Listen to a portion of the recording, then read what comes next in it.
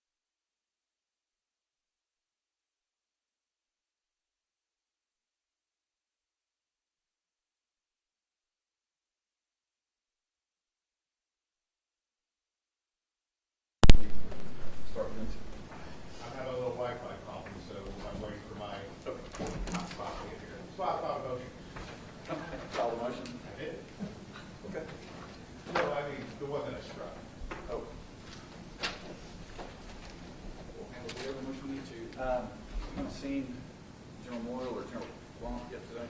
Just more over here, Joe. A couple things we need to go over. The parts I'll say when we get here.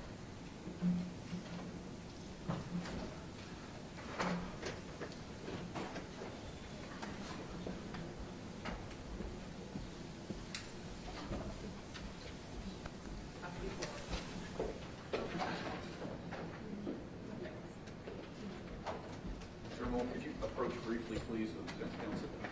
You're on a project. I'll let you go in just a second.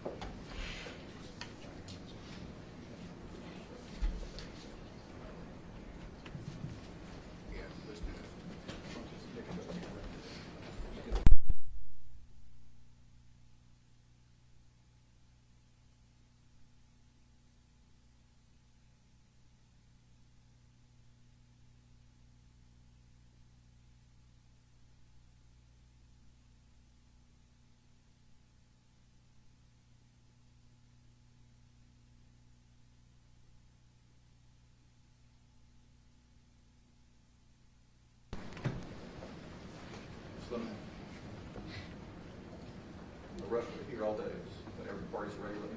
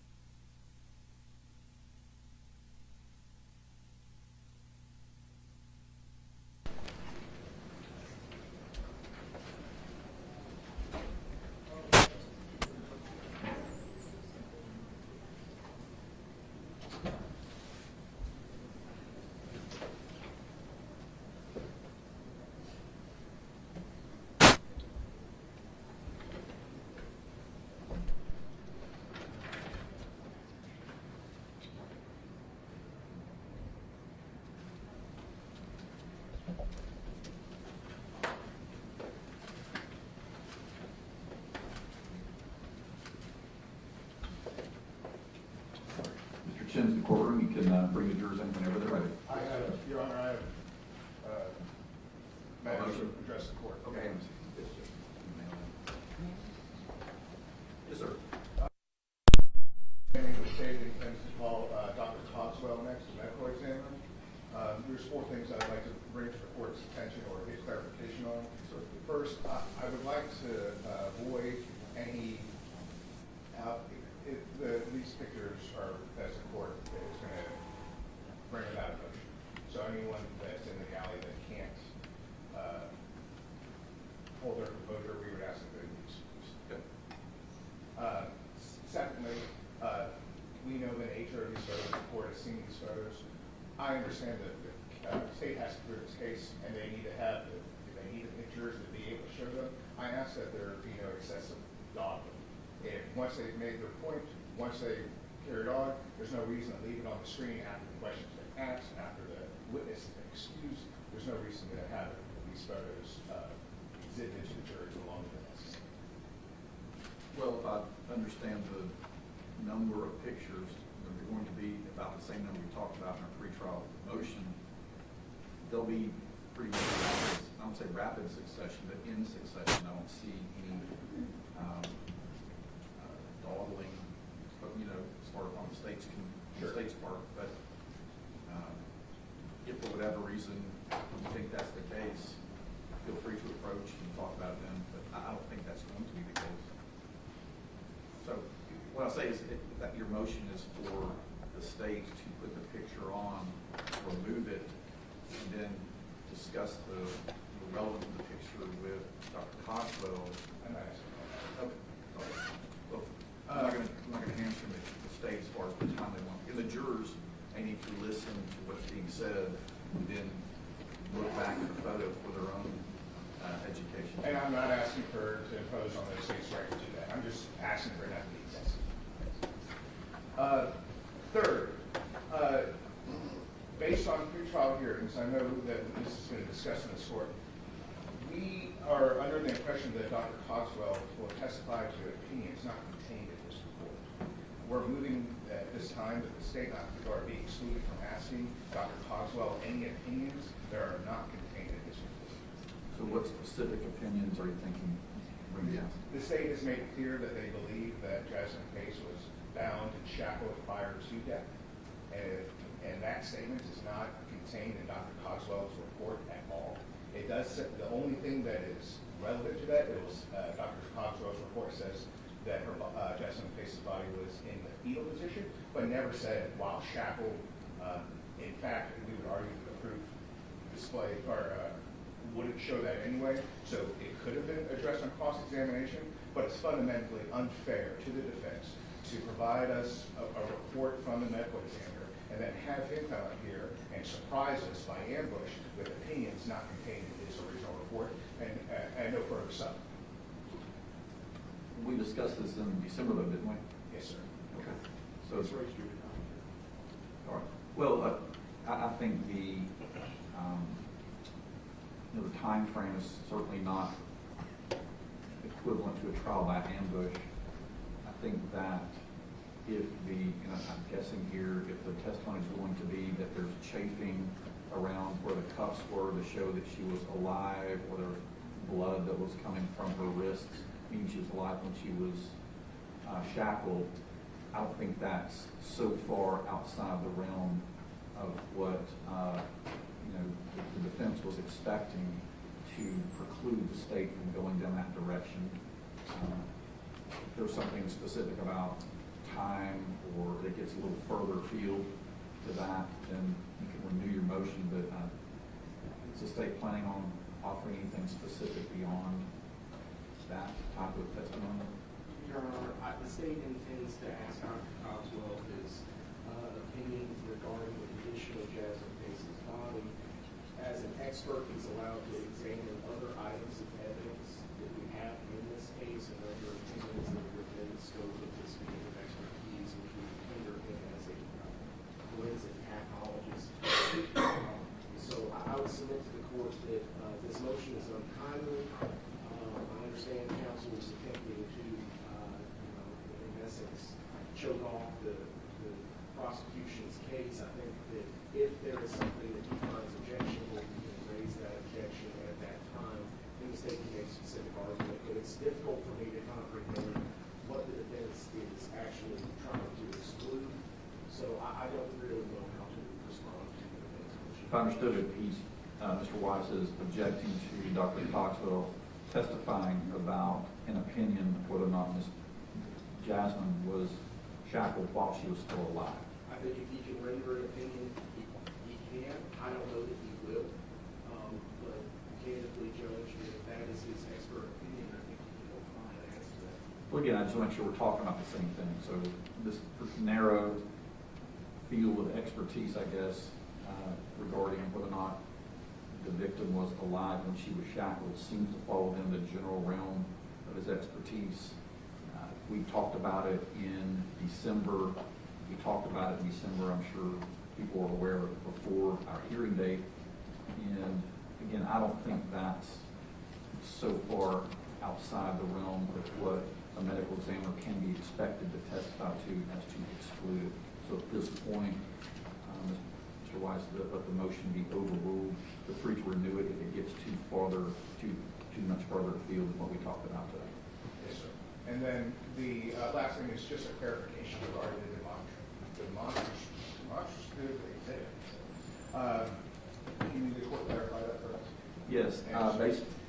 Earlier, we had the hearing on whether or not your expert could testify.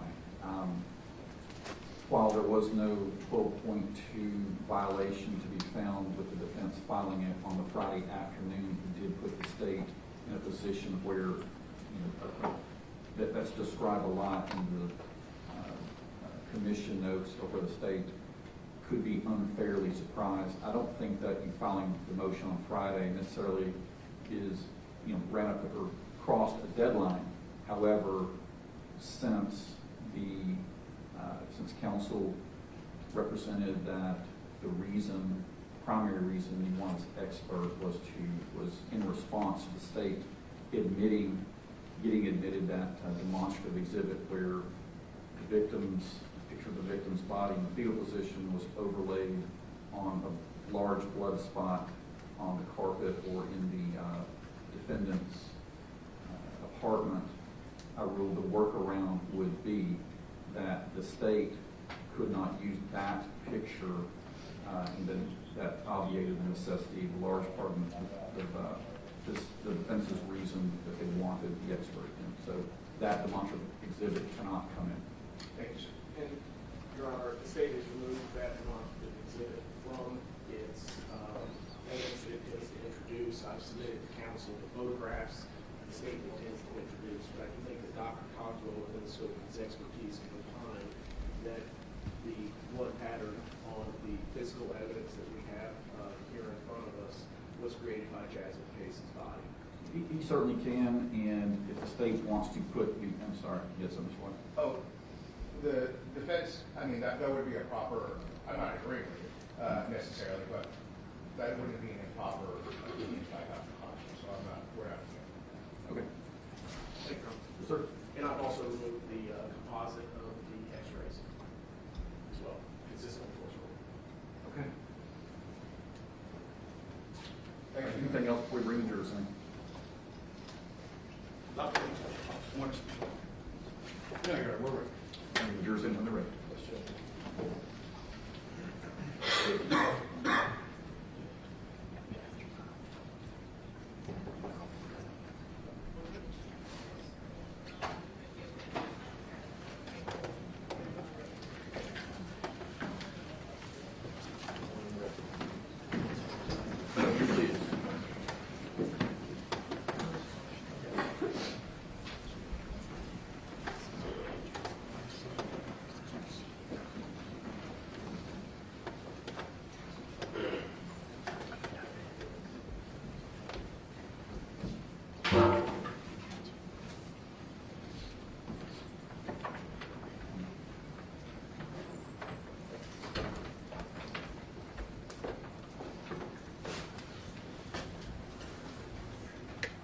Your Honor, 1 second. Can we have 1 second? They've moved a trash can in front of the defendant and brought little napkins over here. If it applies to the gallery that there can be no outbursts, Mr. Chen also needs to keep himself composed during this testimony, or he can exit the courtroom as well. Agreed, but just listen to me. Okay, well, the trash can was just moved closer to him. That We've already is- indicated that that he's is- feeling unwell. I'm just saying, that's prejudicial as well, Judge. Well, everyone has to comport themselves with, maintain decorum of this particular proceeding, so that includes counsel, defendants. However, this is going to be very graphic and personal testimony, the exhibits that are coming in, so everyone needs to maintain their composure. Per your request, Mr. Weiss, if there is anyone in the gallery that feels they cannot maintain their composure, this particular witness, it is best for you to go ahead and leave right now, because you know what's about to be displayed on the screen.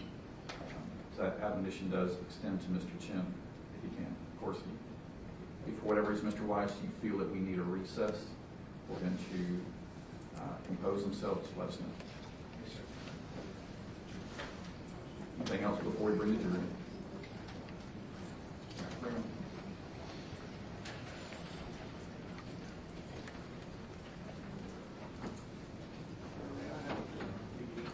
Sir.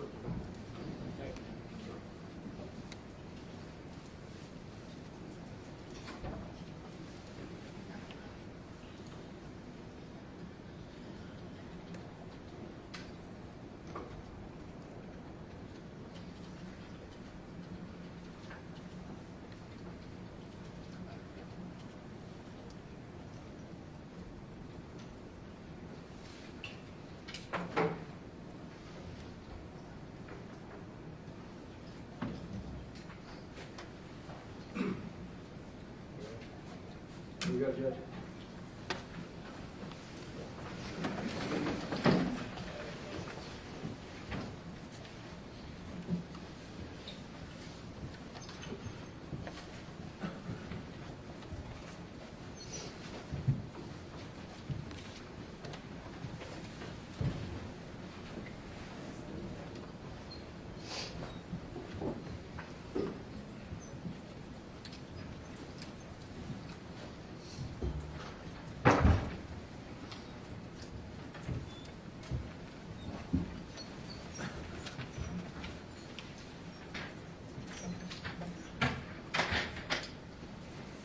Please be seated. Good morning, jurors. Hope everyone's adjusting to their new surroundings. They get a little more sleep than the first couple of nights. Hope you're rest of today. As always, got to start by asking, was everyone able to abide by the court's admonition to refrain from speaking about this case with anyone close to media records reflect nodding their heads? I was given a note asked from one of the jurors, will the jurors be permitted to ask the state or defense teams questions at any point throughout the trial? Answer is no, as we talked about in our preliminary jury instructions. While the lawyers present evidence and will argue what that evidence means and how you should take it, the lawyer's statements themselves do not constitute evidence. So evidence is the only thing that you're going to be able to make the decision on. All right, General Clark, next witness. Dr. Stephen Cogswell, Your Honor.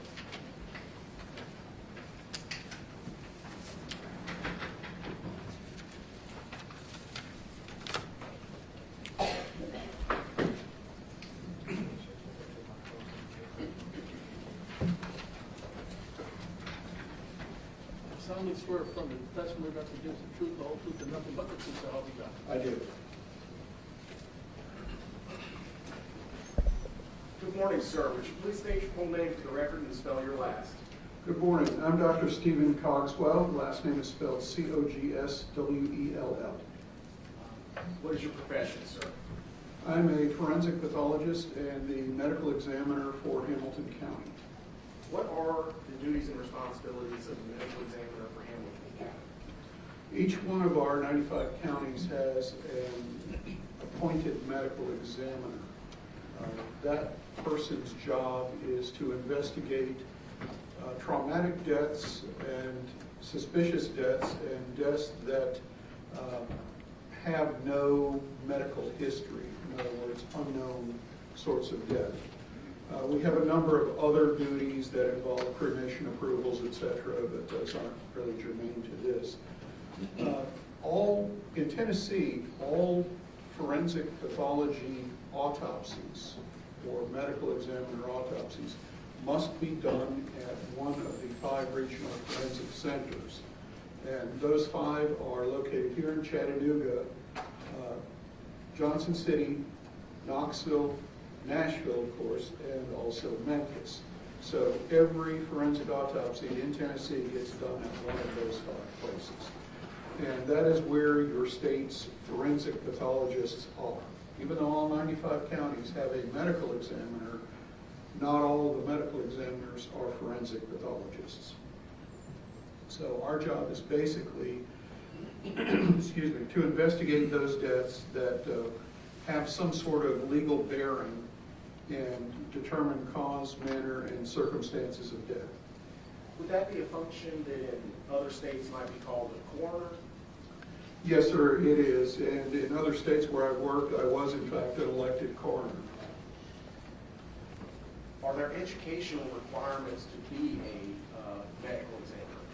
Well, if we say forensic pathologist, because it sort of arose by any other name situation. Just as most of our medical examiners in Tennessee are not forensic pathologists. Forensic pathologists are a relatively scarce breed. There's only about 400 of us in the whole country. And in order to become a forensic pathologist, you must first graduate from medical school and then do a residency program in pathology. Typically that's anatomic and clinical pathology, anatomic pathology being study of tissues. Whenever you go get a biopsy done and it's sent to the lab, that's anatomic pathology. The other major division is clinical pathology, and that would be fluids. So whenever you pee in a cup or get your blood drawn and get sent to the lab, that would be clinical pathology. Under the great pathology umbrella are multiple subspecialties: cardiac pathology, GYN pathology, etc. My subspecialty is forensic pathology, and we are primarily focused on unnatural and trauma deaths. And so forensic pathology, being a subspecialty, you cannot do a forensic pathology fellowship program until you have finished a pathology residency program. So we're talking medical school residency and then a fellowship to become a forensic pathologist. Hence why there's only about 400 of us in the country. In addition, there are obviously, as in every other field, board examinations that are done for each one of the general groups and the specialty or subspecialty groups. You mentioned medical school. Where did you go to medical school? At the Medical University of South Carolina in Charleston. What was your undergraduate degree in? My undergraduate degree was a biology degree from the Citadel. Do you have any experience working in the field of forensic pathology other than the Hamilton County Medical Examiner's Office? Yes, sir. That's basically all I've ever done. So I'm closing in on 40 years of full-time forensic pathology. Where did you work before? I did my fellowship in Miami, Florida, at the medical examiner's office there, and then went on active duty with the Air Force and was assigned to the Armed Forces Medical Examiner's Office until 1998. Their job is basically to act as the federal government's medical examiners, both military and State Department and other federal cases. From there, I went to Louisiana and was deputy coroner in Shreveport and coroner in Bossier City, which is right next door, just across the Red River. From there, I went to the central part of Florida, just above Orlando, in the Ocala area. I was medical examiner there for 4 or 5 years, I believe, and then went to Lubbock, Texas. From Lubbock, the forensic pathology group there closed down, so I moved to Knoxville, and from Knoxville was asked to come here to Chattanooga and have been here since 2013.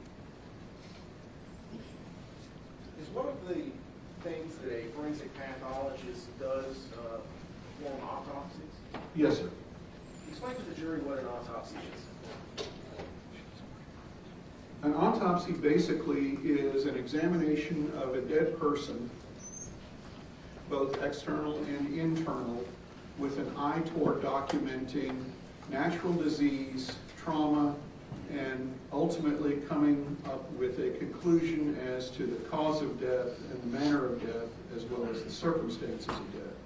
An autopsy is only one part of a death investigation, and basically it's generating the data to go into that investigation in order for the whole picture to become clear. So the autopsy in and of itself doesn't really tell you the whole story of the person's death. It also requires an investigation. We always say you can't do autopsies in a black box and come up with a good answer. What type of other things would you want to look at besides just the autopsy as a forensic pathologist? Well, we're basically doing the very same thing that your doctors do when you go to your doctor. We take a history and a physical.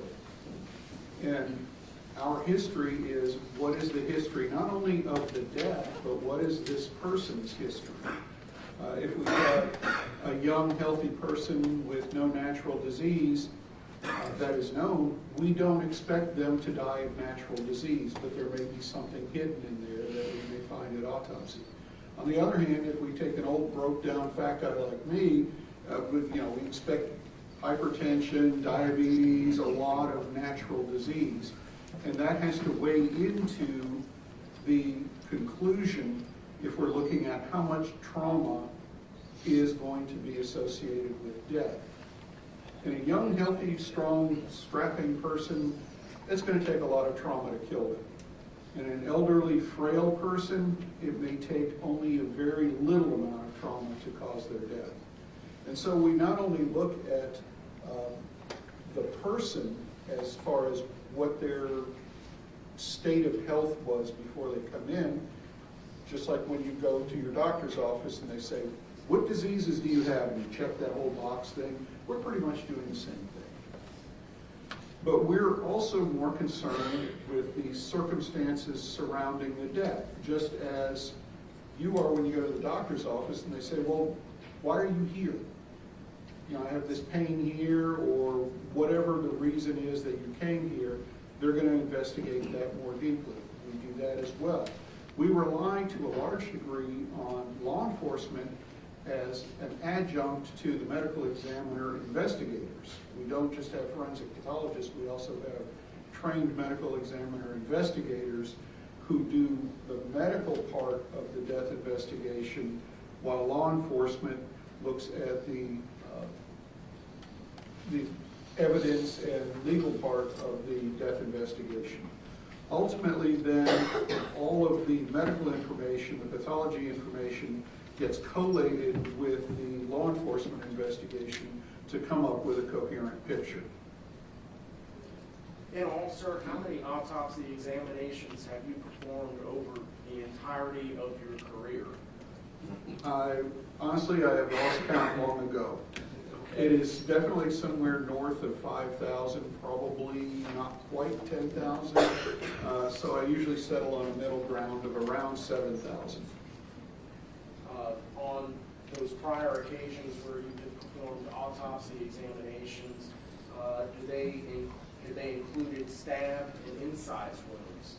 Many times, yes, sir. Would you be able to place a number on that? I would say it's at least multiple dozens, perhaps as many as 100, maybe not quite that high, but certainly multiple dozens. Have you received any sort of specialized training that assists you in conducting autopsy examinations? Well, that's basically the bread and butter of forensic pathology. During the fellowship program, you're trained not only to do the actual physical part of an autopsy, but also to interpret the findings that you see during autopsy. And much of it is didactic training, other parts are hands-on, and other parts are basically experience combined with that training and, quite frankly, a lot of reading. But that really is what the whole Forensic Pathology Fellowship is. That's why it's a year-long program. Are you a member of any professional organizations dedicated to the study of forensic science? Yes, sir. The American Academy of Forensic Sciences is a multidisciplinary and, in fact, international, despite the American name, group of forensic scientists, not just pathologists, from around the world. There are subsections. I'm a member in the pathology biology section, but there's also sections for criminalistics and jurisprudence in which there are attorneys, even psychiatry. So we have a very broad range of people networking at these meetings and in this in the group of probably 10,000 or so, perhaps more. I don't really know exactly the number of Academy members. How long have you been a member of the Academy? Really since residency, so that would be 1986 or 7. So nearly 40 years. Roughly, yes. Have you ever been qualified to testify as an expert in court? Yes, sir, multiple times in multiple different venues. How many times? Probably over 100 at this point. And you mentioned multiple venues. Yes, sir. What would those be? Those would be state courts in each of the states in which I've worked, being actually South Carolina, where I did my residency training, as well as Florida, Tennessee, naturally, Texas, and Louisiana, as well as federal court and military courts martial. On those prior occasions where you have given testimony in all of those various courts, have you always been called by the prosecution? Not always. In fact, sir, did you have an opportunity to testify as a defense expert fairly recently in Bradford County? I did, yes, sir. In a case where I was the prosecutor. Yes, sir. That's correct.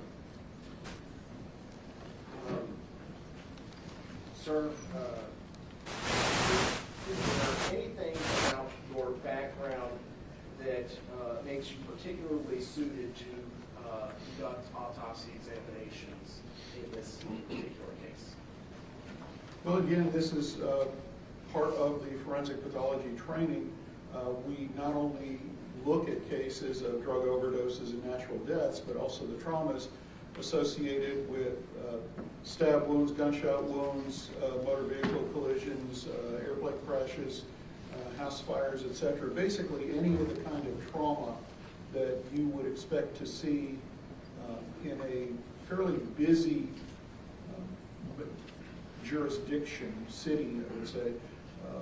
That's what forensic pathologists are trained to do, so it's part and parcel of our training. Some folks like to semi-specialize, sub-specialize, I suppose, in various areas of forensic pathology. We have some folks who are particularly interested in cardiac pathology. These would be the ones that when you have sudden cardiac death of someone who's apparently healthy and simply drops dead.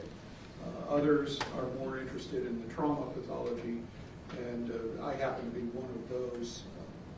I have a fairly extensive experience in plane crashes and automobile crashes, as well as sharp force and gunshot wound cases.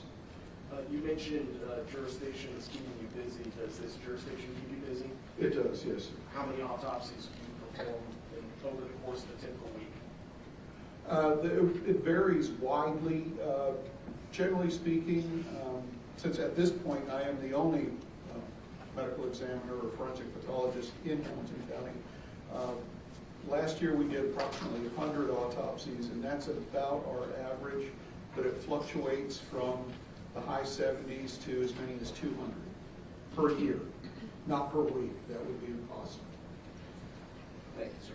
Your Honor, at this time, the state would consider Dr. Cogswell as an expert in forensic pathology. Yes. Should the witness be recognized as an expert in forensic pathology? Sir, as part of your duties and responsibilities as a forensic pathologist, do you sometimes get called to locations to assist in an investigation of death? Yes, sir. Were you working on December the 1st of 2022? I was. On that day, did you have an occasion to respond to a location in reference to an item that had been found? Yes, sir. Do you recall where you went, sir? To Suck Creek Road. Where is Suck Creek Road for the jury? It's borders the Tennessee River and is a bit north and west down to where we are right now in downtown Chattanooga. Is that in Hamilton County? It is. What did you see when you got there?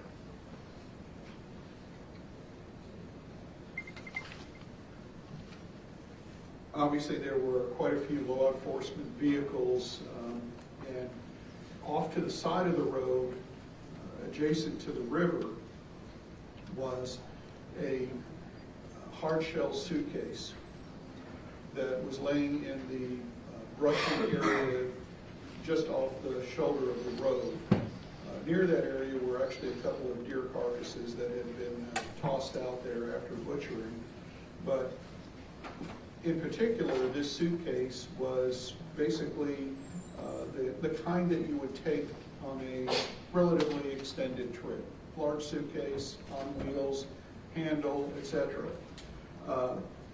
After all of the documentation, photographic and location issues were resolved by the police department so that they could place it exactly, then the question came up, well, what is in the suitcase? And at that point, the cover of the suitcase, the lid was opened. Inside was a black plastic trash bag. And so using basically just hands, I could feel along the contents of the bag and say, yes, this is not animal or something, this is a human being inside there. At which point then the suitcase was closed back up, it was transported to the medical examiner's office, and at that point then we further examined not just the suitcase but also the contents. Sir, I'm removing from this box item 173, exhibit 173 to the trial. You recognize this, sir? Yes, sir. This is the suitcase that was brought to the medical examiner's office. Is this the same suitcase that you observed along Suck Creek Road adjacent to the Tennessee River? Yes, sir, it appears to be.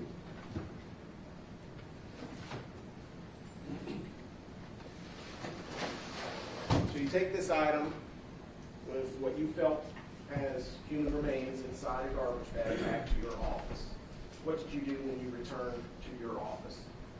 At that point, before we do anything else, then we're going to start doing photographs and x-rays, because we're going to document everything we're doing as we're doing it in a stepwise fashion, because we don't want to lose evidence. So in x-raying, we basically just laid the suitcase on top of the x-ray plates and x-rayed through the suitcase. And looking at those x-rays, it was evident that there is a deceased person inside, basically in a fetal position, that is drawn with the knees drawn up and the arms crossed across the chest, and fitted into the suitcase.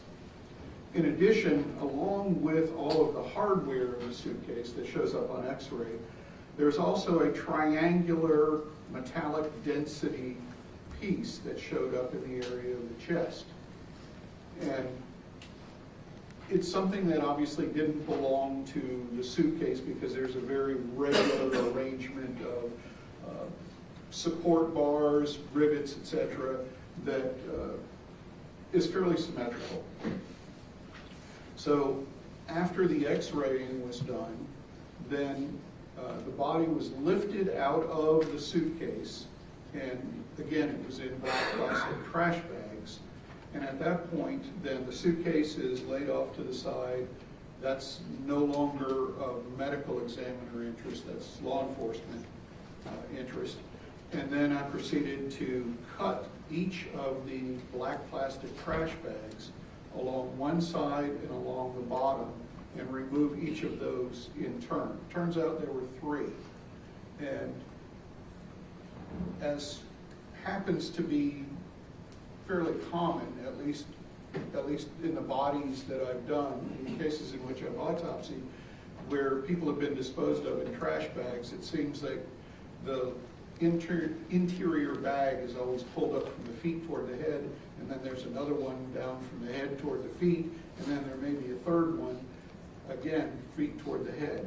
In this case, turns out it was exactly that same way. I guess that's just how humans think. But, so each of those bags is cut off, removed, and that reveals the body of a young woman who is in a fetal position, has no clothing on the top half of her body, and is shackled and handcuffed. Obviously, there's a lot of blood involved in this, and multiple stab wounds and size wounds. And if I may go on a slight tangent here, when we talk in forensic pathology about stab wounds and size wounds, those are 2 different things to us.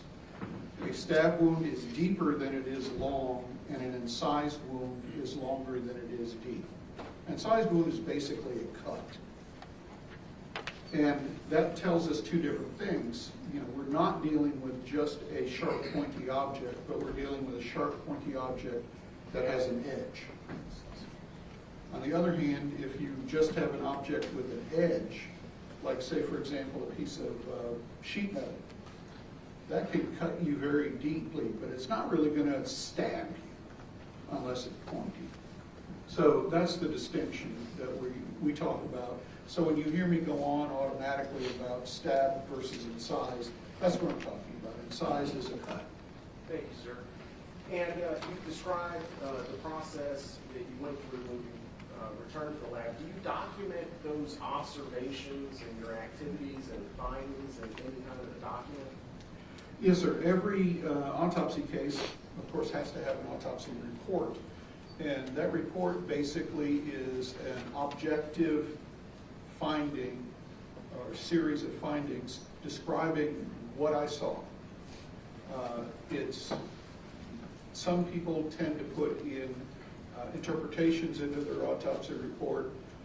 I was trained that the autopsy report is purely an objective thing. I saw this. and we leave what it means to later. In addition, we're going to take photographs, because photographs are the best way to document things. We all know that. Picture's worth 1,000 words. So we have photographs documenting not only body position and clothing and personal effects, everything on the body, but also the wounds. And we'll photograph them, as we say, dirty, that is, without cleaning the wound, and then clean so that we can actually see the characteristics, contours, and details of the wounds themselves. Some of the things that we look for in wounds of any kind is this wound an antemortem, perimortem, or postmortem wound? And by that I mean antemortem is guaranteed before death. And what we'll see in those wounds is there will be bleeding into the surrounding fat and soft tissue. Because we all know that. We've all cut ourselves, and we bleed. And there's bleeding into the surrounding soft tissue, as well as out, leaking out of your body. Perimortem, well, let me skip to postmortem. Postmortem wounds occur after death. There is no blood pressure. If there's no blood pressure, you don't bleed. It's pretty simple. So those will not have bleeding into the surrounding fat and soft tissue. A perimortem wound, peri means around. So we have antemortem, perimortem around the time of death, and postmortem after death.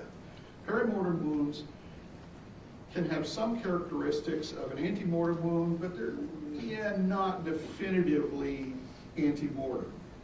And so for those, we say, yes, it occurred at or around the time of death, but not definitively before death.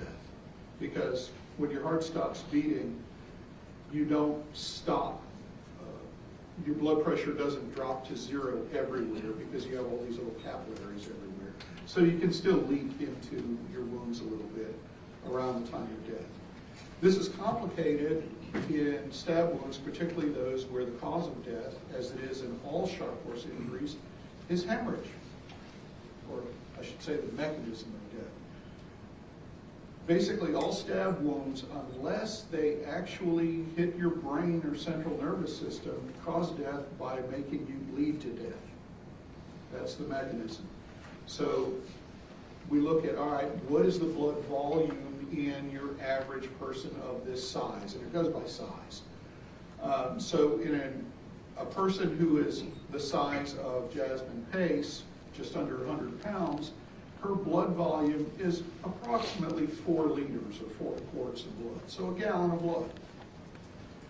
Now, if you lose about 20 to 30% of your blood volume, that is sufficient to make you unconscious. Anything above 30% is sufficient to actually cause death. So when we look at someone who has 4 quarts of blood, if we lose 1.5 quarts, that's sufficient to cause death. So there should still be some blood left inside the body, but it's going to be spread around in the body and the capillaries. The blood that's in the big toe is going to remain in the big toe. So what we're actually looking at is, where is that 1.5 quarts of blood? And when I'm teaching classes on sharp force injuries, look for the blood, because 1.5 quarts of blood goes a long way. And I use the analogy, everyone has painted a wall sometime in their life. That's a gallon of blood. That's 4 quarts. You can paint a room with a gallon of blood. So if you see a spot of blood this big and someone is dead, there's more blood somewhere else. Maybe it's inside the body, but maybe it's also at another scene. So that's why we say, look for the blood, because until you have found all that blood, you don't really know where the bleeding occurred. Sir, did you prepare an autopsy report of your examination of the body that you found in the suitcase? I did. I'm handing what's been marked for identification as Exhibit 202. You had an opportunity to review this document. Yes, sir. This is a copy of my autopsy report on Jasmine Pace. And is that something that is prepared and kept in the regular course of your activities as the medical examiner for Hamilton County? Yes, it is. Your Honor, I would move to admit into evidence Exhibit 202, the autopsy report. So admitted. And sir, specifically this autopsy report, who is the person that was examined? Jasmine Nicole Pace. Thank you, sir. You also mentioned, as you were testifying a little while ago, that you took x-rays of the suitcase. Yes, sir. I'm handing you what's been marked for identification as a collective exhibit 1 to 4, number 203. Would you take a look at those?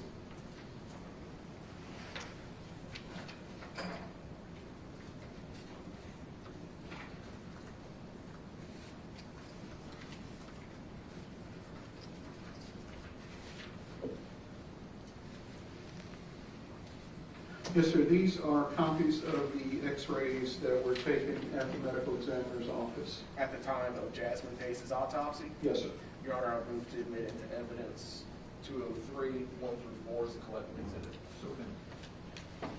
And finally, sir, you mentioned the taking of photographs as part of the autopsy examination. Would you mind taking a look at this collective exhibit, number 1 to 27?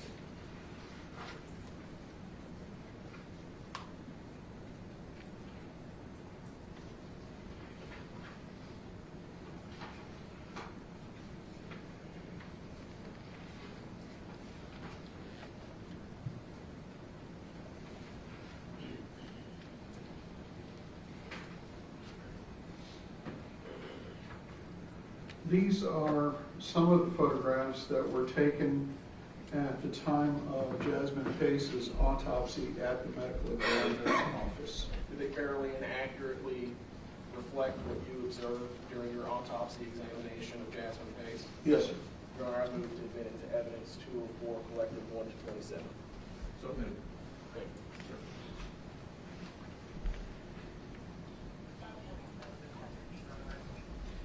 Doctor, there's a couple of terms throughout your autopsy report that I think would be helpful. You already explained a stab versus an incisive. What does superficial mean? Superficial means that it does not go very deep into the body. It stays on the surface. And these are injuries that basically, for the most part, we would just stick a Band-Aid on it and move along. Some of them may verge, of course, in the continuum from superficial to shallow, and then shallow may require some stitches, or deep. And the deep wounds would, of course, require actual repair, surgical repair or surgical intervention of some sort. So just as we divide stab wound or sharp force wounds into stabs and incised, we also have superficial, shallow, and deep wounds. So a superficial incise would be a wide but very shallow cut. Right. Well, more specifically, a long but very shallow cut. Long but shallow. Yes. What about penetrating? A penetrating wound is simply one that goes into the body. Again, we have our own verbiage and jargon. Penetrating wounds go into the body, but they don't come out. Perforating wounds come into the body, go through the body, and come out. So sometimes those are called, particularly in gunshot wound cases, they're called through and through, but that's not really a term that we like to use because it doesn't really tell you. So penetrating goes in, and perforating goes in, through, and out. Is there a particular way that when you are describing injuries on the body that you can differentiate between right, left, up, down on the victim's body? Like how would you orient a person that you're conducting an autopsy examination on? Every description that we do starts in a standardized fashion. That way, any forensic pathologist in the world, really, can look at my autopsy report and know what I'm talking about. So we have everything done according to what we call standard anatomic position. And that is standing upright, arms down to your sides, palms toward the front. Now, most people don't stand like this, but the reason we do that is because no bones are crossed. If we have our palms toward the back, we're actually crossing the forearm bones. That's the only reason that it's done like that. But everything is done in reference or described in reference to standard anatomic position. So when I say the wound is on the right, that means it's the decedent's right, not my right. Occasionally gets a little dyslexic confusion when you're looking at somebody, but that's what we mean when we say right versus left. We mean the body's right versus left. Thank you, sir. And with that, did you take those x-rays that you made as evidence as Exhibit 203 before or after the body was removed from the suitcase? Before. I'm displaying on the screen behind you, and there's a laser pointer. This is 203-1. Could you please tell the jury what we're looking at in this photograph? Well, we can see the outline of the rim of the suitcase. Here are the zippers here. Part of a handle mechanism here, one of the latches. This is a bracing rod in the shell of the suitcase. This area here is the logo on the top or the lid of the suitcase. And here you can see this is obviously a human skeleton in here. In the fetal position, this is an arm. Thank you. This is the arm. Here's the spine coming down here, the ribs we can see here. And here is the triangular metallic object that doesn't belong there. It's not part of the suitcase. We see another arm here and a couple of the rivets and screws, etc., that go up to making up the suitcase itself. And sir, you mentioned the metallic logo that is the rectangular object, it looks like, in the middle portion of the skull. Would you mind pointing it out on Exhibit 173? That is actually this logo here inset into the lid of the suitcase. So Jasmine Pace's body was oriented head up if the suitcase was on its wheels. Correct. In the position the suitcase is right now, her body is with the head upward, facing toward the courtroom. Thank you. Sir, I'm now showing you 203-2. Could you orient us to this photograph? This photo is moving over a little bit to, if I can point to the suitcase, to this area here that we're x-raying. And again, we see another one of these reinforcing ribs, a few more rivets, et cetera, a zipper pull on the inside. And here we have a knee. You can see the kneecap here and the lower leg, the shin and the fibula that goes along with it. This is the thigh bone. Here you see a hand, or the bones of a hand, and you can see the top of the skull as well here. Thank you, sir. Now 203-3. And we're moving downward on the suitcase in basically counterclockwise fashion to this area down toward the wheel on the side closest to the courtroom. And we see again that reinforcing rib, zippers, rivets, etc. But we also see handcuffs and shackles, as well as another metallic device here, which is actually a bracelet. But you can see on this one, there is a chain that extends here, and there is no chain coming off of this particular one. And we're down here to feet. These are the foot bones, feet and ankle bones down here.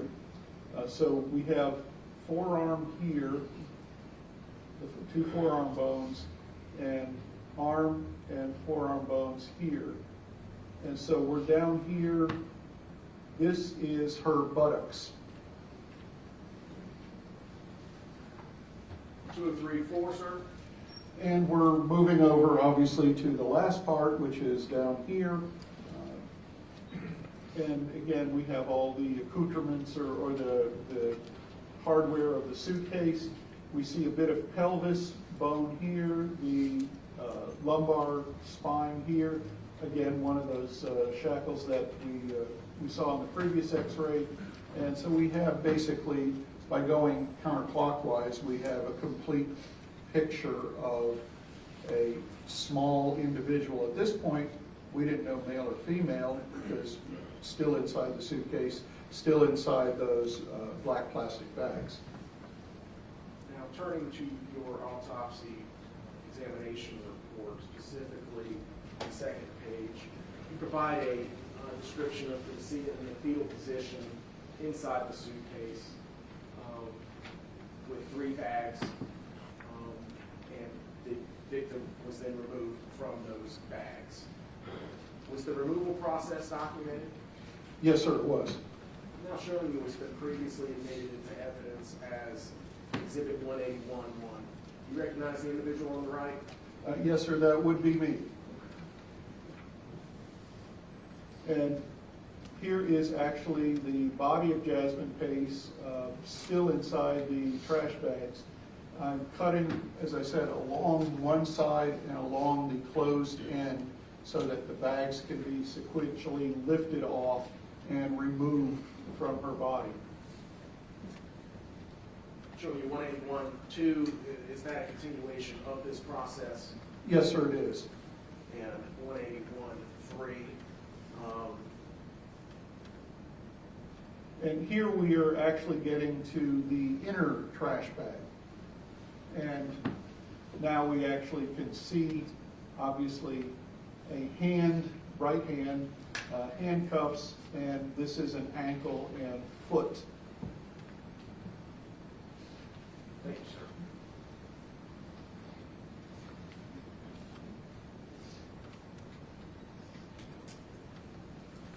Going now to another portion of your autopsy report. Is it broken down into various sections? It is. Typically, what we'll do in order to make it more readable is, at the very beginning, we have a brief outline that says what injuries were found. And then we go into an injury section where we separate the injuries. Sometimes we do this by body locations, such as head and neck, and then another paragraph for torso injuries, and then another for extremity injuries. In other cases, like particularly for gunshot wounds, we'll take one gunshot wound and we'll say gunshot wound A enters here, goes through this body cavity, does this damage, exits here, and then move on to gunshot wound B. But we try to keep everything sort of in a logical, readable progression. And in a traumatic death, the injuries are the most important part of this autopsy. So that section comes first, right after the outline. And then we go to the normal, if you will, dissection part of the individual organ weights and what they looked like and were they healthy or not healthy. And then at the very end, we'll get to what specimens were taken and what findings we got from that. So in this case, you indicated that the handcuff and shackles were part of the general evidence of injury. That's correct. Were there photographs taken of the shackles and handcuffs, sir? There were, yes, sir. Showing you and the jury 204-1, what are we looking at here? These are the handcuffs, and you can see this is Jasmine Pace's right wrist and left ankle, and these are handcuffed together, and you can see these are not law enforcement handcuffs. These are what you buy at Spencer's or something like this. This is not heavy duty at all. And in fact, they have actually started to rust. In addition, you can see over here, we have a better photo of it later, the shackle that is actually connected or was connected to this shackle over here on the other ankle and the area of the right elbow, or right forearm and elbow. Now, sir, what's the significance of the white item that somebody is holding towards the bottom of this photograph? This is our case number and ruler. Because we're interested in documenting everything, all of our photos, almost without exception, are going to have a scale of measure in them, and the 6-inch gray plastic ruler is a standard throughout the profession. And we're also going to put our case number on it. Now, we have a case number system or a database system that automatically assigns case numbers. We get a call for a death, we assign a case number to it. It generates it based on the year, which is 2022, the month, which is December, and the date, the 1st. And then the following 3 numbers are randomly generated, so the 666 just happens to be generated that way. So all of our photos, except for very, very close-up photos, will have the scale and the case number in them. Thank you, sir. Now, 204-2, what are these items? These are the handcuffs that you just saw a picture of on her body. And again, you can see that these are not the typical law enforcement handcuffs. In fact, there's a little lever on each side that can be used to release them. So these, again, are something that would be novelty items as opposed to anything that was used for serious purposes.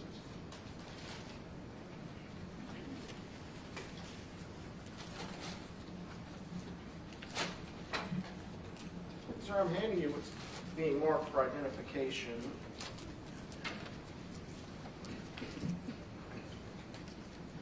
That's 205. Do you recognize this?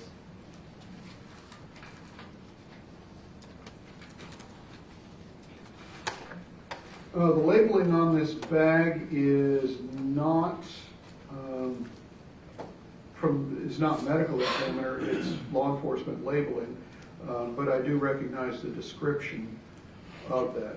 Would opening it help familiarize yourself with the contents? Certainly, we can do that.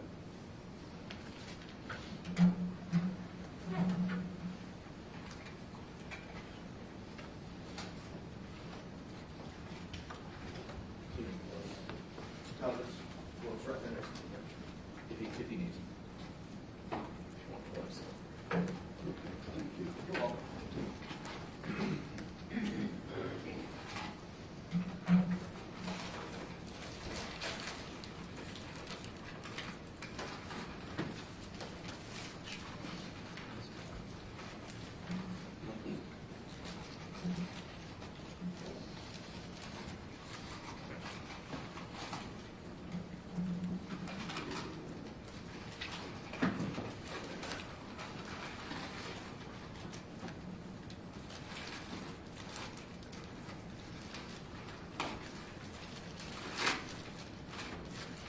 This internal clear plastic bag has the label from the medical examiner's office with the description handcuffs Jasmine Pace, along with our label and the seal, etc. Would you like me to actually remove the handcuffs? Yes, sir.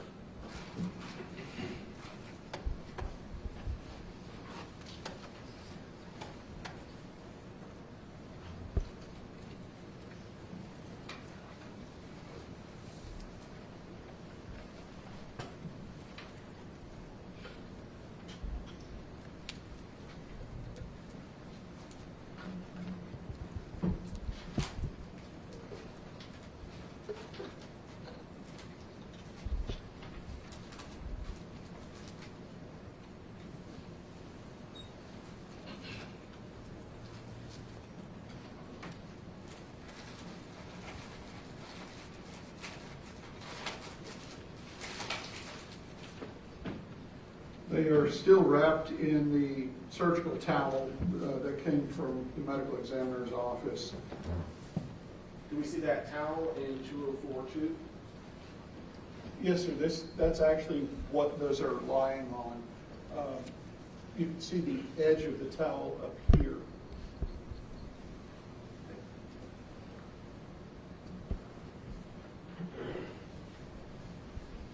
And again, these are not the typical law enforcement handcuffs. They're simply cheap steel, chrome-plated.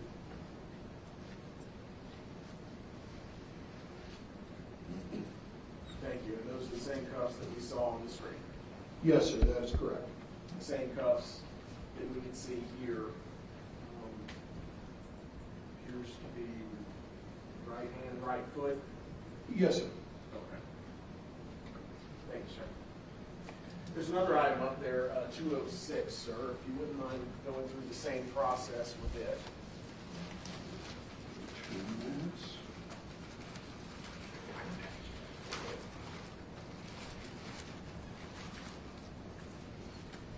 Your Honor, I'll move to admit into evidence 205. So moved.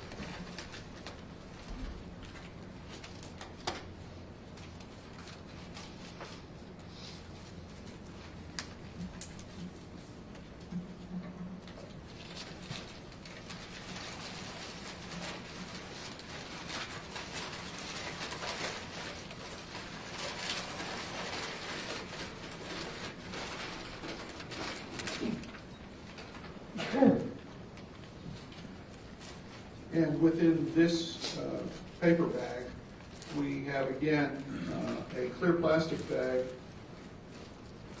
with the medical examiner's office label marked as Shackles Jasmine Pace. And these would be those that were, or the shackles that were removed from her body at the time of autopsy. What's the difference between handcuffs and shackles, sir?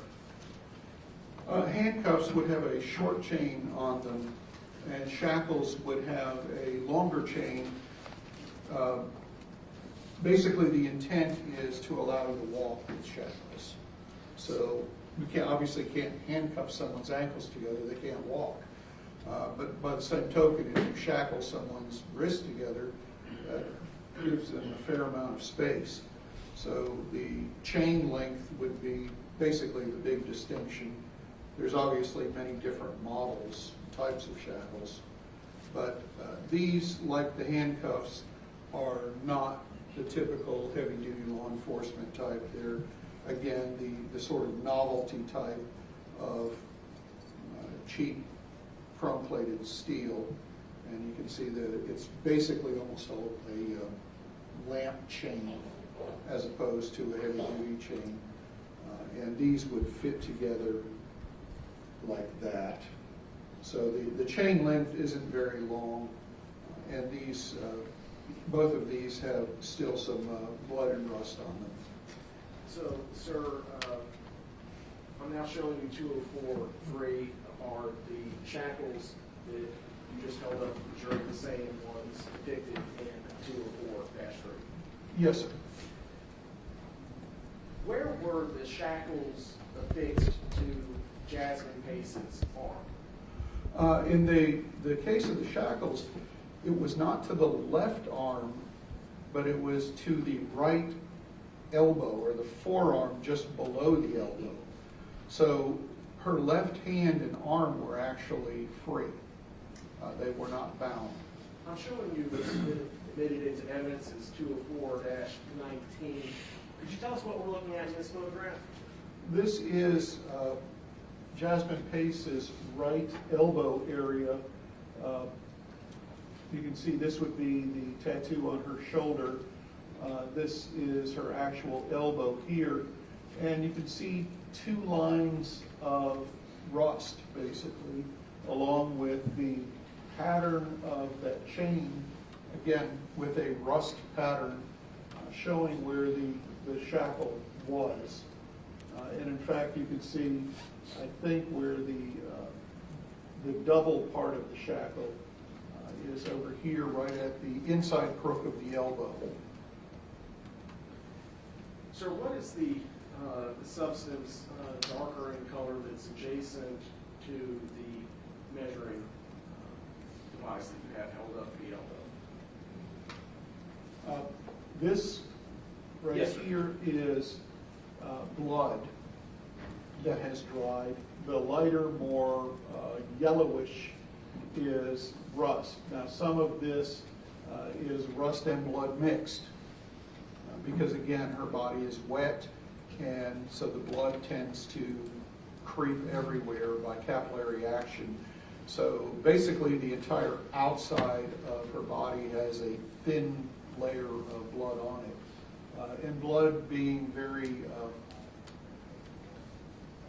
oxidizing, I guess is the best way of putting it, does prompt rust. So it's not surprising then that these handcuffs rusted in a wet environment being exposed to blood. Thank you, sir. Going on to the external examination of Miss Jasmine Pace. 62 inches is what in feet? 5 feet 2 inches. 98 pounds, obviously, is just measurement of weight. How would you describe Miss Jasmine Pace's build? She's a small, fairly thin young female. You also describe down here genitalia atraumatic with a menstrual pad in place. What's that mean, sir? The external genitalia, that would be obviously the labia minora, majora, etc. Atraumatic means there's no trauma visible.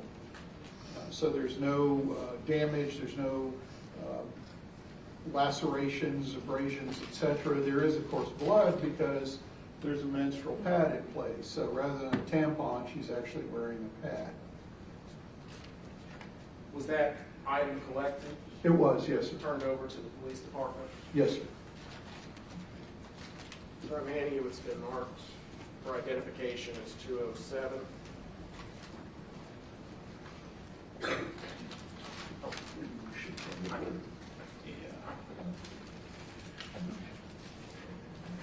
please tell us what item 207 is.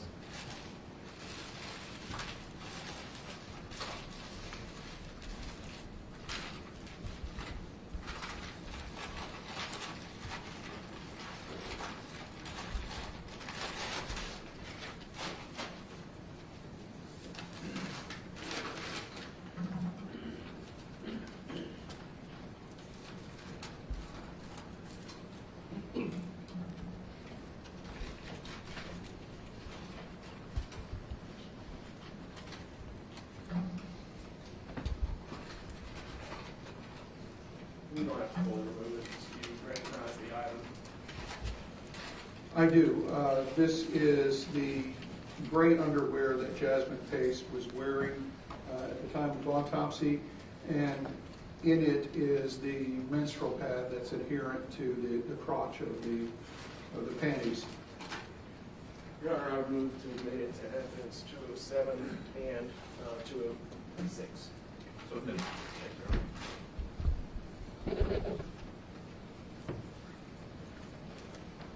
During your autopsy examination, were you able to determine whether Ms. Pace was on a menstrual cycle? She was, yes, sir. Thank you, sir.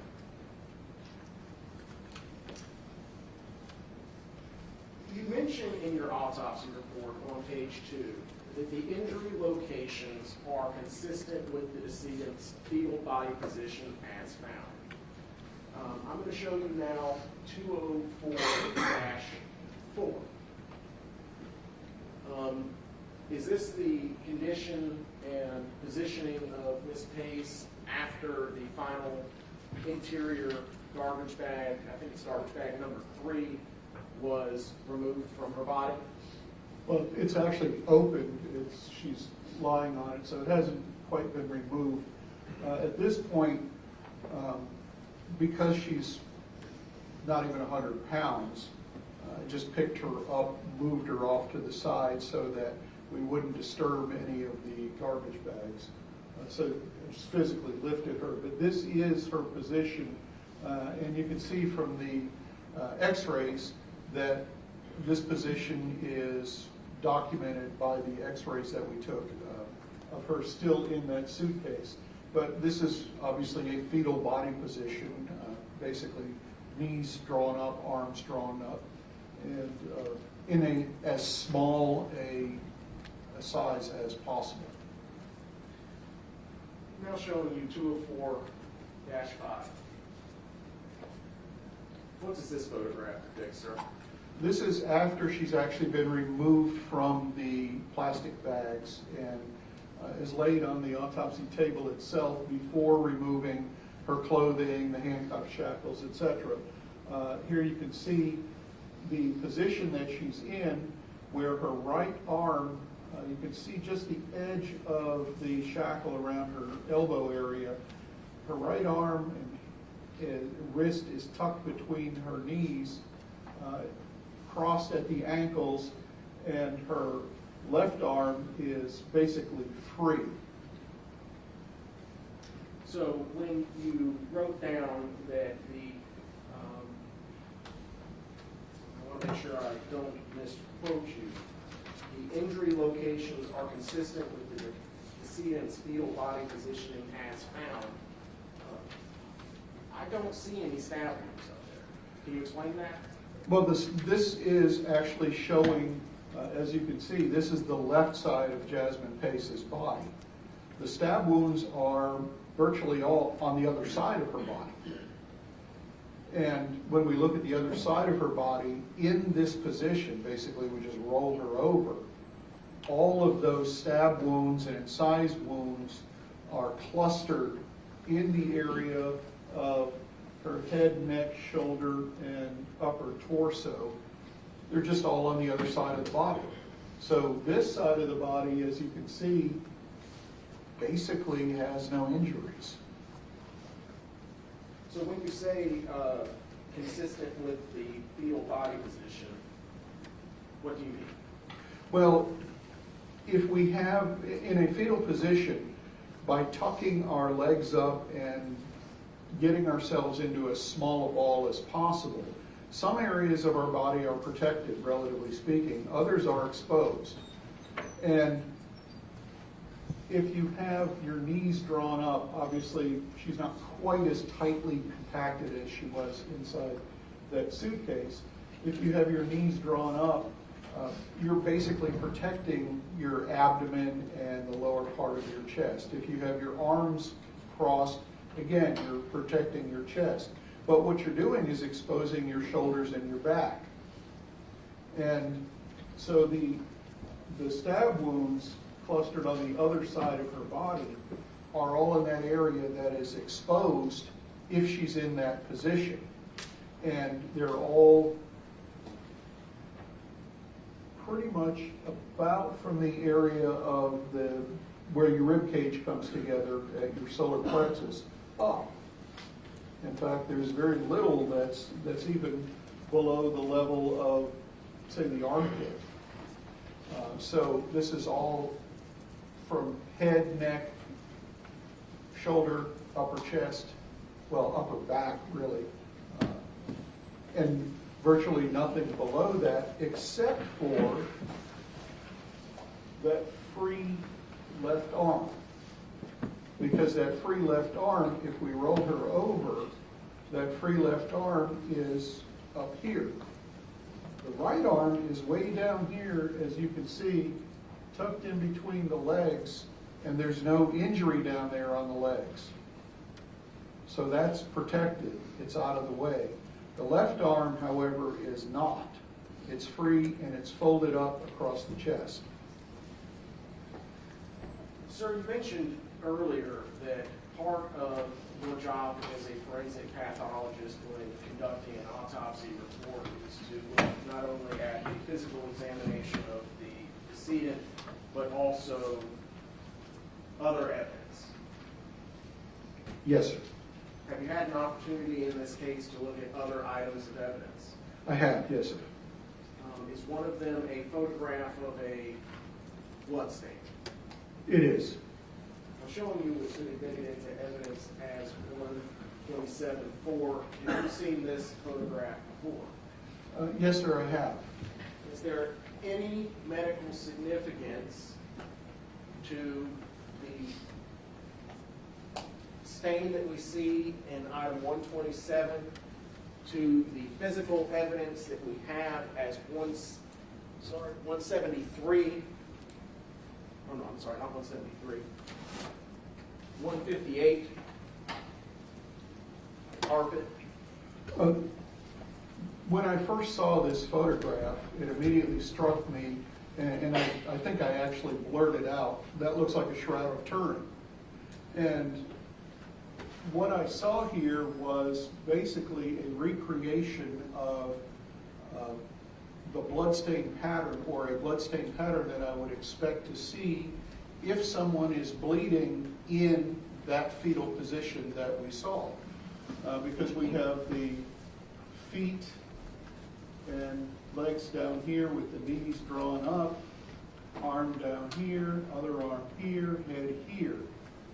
Now, obviously it's not exact because it's being absorbed and spread a little bit, but the shape is very, very consistent with not only the positioning of Jasmine Pace's body, but also the size of her body. And so if we look at the size of her body, the positioning of her body, and look at the stain, they overlay fairly well, actually very well.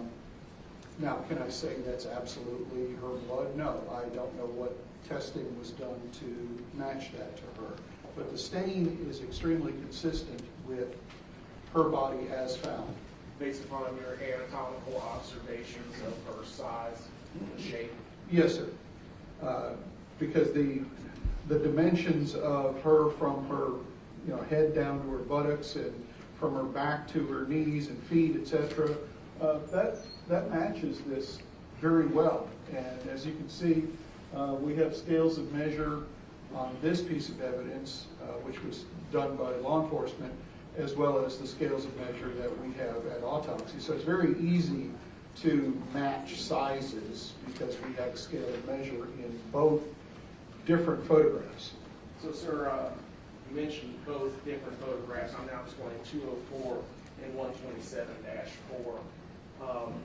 You mentioned no measurements. Do you see no measurements on the left 204-4? Yes, sir. In fact, we have two of our rulers in this photograph. So if you were to basically flip Jasmine Pace's body over, rotating it on her feet, and just flip it over, she would fit into this stain very nicely. So, sir, in your expert opinion, Exhibit 158, where's Jasmine Pace's head? On this actual exhibit, Yes, sir. her head is, You're still free to stand up if you want a better view. if we look here at this area, that's this area right here, and that's where her head is going to be. Her head and shoulders are right in this area. You mentioned legs and buttocks. And similarly, this is going to be her back with her knees drawn up. There's a foot, knee, and arm. Specifically, which arm? That's most likely going to be her left arm. And why would you say most likely be her left arm? Well, that's the arm that not only has the injuries, but it's also the arm that is lying, or is, excuse me, I said left arm, I meant right arm. That's the arm that's got the injuries. The left hand and wrist has injuries. The right shoulder has injuries. So this would be most consistent with the left wrist area. I believe I said that correctly without confusing myself. Thank you. During your external examination of Ms. Pace's body at autopsy, were there signs of obvious injuries? There were. Let's start with the head and neck. Do you, in your autopsy report, work from head down? Yes, sir.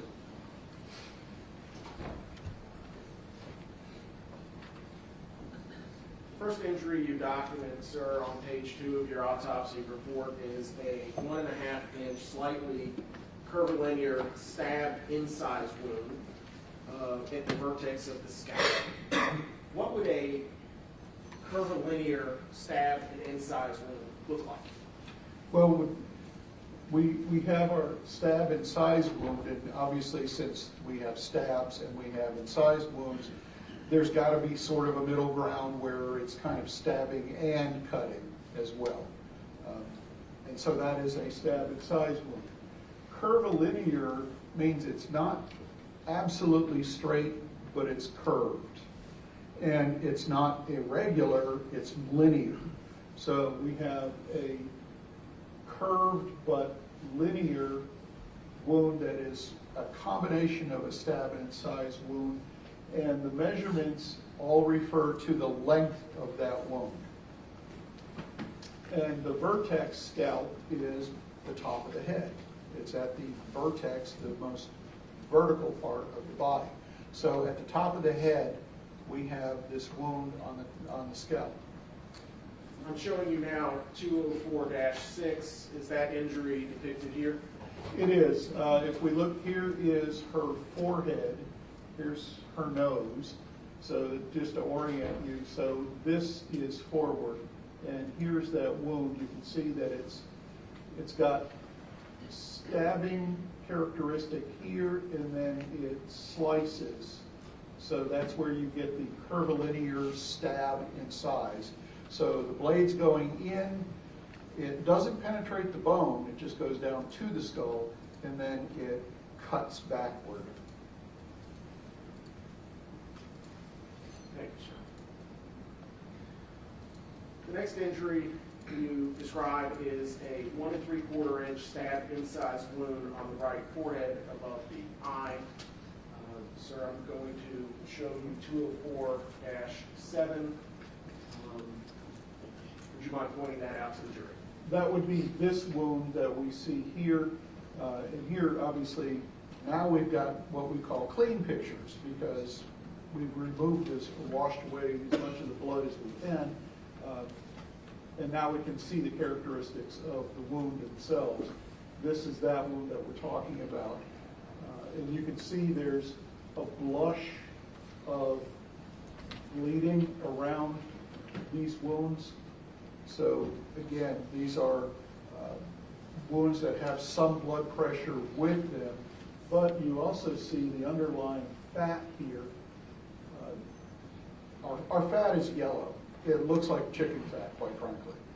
And so when we see yellow fat, that's indicative of not much bleeding going into that area. So the combination of that blush of blood and the yellow fat would mean this is more likely a perimortem wound. And again, what's perimortem? Perimortem is at or around the time of death. There's not full blood pressure at that time. So she's bled enough to drop her blood pressure down. She's in the dying process, but she's not yet dead. Thank you, sir. The next injury you describe is a 1.18-inch stab incised wound to the left forehead. I'm now showing you 204-8. Could you please describe this injury to the jury?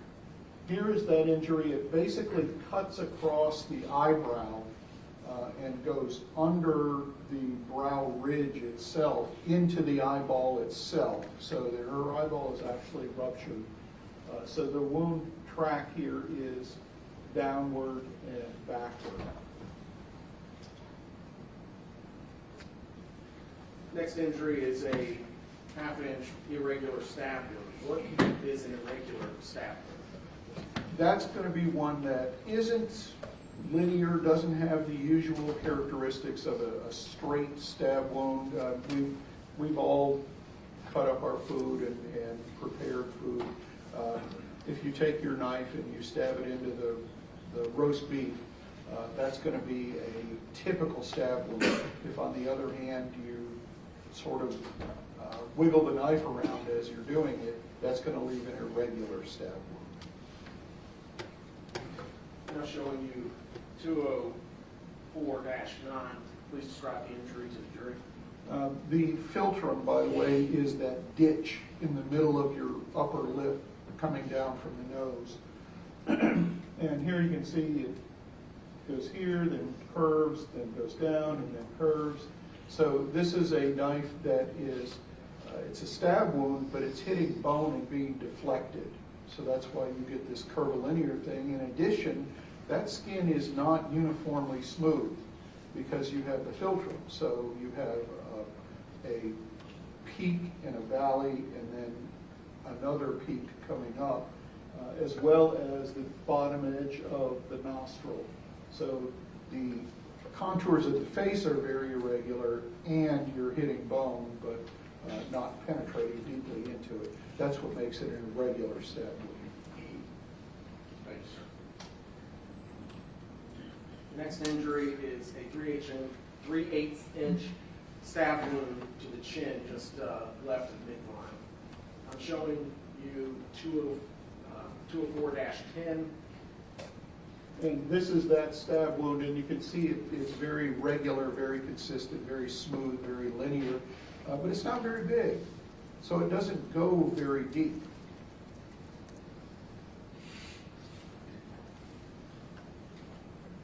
But this also has that blush of hemorrhage around it. And when you say hemorrhage, you just mean bleeding? Bleeding, I'm sorry. Oh, no. Yeah, hemorrhage means bleeding. Thank you, sir. Next, sir, you go on to describe a large number of stabs to the side of the head and neck. And for this, you may need your autopsy report to explain them. So here's Exhibit 202. I'm now showing you, sir, 204-11. Could you orient the jury to which side of Jasmine Pace are we looking at? Obviously, this is the right side of her head, right here, eye, top of the shoulder down here. Here you see her left hand, which we'll get to momentarily. But you can see all of these individual stab wounds and stab incised wounds that are occupying the right side of her head and face. These don't go any deeper, basically, than what you see. They don't penetrate into the skull until we get down to neck wounds. Even this double stab wound in the ear here only goes to skull. So her brain is remaining intact. So there's no actual brain injury at this point. These are basically stabbing into muscle, soft tissue, etc. And because it's not penetrating the skull, would any of these injuries be immediately fatal? They wouldn't be immediately fatal, but obviously with this number of stab wounds, there's going to be a lot of bleeding coming from them because the head is a very vascular part of our body. And any one of us, particularly bald people, who have bashed your head somewhere know scalp wounds bleed. They bleed a lot. And facial wounds also bleed. So these are going to do quite a bit of bleeding. When we get down to these wounds in particular, these are significantly deeper. This one just behind the ear and at the lower edge of the jaw. They don't cut into large arteries or veins, but they do go deeper, and so they do cut through a lot more muscle. Doctor, are these injuries that we see on the screen, 204-11, slashings? Well, they're mostly stab wounds. Some have stab incise characteristics. That is, the blade comes in, and as it's coming out, it doesn't come straight out, but it cuts its way out and back. So instead of going straight in and out, it's in and then out at an angle. So you have more of an incised characteristic to, say, for example, this one. In this particular wound, this is a good example of where you have that little curved edge here, which would be the initial penetration, and then the cut coming out as the blade deflects, hitting skull, etc. So when you see this little fishtail,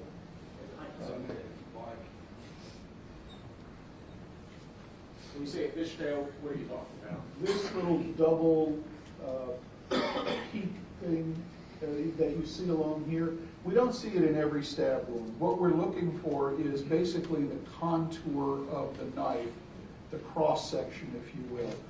We look for a blunt edge, that's going to be the spine of the blade or the back of the blade. In a single edge knife, a double edge knife, of course, will not have a blunt edge, but a thin single edge blade frequently doesn't show you a good blunt edge.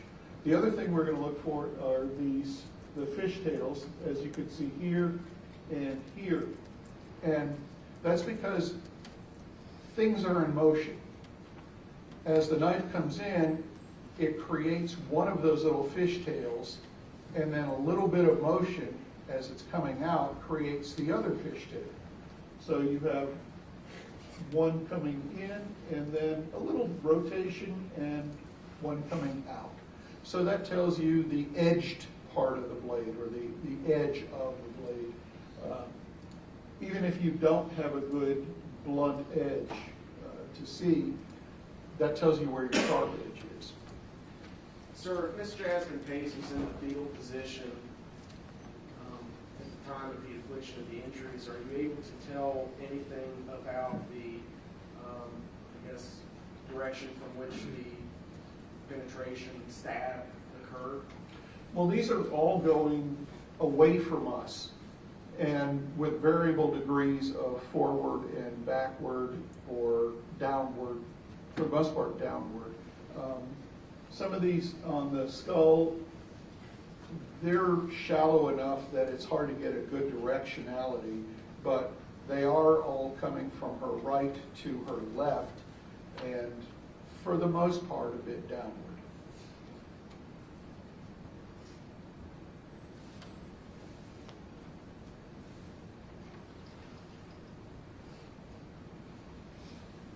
Next, sir, you describe a injury to the right side of the neck with a 1/4 inch stab wound with 1/8 inch anterior blunt edge. It penetrates completely through the neck before exiting and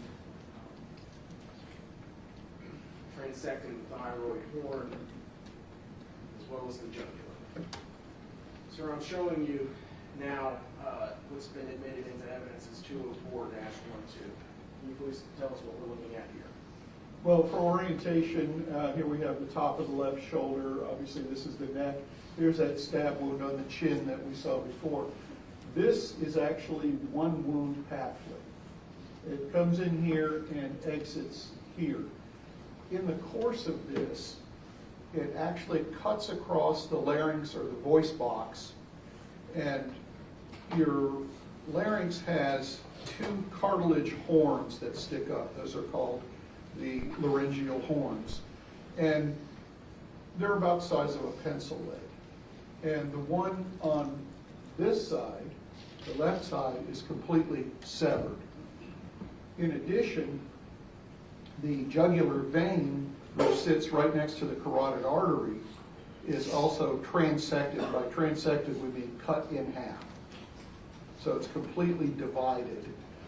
The blade actually goes through the top of the larynx and cuts through the epiglottis. The epiglottis is what closes off your airway so that you don't choke to death on food.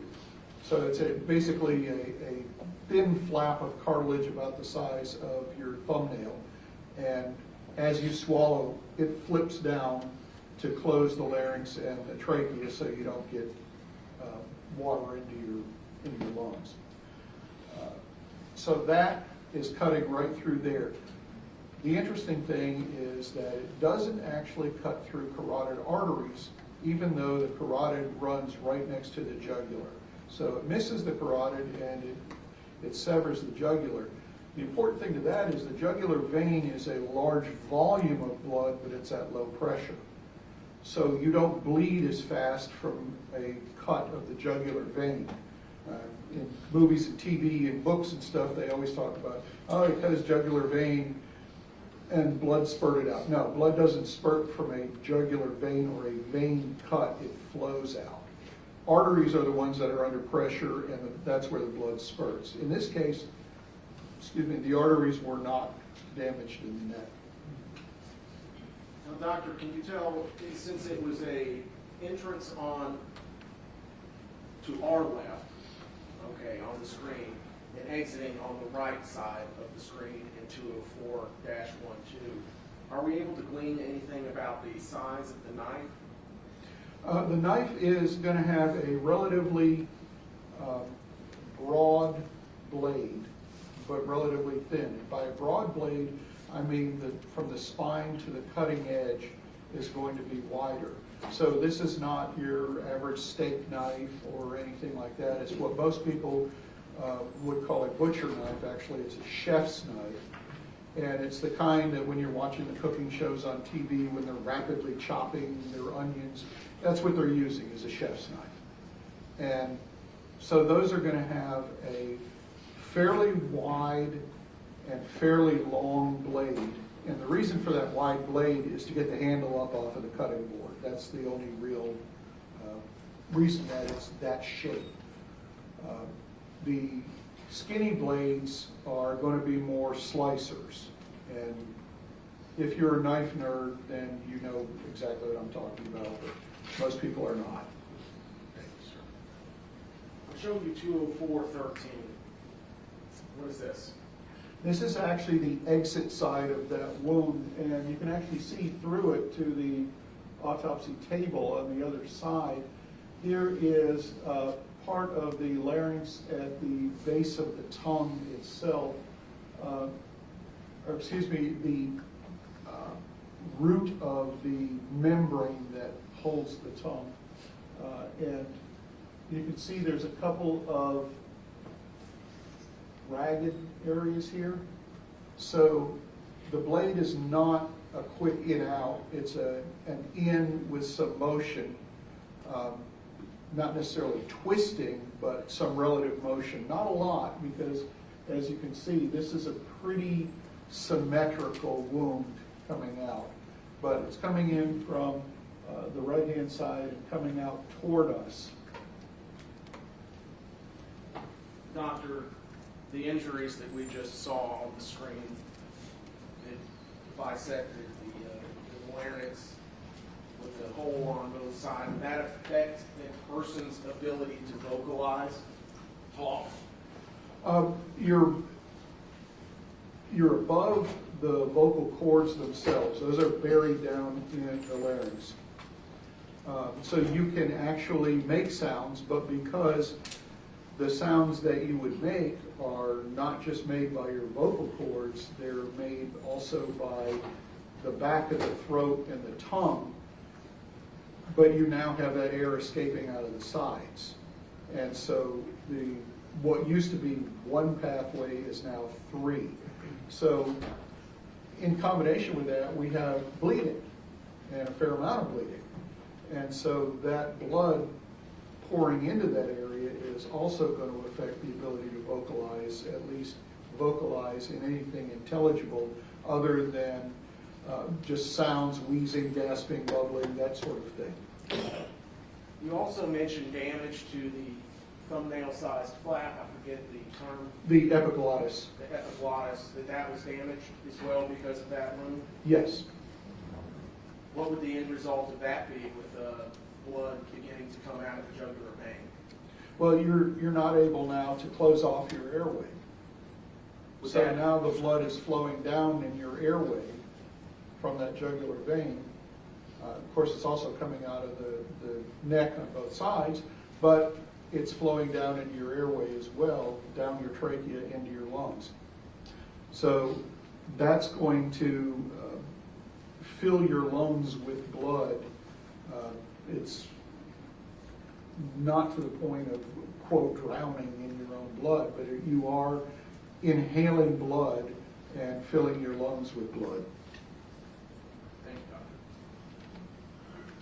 The next injury you described is an injury to the left posterior neck with a 2.1-inch stab wound without an identifiable blunt edge. I'm now showing 204-14. Tell us what we're looking at here, Doctor. This is the back of Jasmine Pace's head and neck. We're obviously just within the hairline here, so we're up at about this level. And you can see this is, again, a stab in size kind of a wound where you can see the layers of skin, fat, muscle, and you're almost down the skull. But there's a lot of muscle back here in the back of your neck. And so this does not actually go down to damage the skull. So this is basically as far to the left as the injuries get. And certainly, given her position, and this being right across the back of the head and neck, it can easily be done from the right-hand side as well. Are we able to tell anything from the coloration of the wound and the area skin around the wound that we see on the screen? Yes, this is one of those that would be certainly a perimortem wound. You don't see any blush in the skin around it. The skin itself, the cut edge, shows almost no bleeding, a little bit up here.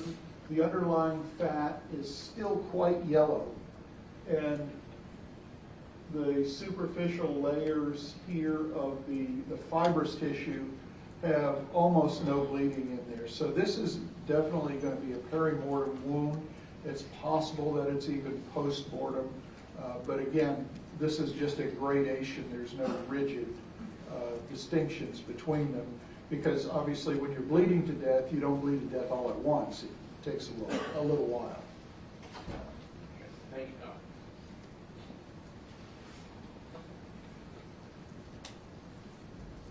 Next, sir, you begin to describe injuries to Jasmine Pace's torso. And you describe it as a cluster of stab wounds on the right upper back from the base of the neck to the level of the axilla.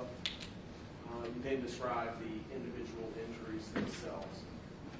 Showing you now 204-15.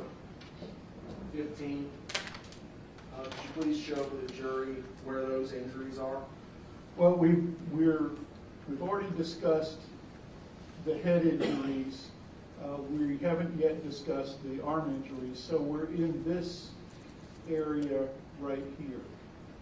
So from the base of the neck down to what's called the posterior axillary area. The axilla is your armpit, and you have two folds of skin, the anterior or the front and the posterior or the back. I mean, you can see that when you lift your arm up and look at yourself in the mirror.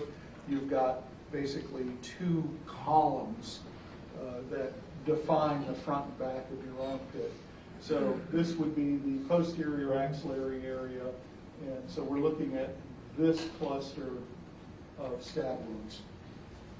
So, sir, the cluster of incised wounds on the upper back with a 1 1/4 inch horizontal stab with a discernible blunt edge at the web of the neck would be where? We're in this area right here. So that's the injury that you described there? Yes, sir. Okay. Next, you describe a horizontal 3-inch incised wound and a similar horizontal 1 3/16 inch stab incised wound, which are above the scapula. Yes, that would be this fairly large wound here. You can see it's still fairly regular, but it has some irregularity to its contours. You then mention a pair of horizontal 7/8 and 9/16 inch wounds just below the spine of the scapula. Those are these wounds here. When we talk about the spine of the scapula is your shoulder blade. And we're not talking about the spine of your back, but the shoulder blade is a sort of triangular shaped bone. And in its upper portion, it has a ridge of bone that goes sideways. That's what supports the back of your shoulder. Your shoulder is not actually connected to anything other than your scapula and your collarbone. So that ridge of bone that runs horizontally is called the spine of the scapula. So we're not talking about the spine of the body, but of that one bone. And that runs in this area along, well, right about here. And on some people, you can see it if they're thin enough. You can see that spine of the scapula. You can sometimes even make out the shape of the scapula itself. But that's what we're talking about. And finally, sir, you described an oblique 1 5/8 inch stab wound in the posterior axillary fold. That would be back here. So that wound right there. Yes. Sir, are you able to tell anything from the direction of the knife into Miss Jasmine Pace's body if Miss Pace was in the fetal position as found? Well, the position that you're seeing here would be the wounds are all following the same basic directionality. They're all going from right to left, variable degrees of front to back, and variable degrees of up and down, but not deviating very far. So there's not any that are going sharply downward or sharply upward. They're going basically right to left, some a little forward, most of them not really backward at all. until we get to some of these other wounds here, but these, including the neck, would be going to the left and a little bit forward, which would be in that position downward relative to the ground, if she's in that fetal position. So, doctor, what we see on the screen with 204-15, given the fact that this is the underside of the carpet, would Jasmine Pace's body be oriented so that her head and right shoulder would actually be up? Well, up from, what we're looking at is the back of the carpet, so everything is flipped. So her right side, the side that we're seeing here, would be the side that is actually touching the fuzzy side of the carpet, the side that you walk on. So we would need to flip it over. Yes, while we are, what we're doing is we're looking at the reversed image, if you will, because we're looking at the back of that carpet. So if we make the carpet transparent, if you will, and then lay it here, that's what we're seeing. So if we were to fold the carpet, Over 10.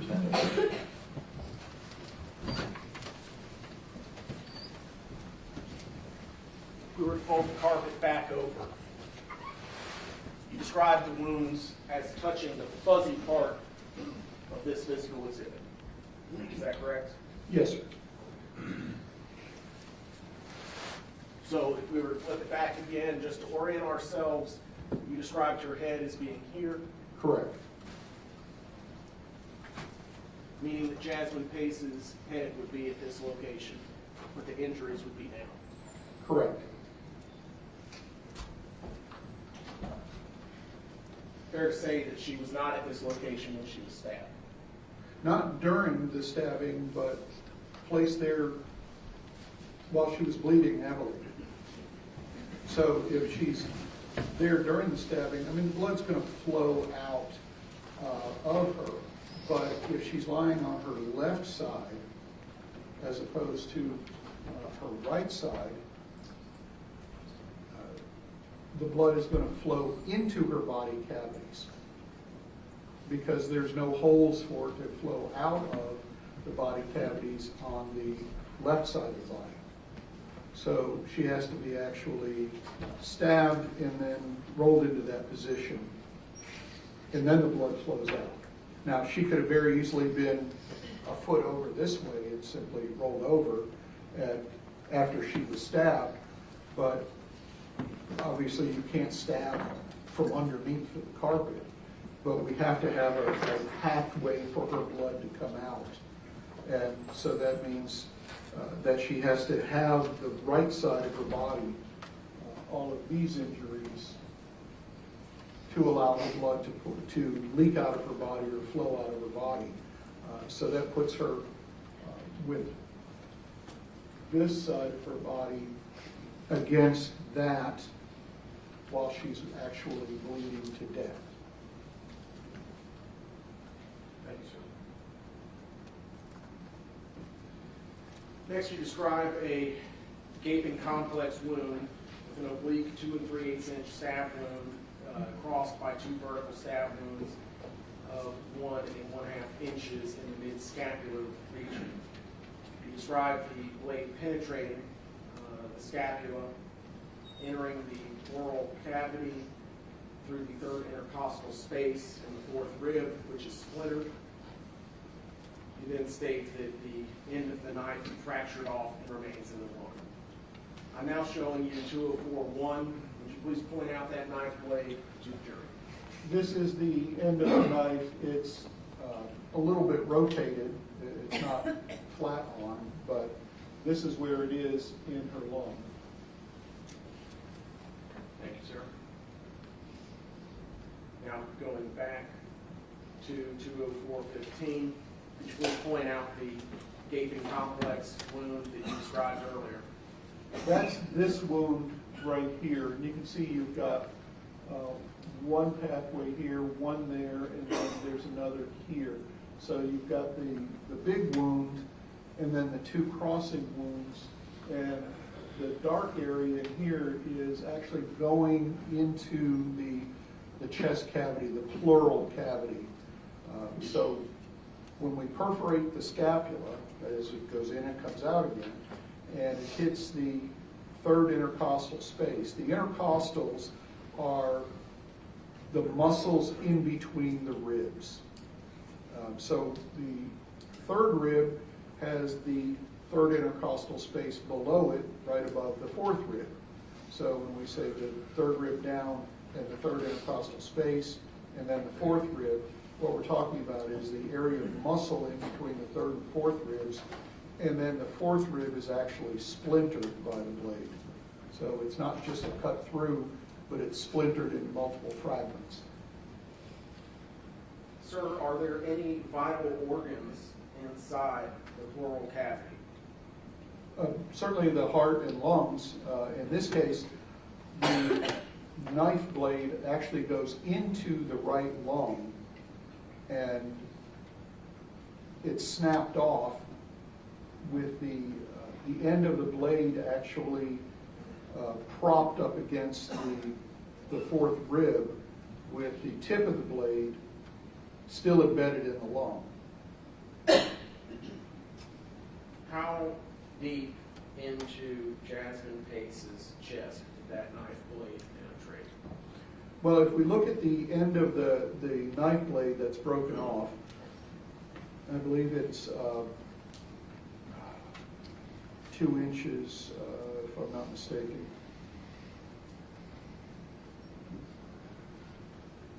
Fractured section. So we have the 2-inch long section that is embedded in the lung, plus the chest wall, or the ribs, plus the chest wall, plus the scapula, plus the muscle and skin of the back. So we're looking at 3 inches or so of the knife actually going in before the 2-inch section of blade actually breaks off and is completely within the chest cavity. There's none of that sticking out visible in this hole. It's actually all the way down in there. Now, sir, I'm going to draw your attention to another injury that we see closest to the ruler. I have a photograph of it. It's 204/27. Are we able to infer anything from this? This is one of those stab wounds that doesn't really have a good blunt edge to it. Again, this is going pretty deeply into the body, and I believe this one is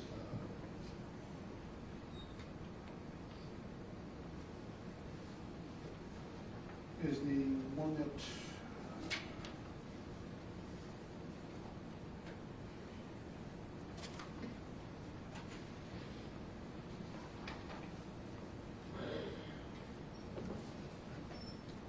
goes into the shoulder just above the axilla and fractures the second rib posterolaterally, and that means the back side, or the side and back of the rib. So what we're looking at here, here's the armpit right here, and so this blade is going forward and a little bit upward, and it hits the back of the second rib and breaks it. And when you say upward, is that using the standard anatomical description, like up towards head, or are we talking up from ground? No, we're talking up towards head. Again, standard anatomic position. Just wanted to make sure I wasn't confused. Doctor, were you ultimately able to recover the knife blade from Jasmine Pace's chest? I was, yes, sir.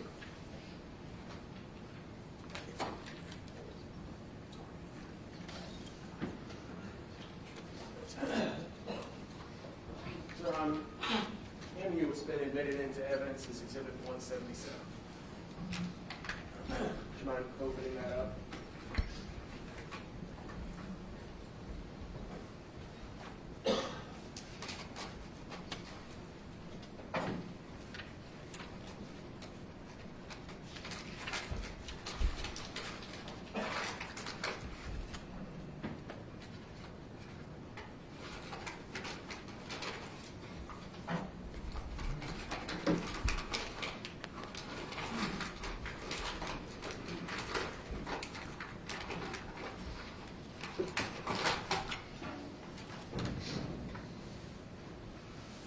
This is the cup that contains the broken end of the knife blade as recovered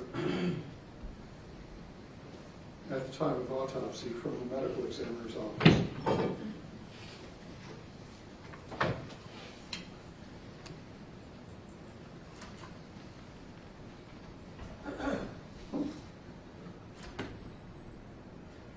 And you can see that it has the general contour of what you'd expect to see from a chef's knife. I can't tell you exactly how long that blade is because they vary in how wide they are. But you can see the very tip end of it is broken off, and that was not recovered at autopsy. But this part of the blade is all the way embedded in the chest. If we assume that my fingers are ribs, then in this case the knife isn't like this through the ribs. If the lung is here, the knife is actually, or the tip of the end of the knife is actually all the way in and propped up against the inside of the ribs itself, embedded all the way into the lung. Is that injury fatal? It's certainly likely to be eventually because there is a large hole from the chest wall into the pleural cavity, that is the chest cavity. There's no longer a vacuum in there, and our lungs rely on having a vacuum inside our chest cavity to expand. As our diaphragm goes down when we breathe, it creates more vacuum and air gets sucked in that way. If you make a hole in there, we no longer have a vacuum. So then that right lung basically becomes non-functional. There's still blood flowing to it, so of course it's bleeding, but it's not doing you any good in exchanging air because you can't get any air into that collapsed lung. So the only lung that's working for you is your left lung. Thank you.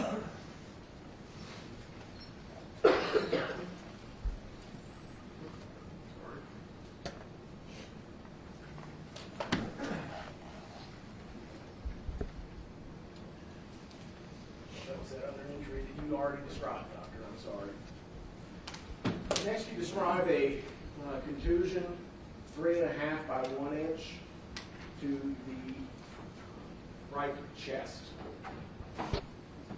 Showing you what's been admitted into evidence is 2 of 417. Can you please point out the large contusion 3.5 by 1 inch?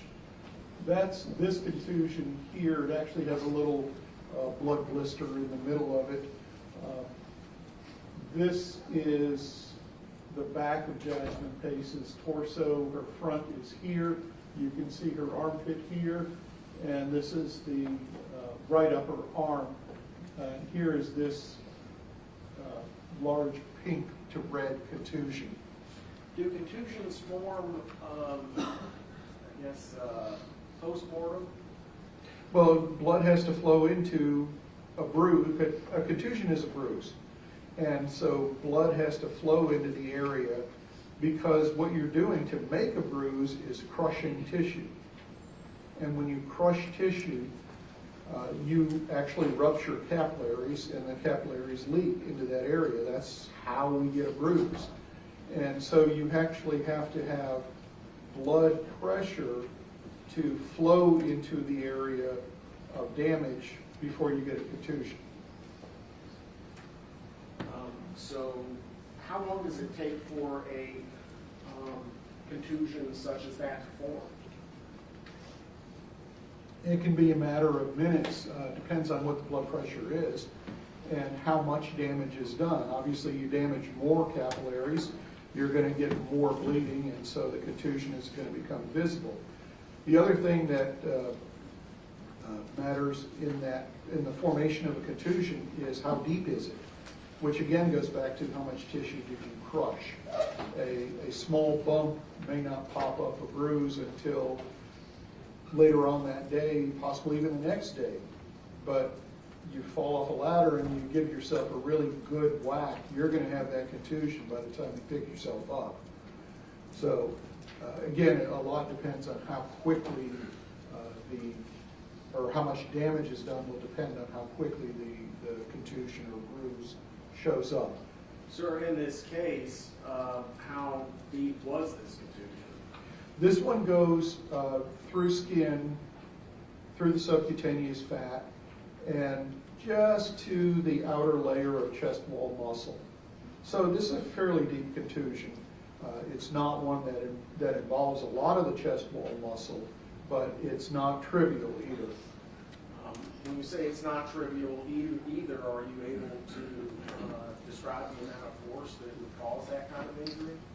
Well, the amount of force is frequently asked, and as forensic pathologists, we don't like to do that because there's a lot of variables involved.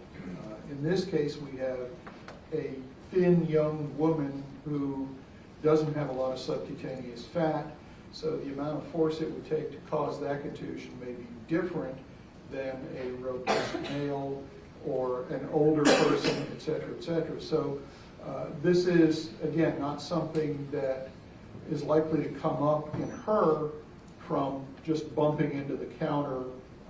This is going to be like a fall against a counter or a blow or something that is going to get her attention, if you will, not one of those where you hit your elbow and you didn't notice it, and then later on you realize, oh crap, I gave myself a bruise. You mentioned get her attention. What kind of, I guess, physical effects could an impact like that have on a person? Well, it depends again on the amount of force and whether you're ready for it, if you will. But certainly it's going to stagger you for a bit. It's not necessarily going to knock you out or anything, but there are other bruises on her, particularly on her neck area, that would be more likely to cause, if not unconsciousness, at least semi-consciousness. Could it knock the wind out of you? It could. Typically, that's caused by a spasm of your diaphragm, but a blow there can cause you to have that wind knocked out of you effect, which is your diaphragm suddenly quits moving because the nerve in it has been overloaded and basically gets short-term electrocuted, and so it spasms down. That's why you can't breathe, because your diaphragm doesn't work. Thank you, sir.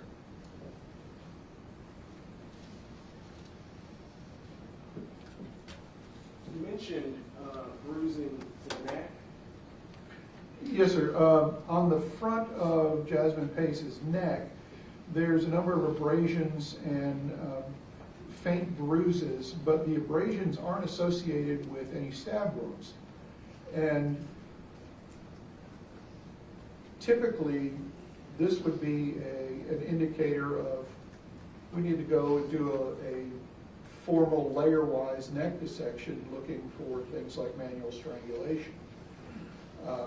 But if you already have a stab wound that goes clear through the neck, there's going to be bleeding into those neck muscles that we would be looking for. And so that basically negates the use of those neck muscles. We call them strap muscles because they're thin and flat. And the only other things we would be able to use would be the larynx, typically those thyroid horns that we talked about that stick up and are about the size of a pencil lead, or the hyoid bone. And in young people, that's problematic because young people are flexible. We all know this. And in a young person, your hyoid bone isn't yet fused. It's still in 3 pieces. So it's very flexible. You can squeeze it from the side and it won't break. The larynx is the same way, very flexible. You can squeeze it. When you get old and you start to calcify these things, then they become rigid and brittle. And that's where we'll see fracture.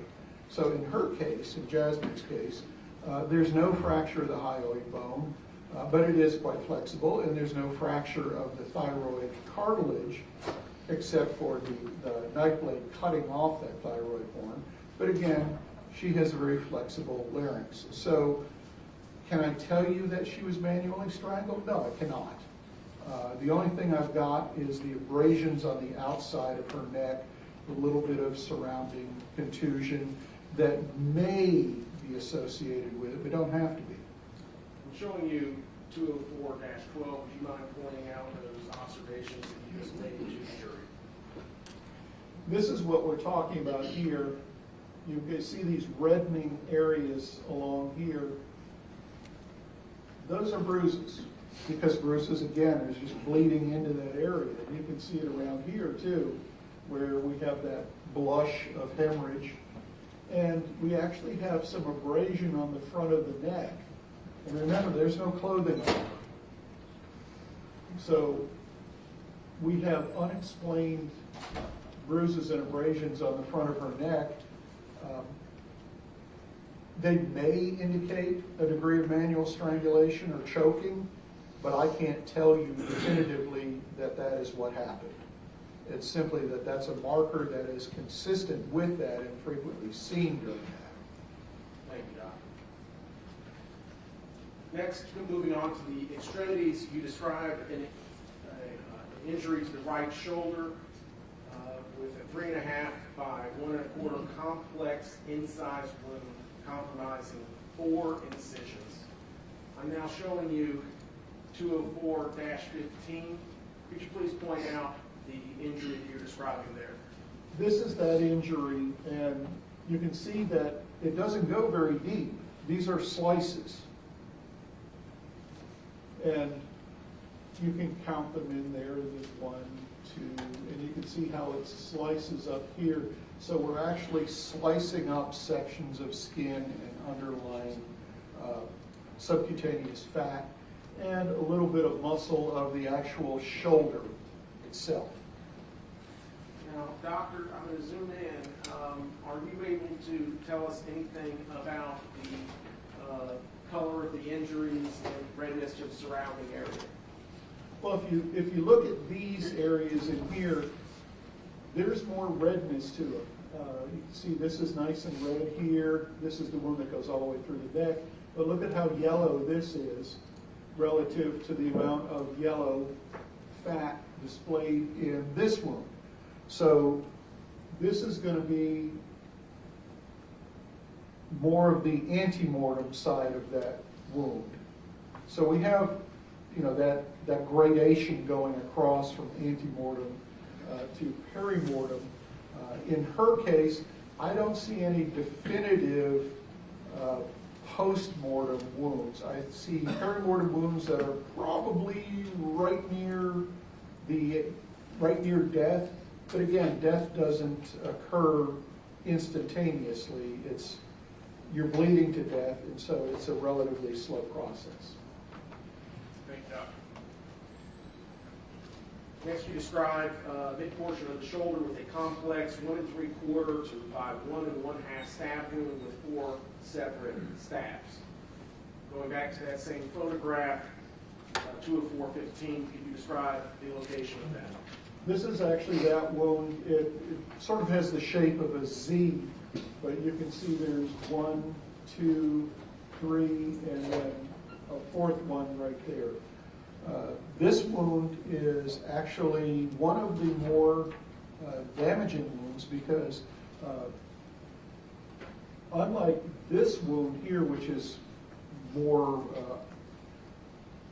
dramatic, if you will, This time, the knife actually penetrates into the armpit. And in your armpit, you not only have a bundle of nerves called the brachial plexus, you also have artery and vein going into your arm and providing blood to your hand. So in this case, not only the nerves of the brachial plexus, but also the artery and vein of the brachial artery and vein are damaged and severed. So now we have not just venous blood under low pressure, large volume, but arterial blood, high pressure. So this wound is going to bleed pretty significantly. A lot of that blood is going to be internal, but it's going to work its way out. And the internal bleeding is going to come about because the multiple layers of muscle will sort of close over and block off a lot of that bleeding. But because we have that Z shape, where you're cutting not only with the muscle fibers, but across the muscle fibers, that's going to be more open and allow more bleeding to occur. So this one is going to bleed pretty significantly. Thank you, sir. Next, you describe just below the complex wound, blade 1 3/8 inch stab wound with a 1/8 inch blunt edge. Both this stab wound and the complex wound penetrate the axilla as described to the jury. Sir, showing you, going back to the same picture 2 of 415, where is that? There we have this wound, which goes upward in the arm and actually gets into the axilla as well. So these two are creating a fairly large amount of damage into the muscle of the upper arm going into the axilla or the armpit area and doing a lot of damage to the vasculature and nerves in that area. Next, you describe an injury to the right elbow with a 1/4 inch superficial incised wound with surrounding abrasion. I don't believe that we have a photograph of that, do we, doctor? I don't believe so, but it's actually on the elbow itself, superficial wound, a little bit of abrasion around it. Would it be a fatal? It would not be, no, sir. Next, sir, you describe a right wrist with a 2 3/4 inch incised braided contusion on the ulnar aspect with a 1/2 inch contusion on the radial aspect. I'm showing you 2 of 418. Would you mind pointing that out for us? This is the contusion on the ulnar aspect. Actually, here, this is the one we were just talking about. Oh, okay. The bones of the forearm are the ulna and the radius. The radius goes to the thumb. And so the thumb side is the radius and the ulna, the little finger side is the ulna. So if we look at the outside of our arm, forearm, that's the ulnar side. And so this bruise here, this contusion, is going to be the one on the ulnar side. There's also another one on the radial side or the thumb side.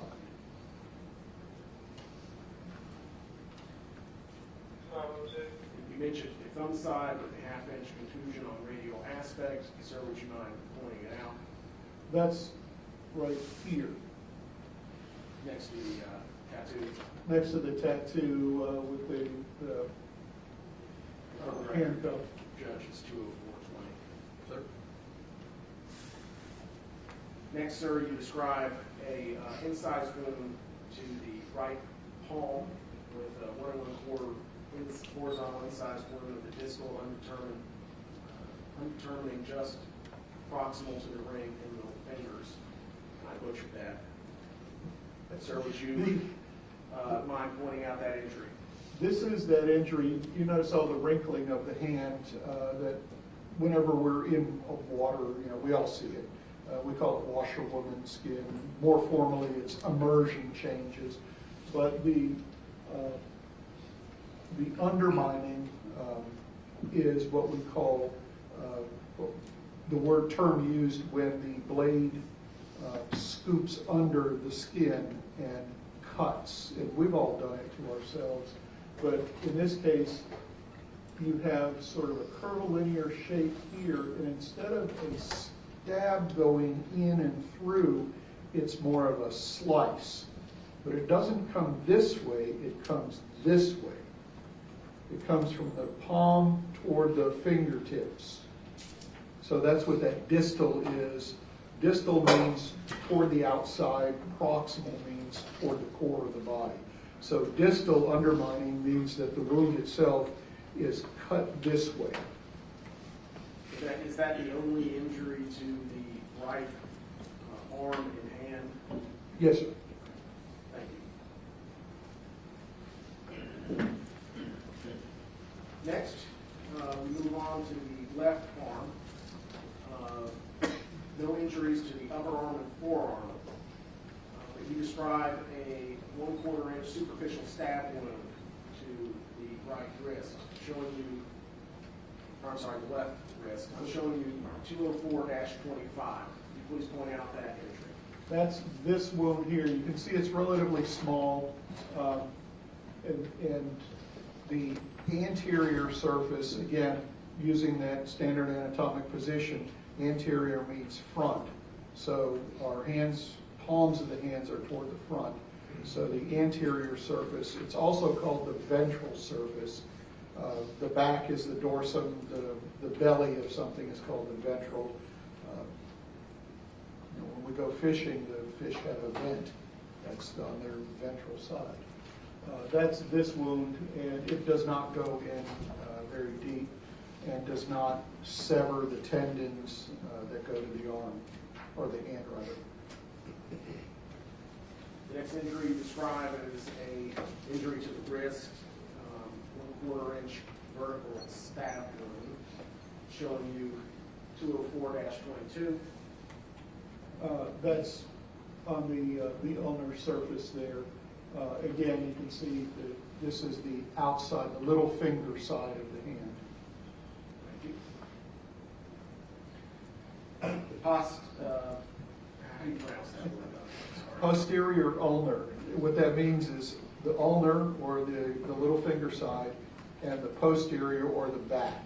So the back little finger side of the wrist, which would be this area right here. Has a 2 1/4 by 3/4 inch stab wound comprised of 3 separate stabs in an arrowhead shape. They penetrate the ulnar. Is that a bone, sir? That is a bone, yes, sir. And incise the ulnar artery. Sir, I'm now showing you 204-15. Would you mind pointing out where that wound complex is? That's this wound here, and again, we have an injury to an artery. And the ulnar artery is not a real big artery, but you can sometimes feel your pulse in that. Most people, when they feel the pulse in their wrist, they go for the radial artery, but there's also one at the ulnar artery. And so this is cut as well. So not only do you have fracture of the bone and incised wounds of the area of the wrist, you've also got an incision through an artery. So we have the jugular vein in the neck, we have the axillary artery in the armpit, and now we have the ulnar artery in the wrist. So we have 2 sources of arterial bleeding and 1 source of significant venous bleeding. The jugular vein is, as you would expect, a quite large vein, since it brings blood back from the head. Now showing you 204-23, you describe an arrowhead shape. Can you point that out to the jury? That's actually, we could probably see it a little better in the other picture, but basically we're talking about this area here. Thank you, sir. Next, you describe a 5/16 inch superficial stab wound at the junction of thumb and wrist, showing you 204-24. And that's this. You can see a little bit of skin that's actually pulled up because the tip of the blade doesn't go in very far and just lifts up a little bit of skin. This doesn't go in deeply. It doesn't hit any major vasculature or bone.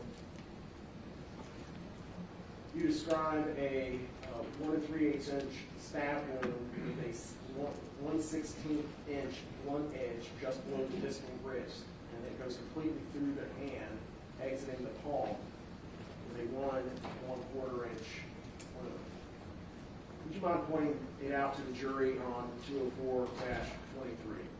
That's this wound here, and you can see the depth of that wound, and that actually goes all the way through and comes out on the palm side of the hand right through here. Showing now 204-25, the injury you described is at the, I guess, center of the photograph. That's correct, yes, sir, right here. Thank you. You then describe a 1 1/2 incised wound exiting through the back of the palm. Is that what we see in 204-23? That's this wound here. Basically, it's a slice across the little finger side of the hand that goes all the way through this area of muscle along here. I'm now showing you the back of the hand, 204-25. Doctor, are you able to tell from looking at this which direction the hand was facing at the time of the incised wound? No, sir. It's basically horizontal or across the long axis of the hand. So it could be like this, it could be like this. Depending on how the wrist is turned, would depend on or would vary the angle of the knife. So it's just an incised wound, it's not a stab. What about the preceding injury that went through and through? Don't use the term, I'm sorry. That entered on the dorsal side and exited on the ventral side. That actually obviously is coming from the back or back of the hand toward the palm. And so if we take the left hand and put it in the position, then the wound is coming in this way. If we put it in this position, then it's different from all of our other wounds that are on the right-hand side. So if we lay that left hand out, then we've got to turn it over for the blade to go in the back and come out the palm. So we have multiple variable ways that we can have the direction of the knife going relative to her body, depending on where the arm is and where the hand is and how it's rotated. So because that left arm and hand are free, that is, they can move in any direction that you can normally move your hand and arm, you can't lock her into a rigid position for that wound. Now, if we put her hand where we found it when she when the bags were unwrapped from around her body, it's in this position. So a blade coming from the right is going to be able to go through this hand if you bend the wrist like this. Or if it's facing this way, it can come this from right and going upward. And again, that would fit with the other wounds that we see that are all going from the right to the left and a little bit upward, sometimes a little bit downward, and not much in the way of forward or backward, but some variation on those. Thank you, Doctor. You then describe a 1/4 inch superficial stab wound above the back of the hand in reference to the 5th metacarpal. Would you mind pointing that out, Judge? Or I'm sorry, Dr. Cottrell. That's this wound here. The metacarpals are our hand bones. The carpals are our wrist bones, metacarpals are our hand bones, and our fingers are called phalanges. So the hand bones are actually, when you look at an x-ray, what looks like a hand or what looks like your fingers is actually your metacarpals for the most part. And so that's over the bone leading to your little finger. That's the 5th metacarpal. You then describe, sir, a horizontal 3/4 inch stab wound between the 4th and 5th metacarpals going completely through the hand, incised and bone and tendon, and exiting through a 5/16 inch wound on the palm. Sir, I'm showing you 2 and 423. Point that one out. That's this wound. You can actually see the end of a severed tendon right here. And obviously this would be the 5th and the 4th metacarpals. You describe it exiting the palm. Could you please point out the exit? And that's the exit right here in the wrinkled surface of the palm. Thank you. You describe a perforating stab wound of the index finger entering the back of the finger through a 9/16 inch wound. The incises tendon and bone of the first phalanx, exiting the palmar aspect of the finger through a 5/16 inch wound. Returning to 204-23, would you point that out? That's this wound here. It's on the first joint or the first phalanx of the phalange of the index finger. And this one goes through the finger and comes out on the palm surface. You can see, here's the thumb and the index finger here, and this is where it comes out. For the record, 204-26.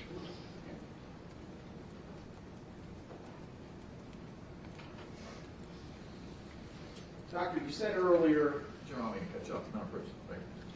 Not approaching. Yes. Go.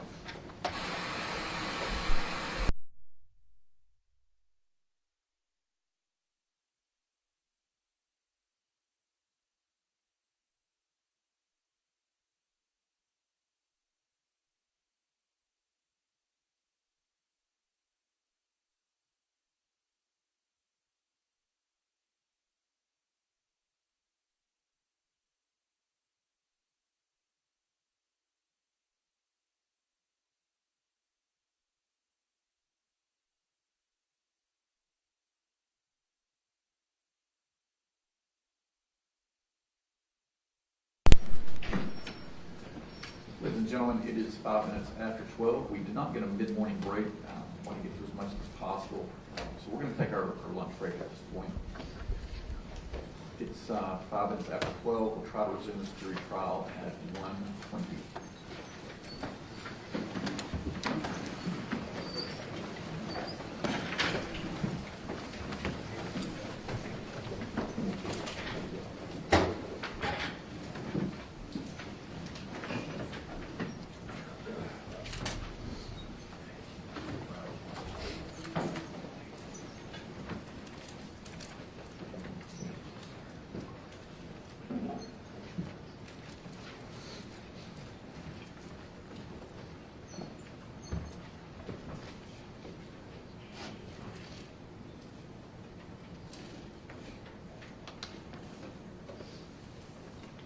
Anything to bring up before we take a lunch break? Either something. Okay. We'll see you back at 1:20. You see you walking this way, Dr. King? Dr. Strong. Well, every now and again, we just like you, so. Okay. Yeah.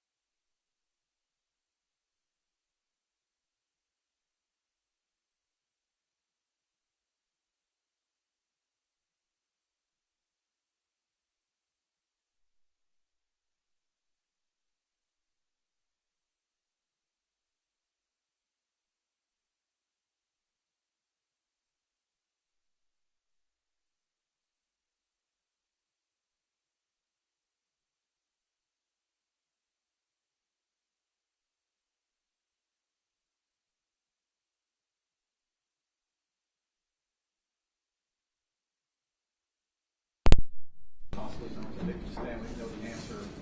I let the jurors know that they'd like to work at least one of the 3 days, Saturday, Sunday, or Monday.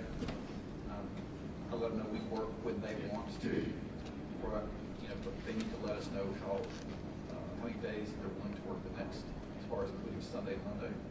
They sent a note out that says, do the parties have an updated estimation on the trial's completion date, or is the approximate completion date still next Wednesday, total duration 10 days? The jurors have all agreed they would like this coming Sunday off.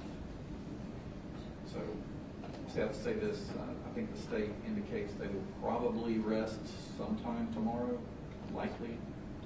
So we're not asking for anything definite, but as far as scheduling for the weekend, we need to have deputies here for the Saturday part of this as well.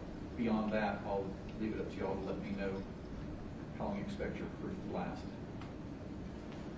Well, let us assess that. Okay. All right, yeah, we'll bring it up again first thing tomorrow morning when the jurors get that answer. Maybe a bridge in the time. Yes.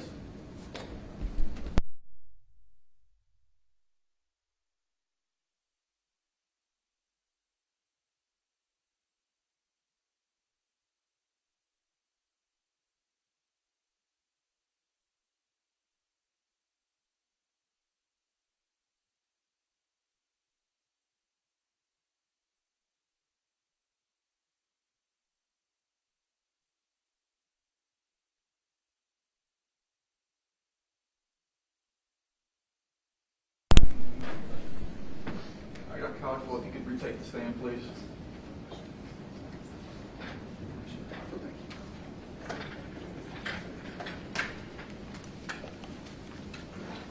You remain under oath from earlier this morning. We'll ask, typically, witnesses are advised not to talk about their testimony while we're on a break. Just make sure that you talk about your testimony to anyone during this last lunch break.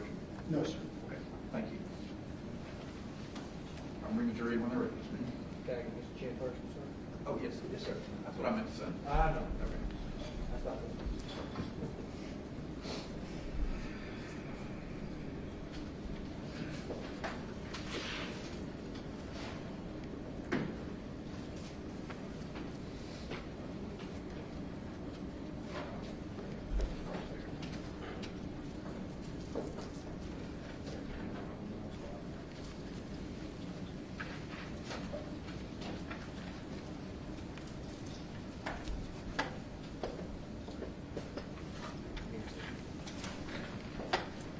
Bring the jury in, please. Yes, sir.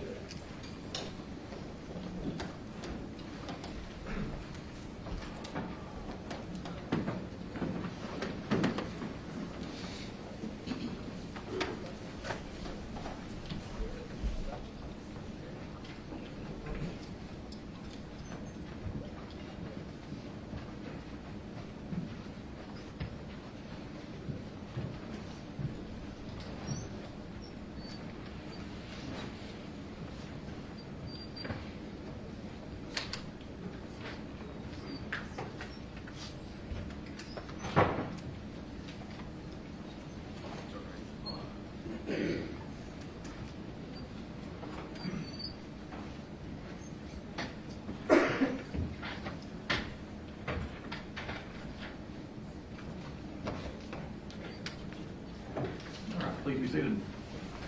Welcome back to lunch, jurors. I did get your note about the question regarding the estimated completion date of the trial. We'll know more about that after we finish today, see how far we get. And I think we'll have a much better idea of that sometime tomorrow morning. We'll let you know at that point, okay? Dr. Coswell, you may under oath. Thank you, Your Honor. Before break, displayed this on the screen. In your autopsy report on page 4 of 5, you describe the heart vasculature containing no blood. What is the medical significance of that observation? Well, that is an empty vascular tree. That is all of her blood, with the exception of that noted the 10 milliliters of blood, which is basically a thumb-sized syringe full, is no longer there. So basically her vascular tree, her heart, her arteries, her veins have been drained. So all of her blood is, with very little exception, that which, again, what's in the capillaries in the big toe is still in the capillaries in the big toe, but the bulk of her blood is no longer in her body. It is drained out of her body. In essence, how much are we talking? What kind of volume?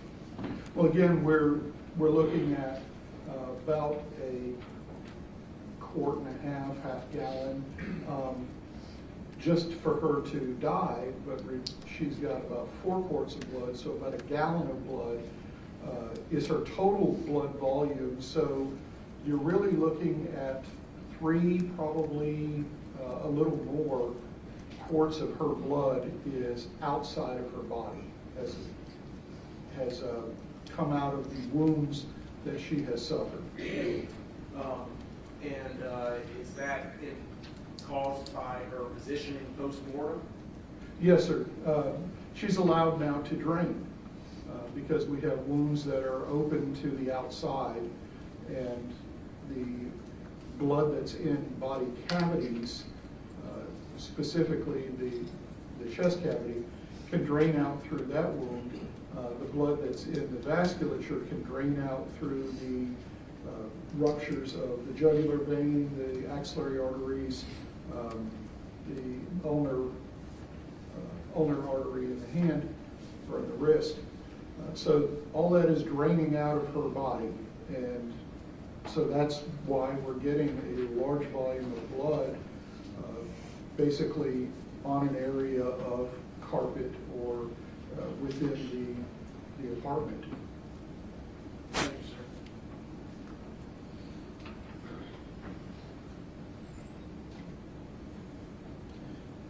Part of your autopsy examination, you examined the contents of the digestive tract.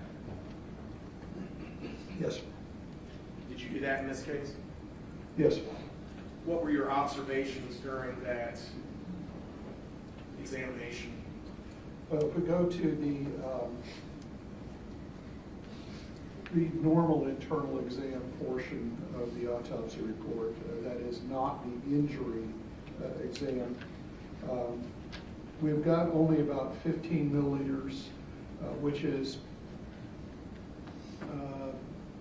a few tablespoons of tan fluid that doesn't have any food in there, recognizable food, no pills, no medications, and no odor of alcohol. Are you familiar with the odor of alcohol? Yes, sir. Do you come across that odor from time to time during your autopsies that you perform? Yes, sir, I do. How long does alcohol persist in the stomach? Typically, if you're drinking on an empty stomach, the alcohol will be partially absorbed in your stomach and partially absorbed in your small intestine. And we can still smell the alcohol in your stomach even a few hours later in many cases. In cases where the stomach has been completely empty of alcohol, it's all moved down into the small intestine, a faint odor may persist, but usually not. And in this case, are you able to draw a conclusion regarding alcohol consumption? Certainly there was no alcohol consumption in the immediate time prior to her death, because again, we don't have any breach of any internal organs other than that right lung, and this is all vascular injury. Thank you, sir. In addition to conducting a visual, olfactory examination of the stomach contents, do you do anything to confirm those observations? We do toxicology, but we don't do it typically on gastric contents unless we're suspecting a poison or something like that. But we will do it on blood. And again, with an empty vascular tree, the amount of blood that's left in her body to test is relatively small. And basically the toxicology test came back as a negative drug screen, negative alcohol.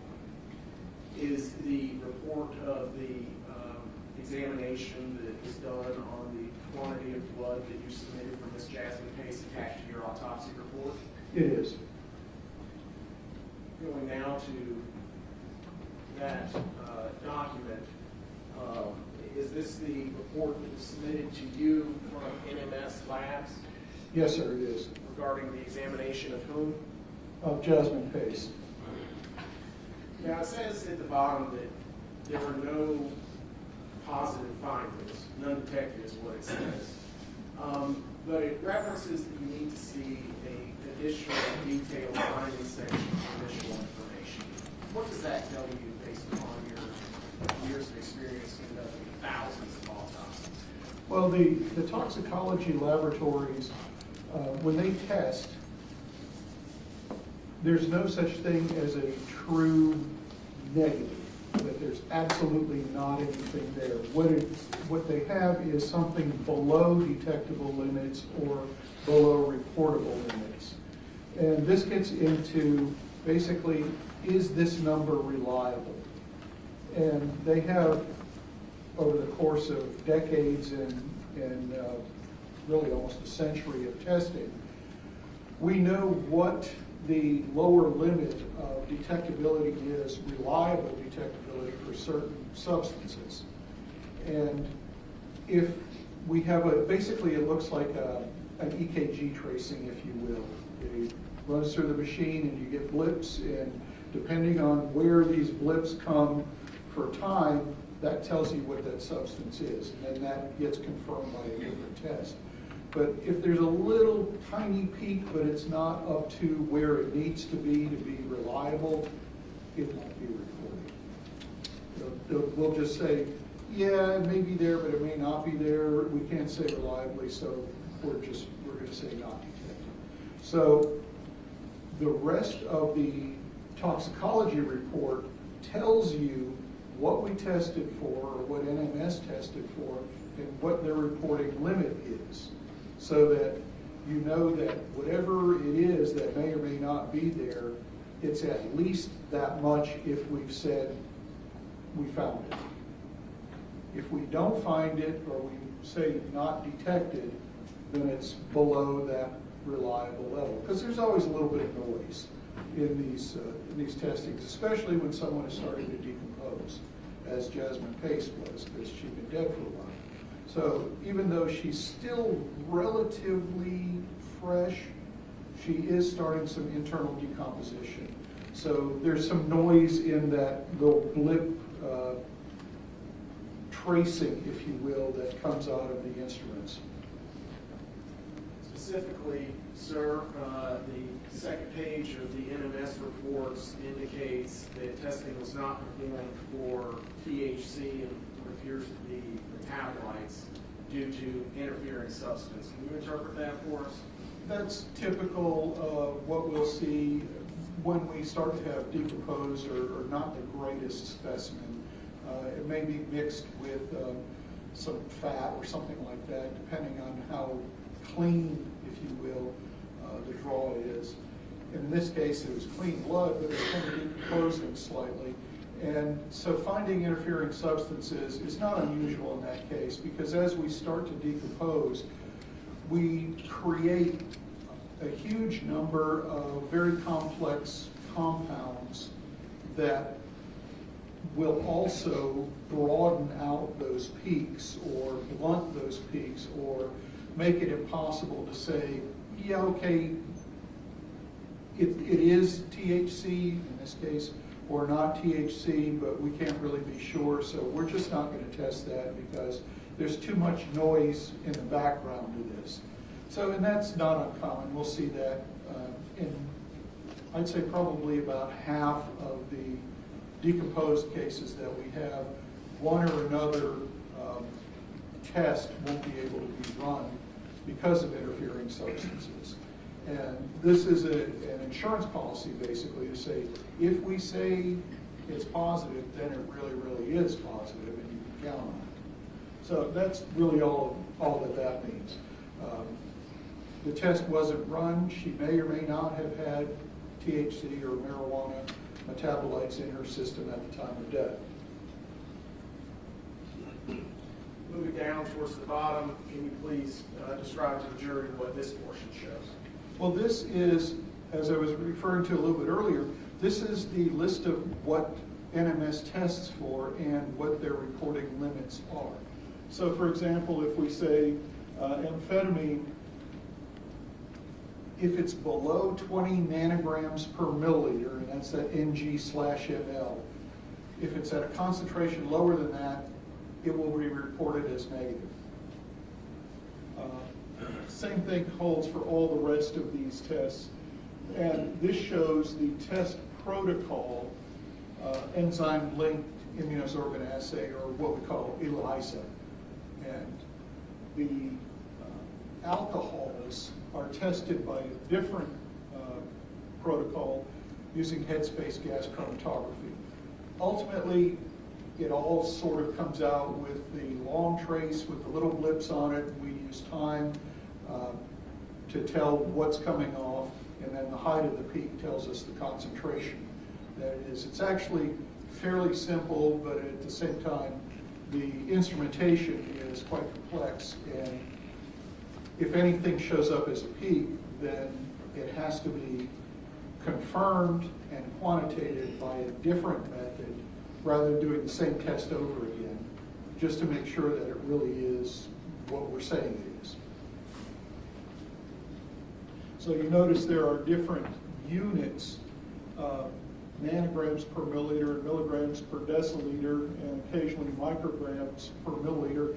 These are all the different units that have been established as reliable lower limits of detectability.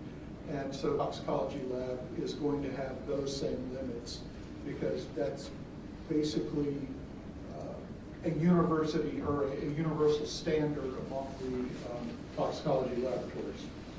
So if there was any substances in Jasmine Pace's blood above the threshold limits that you see listed there on this second, I guess, panel, can I call it that, panel of testing?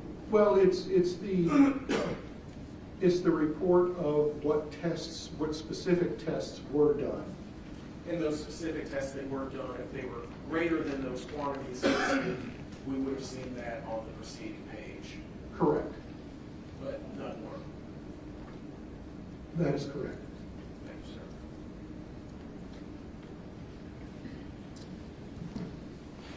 Now, doctor, you examined Jasmine Pace's lungs. Yes, sir. What were your findings concerning her lungs? The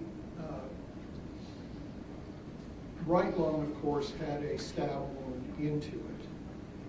Her left lung, well, actually both lungs, but more prominently, left lung had what we call aspirated blood.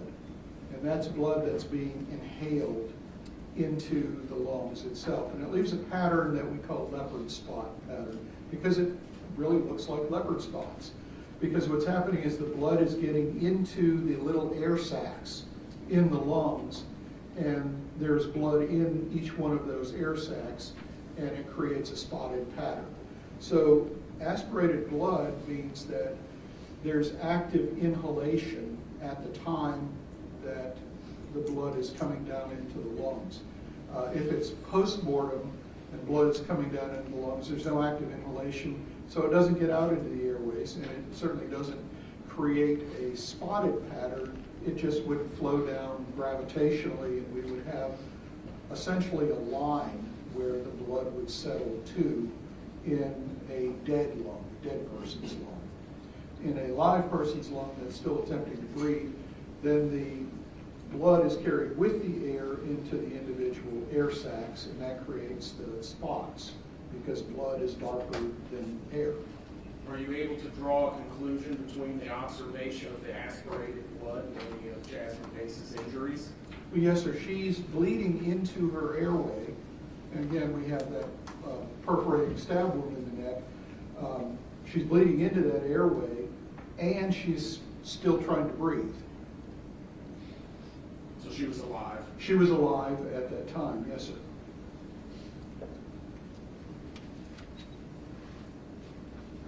how long, based upon your observation of the number of injuries, the locations,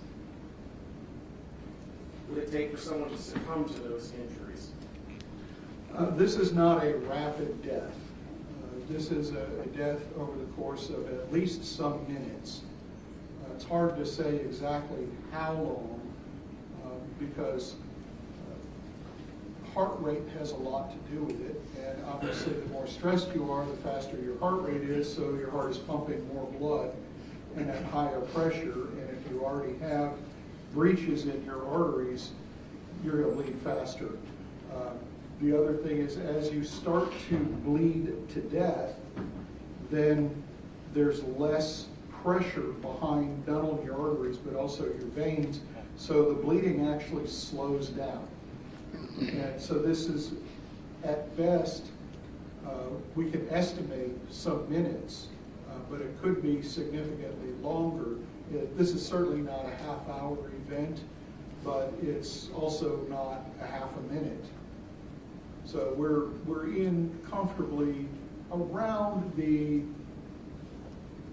few minutes, I would say, most likely less than 10 minutes and probably less than 5 minutes, assuming that all these stab wounds are inflicted in a short space of time. Do you believe, based upon your observation of the color of the injuries, do you believe that to be the case, that they were inflicted all in a short period of time? Certainly, they're clustered, as you saw, in a relatively small area, and there is not only the multiplicity of them, but they show differences in coloration. So we sort of have a pathway or an example of antemortem to perimortem to getting close to postmortem, just based on the coloration of these injuries. So some of them we know occurred antemortem, particularly the ones in through the throat, where she's aspirating blood into her lungs. We know she's alive then. And so we can kind of use that as a benchmark for an antemortem wound. And then as we get to some of the more yellow-based wounds, more and more, those are getting closer to her time of death as she's bleeding to death. So some of them were early, some of them were potentially several minutes Yes, sir. into the stabbing and incisive wound infliction. Yes, sir. Were you able to determine the cause of death in this case with reasonable degree of medical certainty, Yes, sir. It's multiple stab and incised wounds. as reflected on the first page of your autopsy report? That's correct. Okay. Sir? Nothing further. Cross.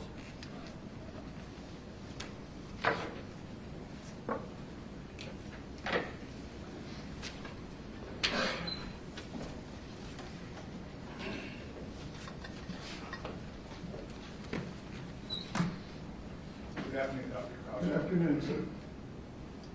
You didn't witness the events leading up immediately after the sequence death, did you? No, sir, I did not. And that's why you perform an autopsy, so you can figure out what happened. That's one of the reasons, yes, sir. And when you perform an autopsy, you put the body in the anatomic position, correct? Yes, sir. And then you show the body face up. Correct. And that's the position in which you measure the knife, entry, exit, and the angles.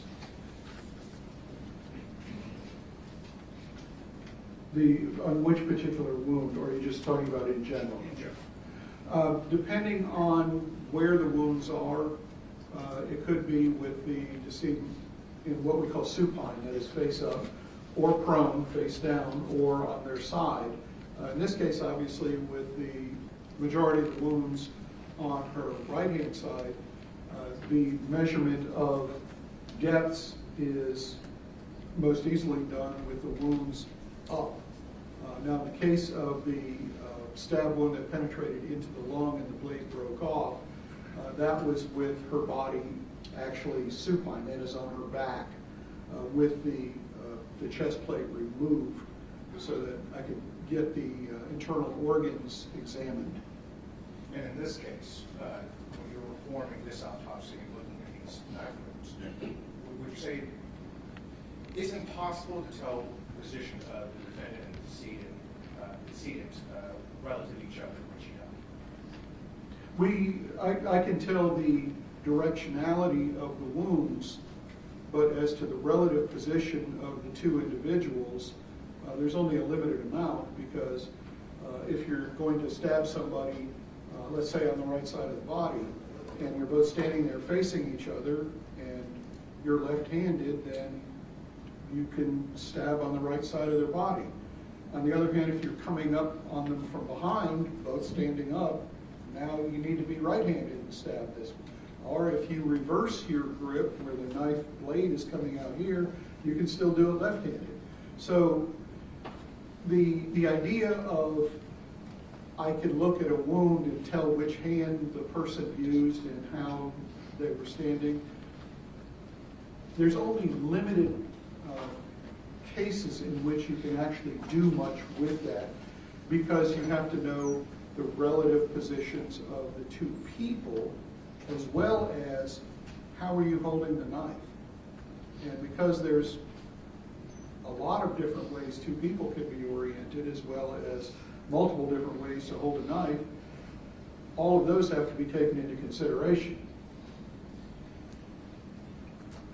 At the end of your testimony there, you talk about how long Jasmine Pace might have been alive. It sounded like more than 30 seconds and probably less than 5 minutes. Is that fair to say? That's fair, yes, sir. But that's the time of death. The time of unconsciousness could be different. Well, in fact, she may have been unconscious before she was stabbed. There's no way to tell that from an autopsy. But if we're talking about just bleeding, roughly half of that time period she would be potentially conscious. So would you agree that some of the stab wounds that you observed would cause instantaneous unconsciousness? I'm sorry, could you repeat the question? There's 2 or 3 wounds in particular. Do you know the order of the wounds as they occurred? No, sir, I don't. And that's not part of forensic pathology. There's no way to determine which one's first and which one's last. Occasionally we can do that. I won't say that's not part of forensic pathology, but it's simply not something that can be done in most cases. In some cases, yes. The stab to the neck, that could have caused unconsciousness. It doesn't actually damage anything that is required for consciousness. So there's nothing that says it has to cause unconsciousness, like, for example, a crushing skull fracture would cause unconsciousness. What about the stab underneath the arm that goes into the lung? The same thing applies, because again, sharp force injuries cause death by bleeding to death. That's their mechanism. And until you have actually bled enough of your blood volume out so that your brain no longer gets enough oxygen, you can remain conscious. Well, The exception, excuse me, sir, the exception is if the knife directly damages, or whatever the sharp force is, if it directly damages the central nervous system.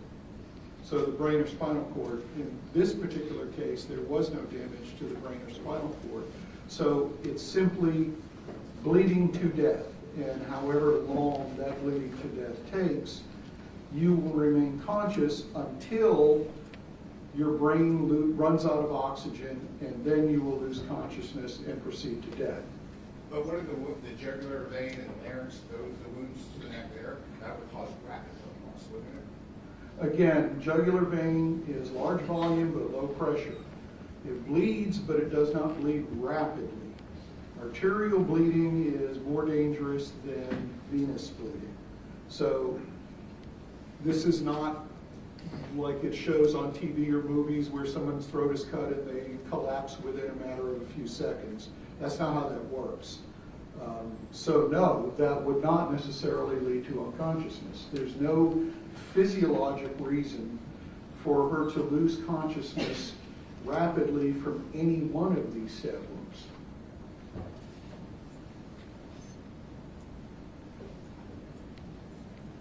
In your autopsy notes, you said there was multiple stab wounds concentrating in critical areas in the neck and chest. That's correct, yes, sir. And then we had talked about it just a moment ago, but the injuries to the right lung, that would have caused rapid respiratory failure. That would have caused collapse of the right lung. The left lung is still there and is still functioning, although it is getting blood aspirated into it. But again, this takes time.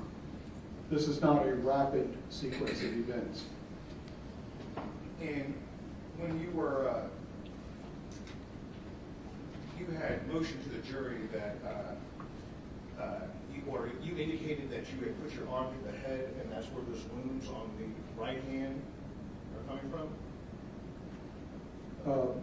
That would be the left hand? I'm sorry, you're right, the left. Okay, yes, sir. In the position Jasmine Pace is found, she again is in that fetal position, and the majority of the wounds, in fact, almost the totality of the wounds, are on her right side of her face, right side of her neck, right shoulder, right upper back. Her left hand is free, and her left hand in that position, as you saw in the photographs, is up in this area. And the wounds on her left arm are primarily right there on her hand. The wrist, the hand, and actual stab wounds through the hand and through the wrist. So the position, if we bring all of these wounds into a cluster, then her left hand would be easily or logically placed here. Does it have to be? No, it doesn't. But then we have a group of wounds that is out here somewhere, where her hand is not where the stabbing is occurring. So then we have to have a different, basically a different incidents or incident, multiple incidents or a single incident of stabbing that hand. Now, if the hand is here, then there's a whole lot of stabbing going on right in that area that's approximately this big. And if her hand is in there, then it's going to get stabbed too. If we move her hand away, well, then we have all this stabbing, and then we have to also do this stabbing. And this could have occurred first, before this cluster of wounds, but it's most logical that her hand is in this position because all the wounds are clustered in that area. But you're not identifying that as defense wounds? No, sir. That's not really a forensic pathology term. Not really, no. It's frequently used in court, but it's one that forensic pathologists tend to stay away from. You didn't find any significant injuries to Jasmine Pace's lower legs? That is correct, yes, sir. And that would suggest to you, in your opinion, that there was no effort to flee or evade? The lack of, well, we always say absence of evidence is not evidence of absence. So the lack of a finding doesn't tell me anything. Would you agree that the cluster nature of the wounds indicated a rapid series of strikes rather than a prolonged attack? Yes, that is most likely. And if the attacker here was in the heat of the moment, would the injuries appear as they do here, clustered and frenzied? That's certainly consistent with not only the number, but also the clustered nature and the pattern of the wounding, not necessarily the wounds, but the wounding. So yes, sir, that would be consistent.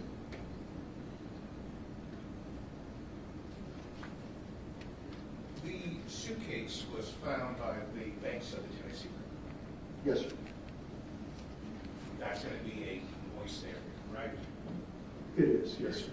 It's going to be wet, there's going to be moisture, and that's going to be able to get into the suitcase. To some degree, yes, although it was somewhat supported, I believe, on brush, brambles, So it's not actually laying in water. Oh, and I don't want to give the impression that it was in the water. It was not in the water. It was on the side of the Right. Water and moisture can change the appearance of wounds as the body decomposes. Is that right? To some degree, yes, sir. You noticed that the fingers, the hands, the feet had the immersion changes. Correct. I never heard the term before, but washerwoman skin. Yes, sir. That goes back to probably a century or so ago. I'm old, so I do remember stuff like that.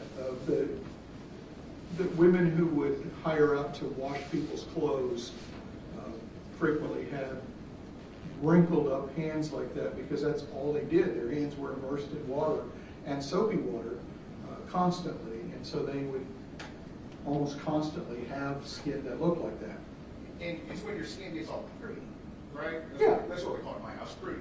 Yes, it's pruny skin. Why does skin do that? What we're doing actually when that happens is we're losing the oils in the skin. And that's why you put the lotion or moisturizer, etc., to keep the tone of the skin.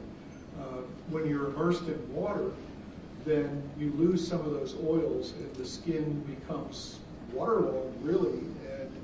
And so we lose some of the oil and the skin itself gets a bit swollen. Waterlogged is really, I think, the best way to think of it.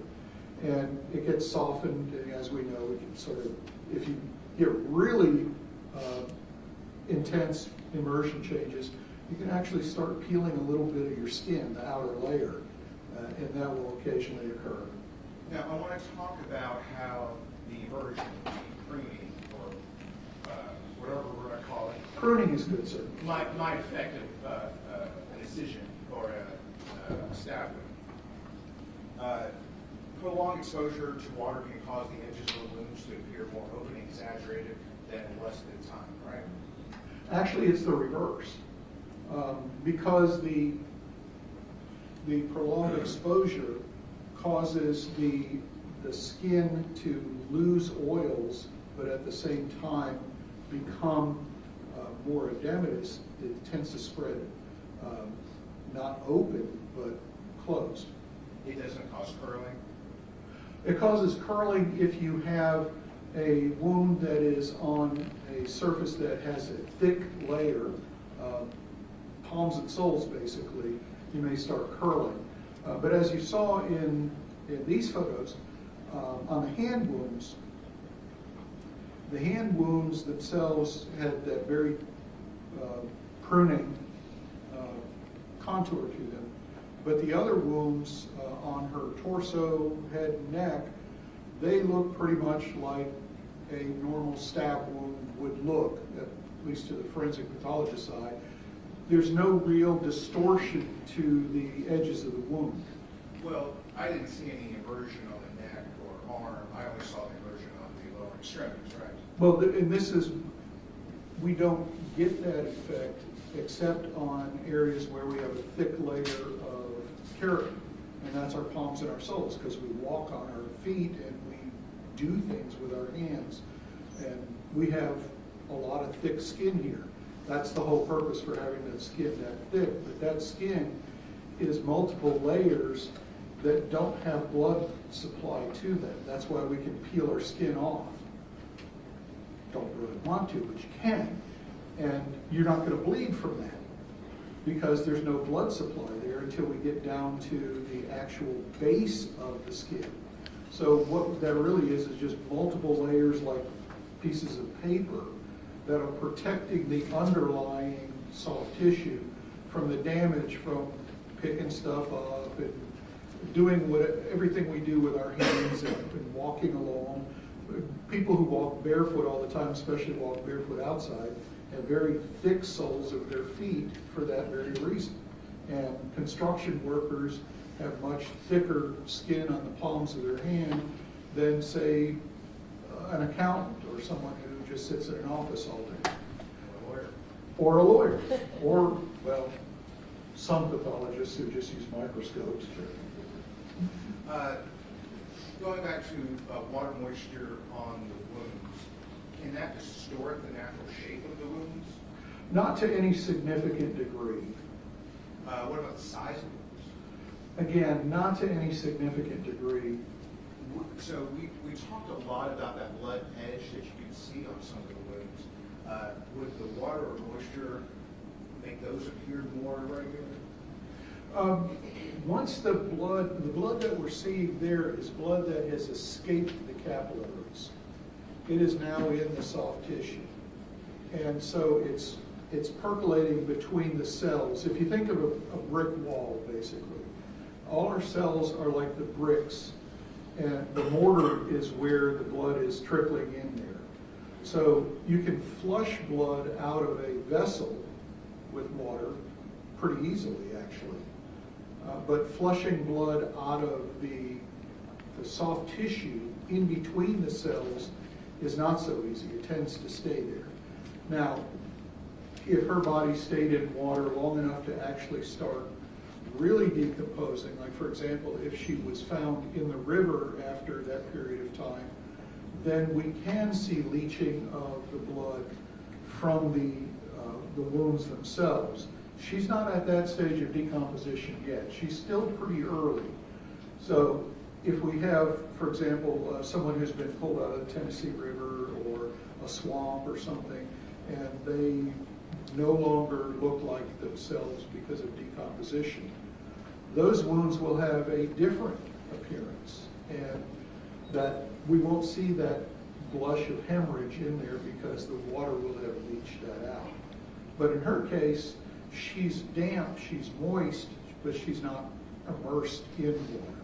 So we don't have that effect. Would the moisture affect,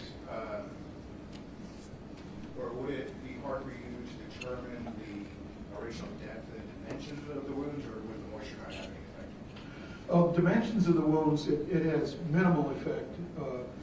For depth, the problem with doing depth in stab wounds is that unless you have some rigid structure like bone,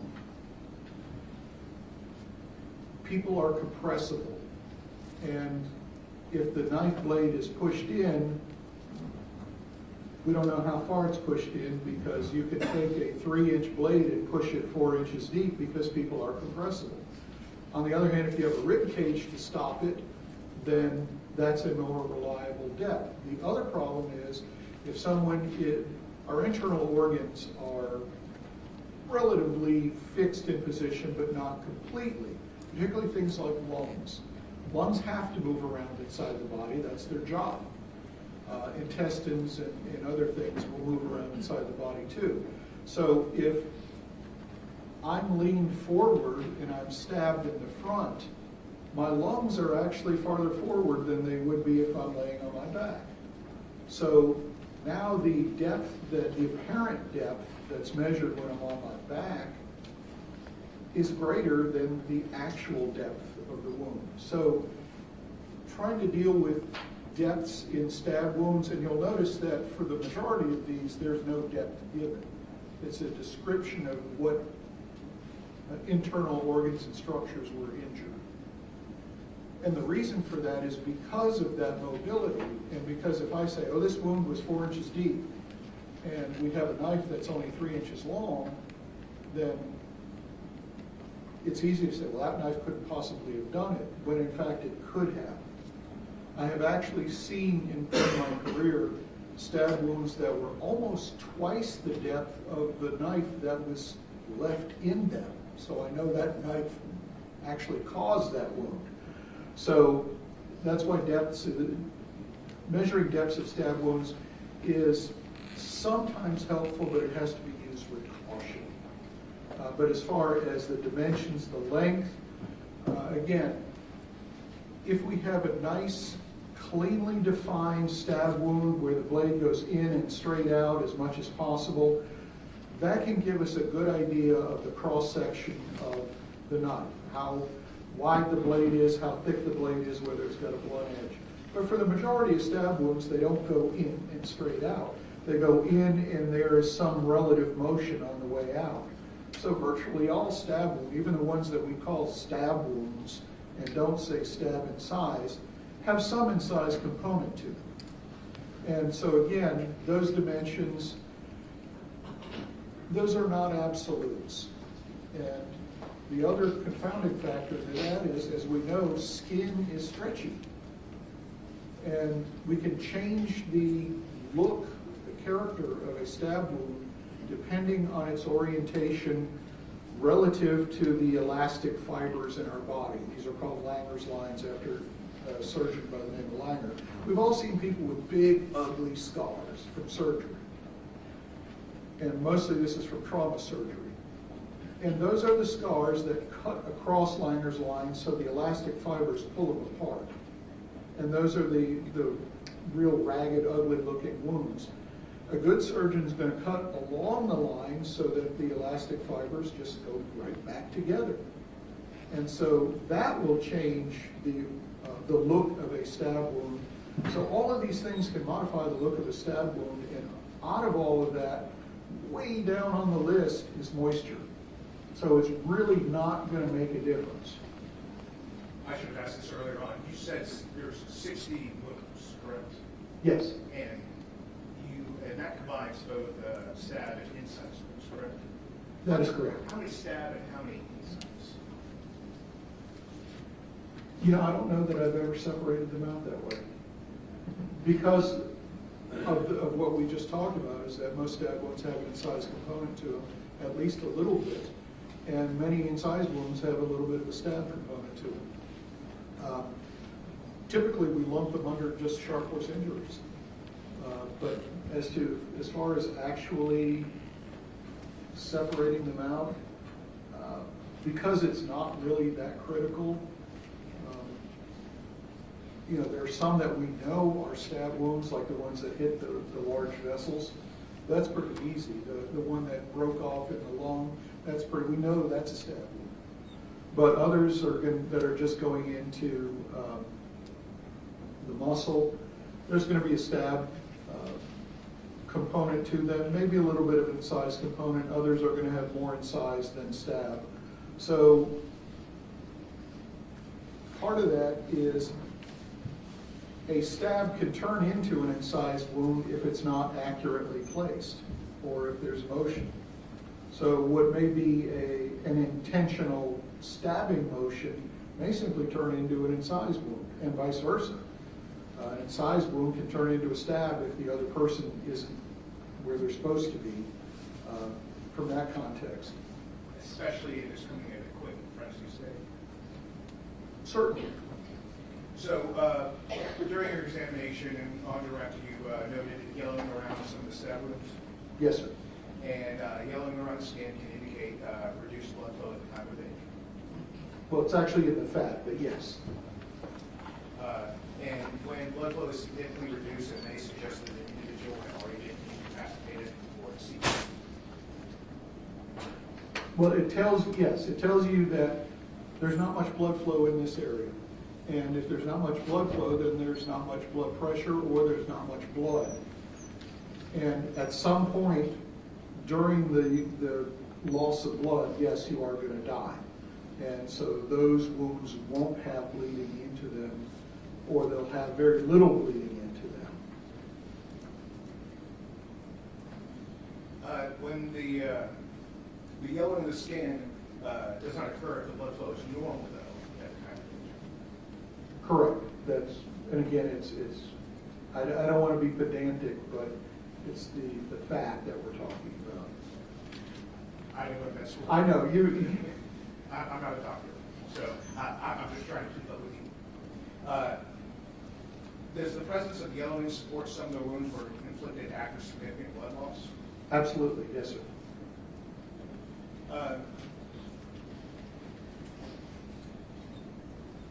You said that the cut to the jugular is a large blood flow, but it would be slow because of low pressure. Right. If the blood flow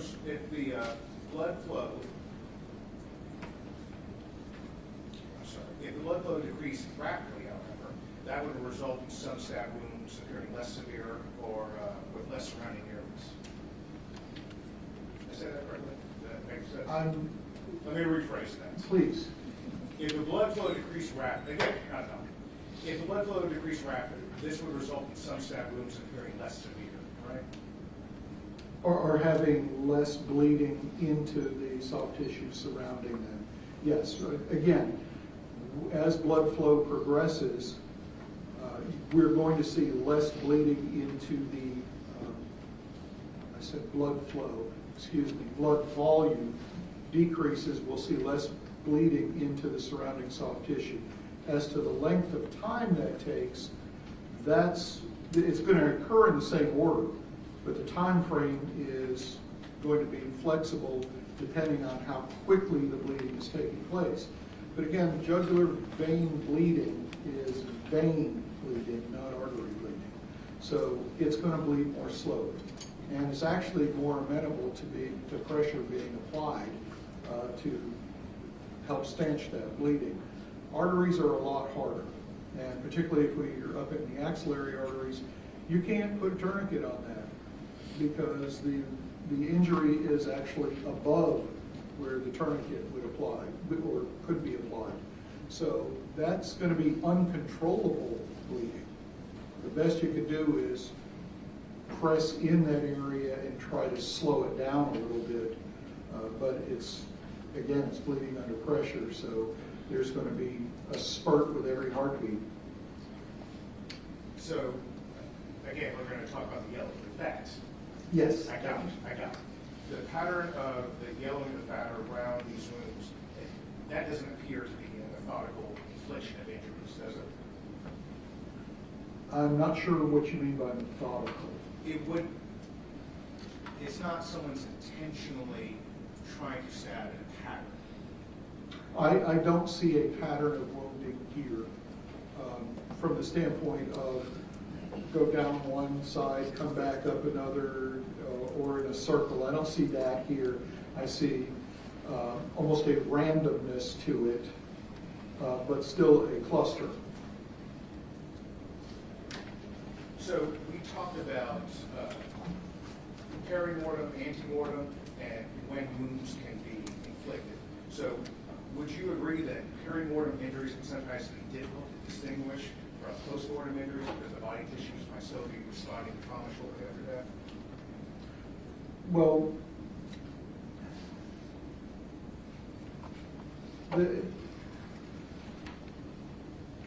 I'm trying to figure out what it is that you were actually asking.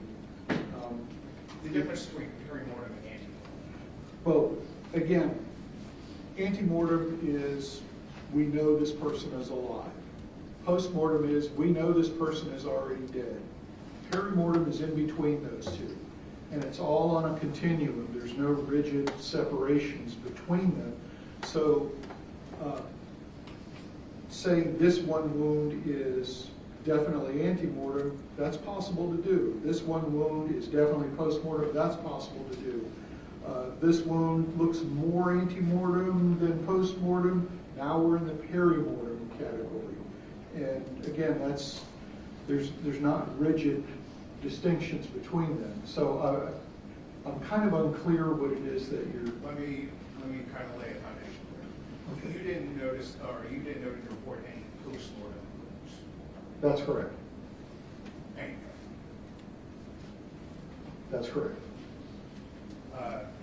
And when you're evaluating a body for postmortem injuries, there would be a lack of bleeding or tissue for that to react. Am I saying that correctly, Doctor? Yes, you are. Okay, all right. Would prolonged exposure to moisture or decomposition obscure the distinction between ante, peri, and postmortem? Well, again, if we have immersion, total body immersion, then yes. And if it's there for a long enough period of time. Both of those, if taken to an extreme, significantly farther along than Jasmine Pace's body was, then those factors of the decomposition and the moisture, the wetness, could affect it. But in her particular case, she's not immersed in water, she's simply wet.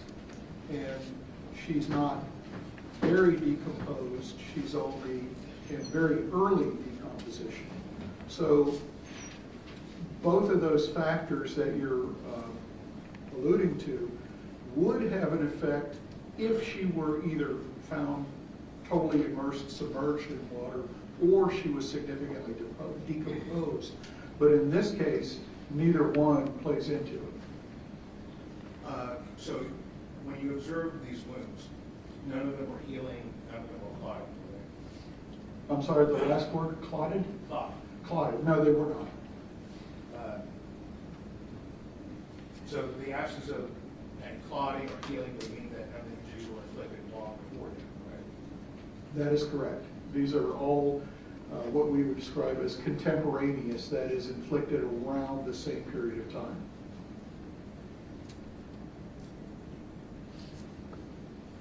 With the body in the light state decomposition that it was, did you have any trouble or was it challenging to determine the timing of the injuries?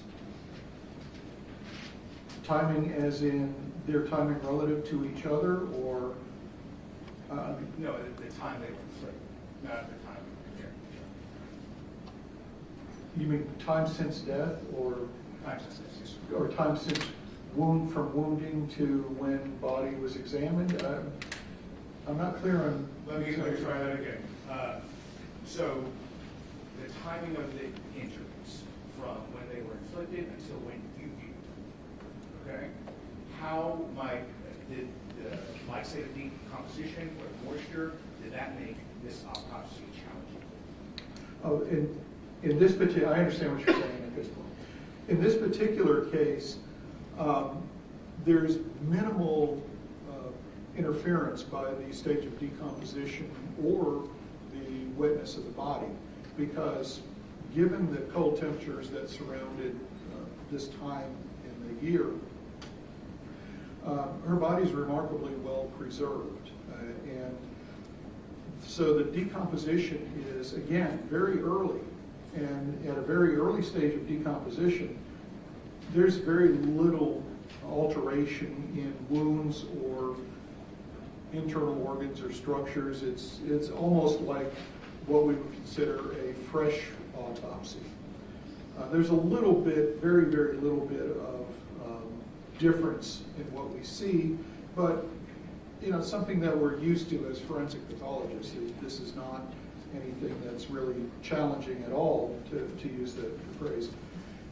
So from the standpoint of the wounding, time since the wound was inflicted to the time when the autopsy was done, that goes along with the stage of decomposition. And in this case, the decomposition, again, is very, very early.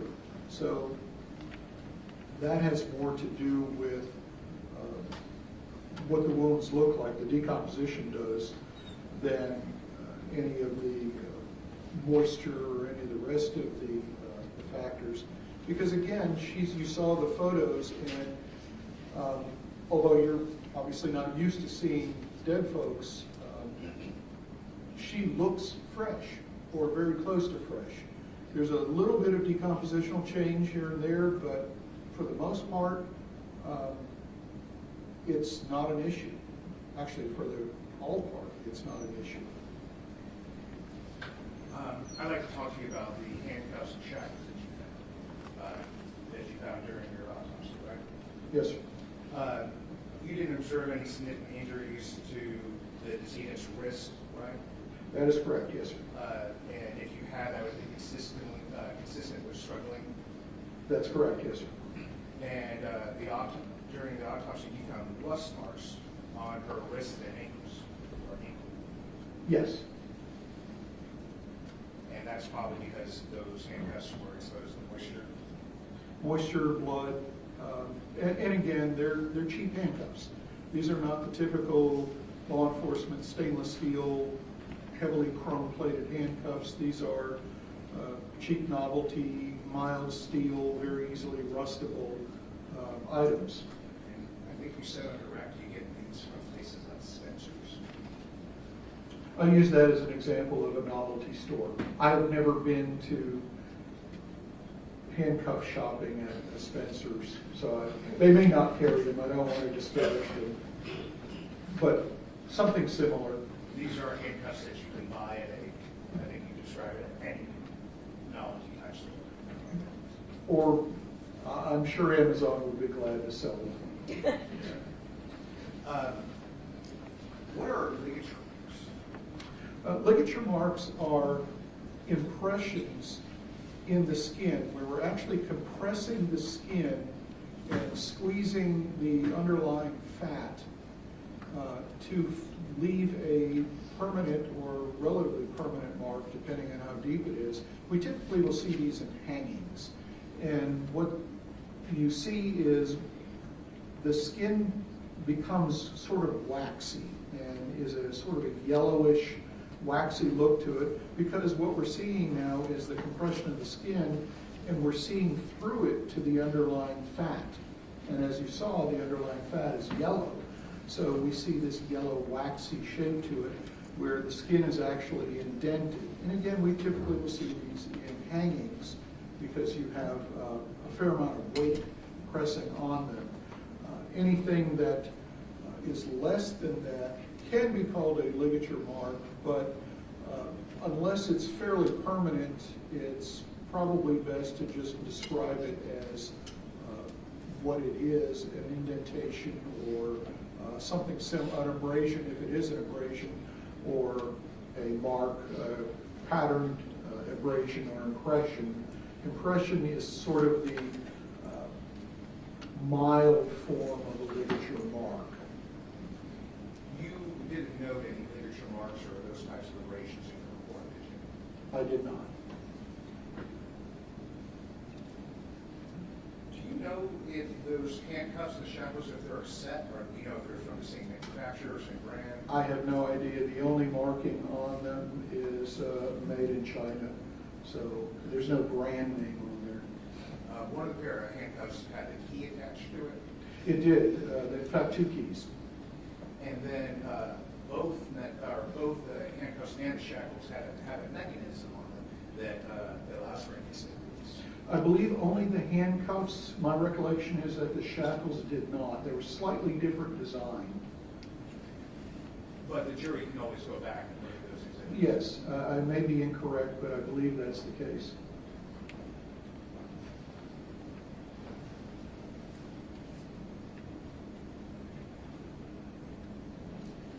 We had seen, I'm not going to bring it up, Exhibit 204 that showed the rusting on Jasmine's wrist. Yes. Do you remember that? I do. It's showing bruising.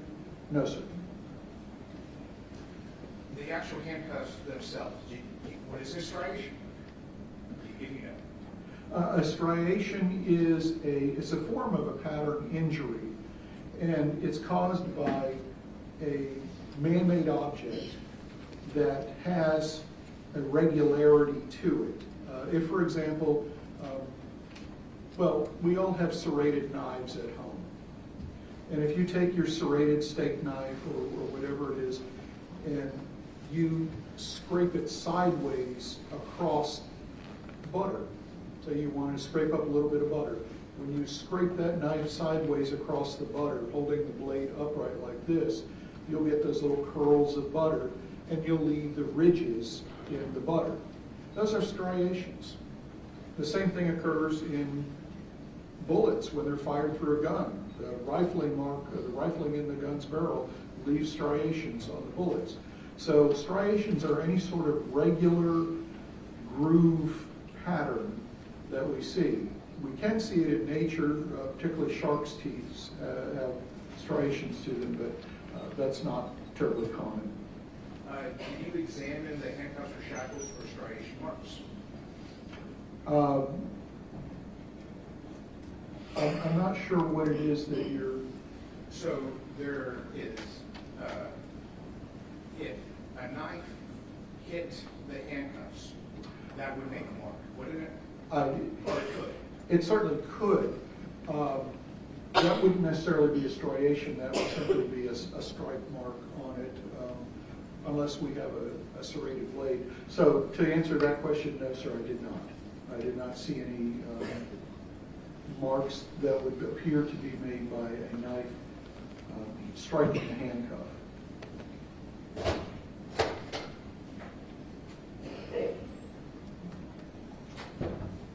When you say the depth and trajectory of the wounds indicate consistent force in a short time frame? I'm sorry, what was the modifier of force? Sure. Force, consistent. Consistent, as in they were all delivered with roughly the same amount of force? Is that? No, there's actually some that are quite shallow and some that are quite deep. So the force is fairly widely variable. If we assume that we're dealing with the same knife, then it's going to have the same sharpness on the point and the same edge. So depending on whether we're striking bone or not, if we use the same amount of force, we would expect it to go through muscle and soft tissue to the same depth. And since we have some that are pretty superficial or shallow and others that are quite deep, I would say there's a variable amount of force being exerted. When you said, when we were looking at the carpet, you said that the body had to be rolled over, or could have been rolled over. Yes, sir, I believe it probably was.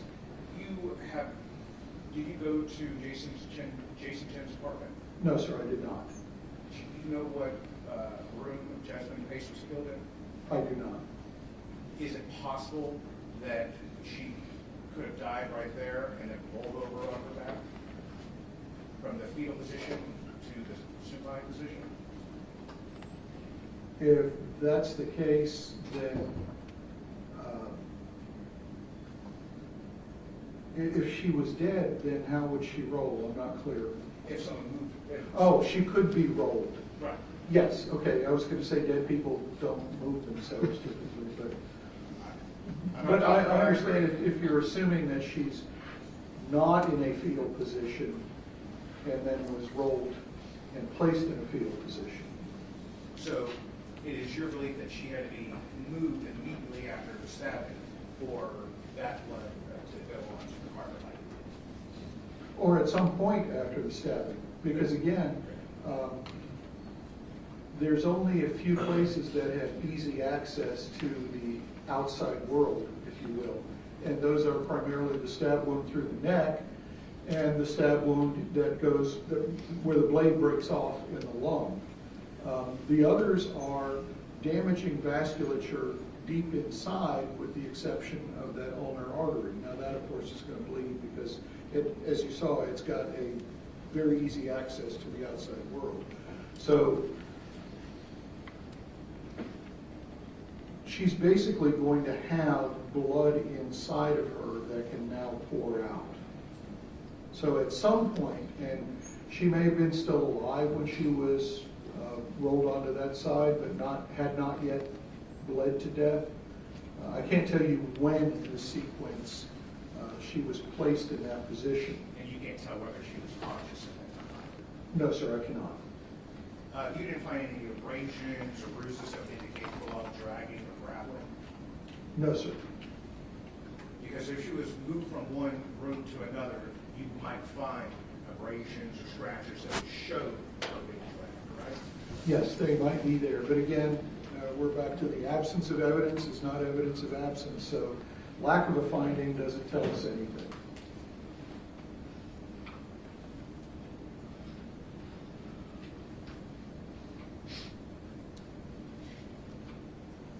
Doctor, are you aware that they never tested the blood from this carpet? I'm not aware, sir.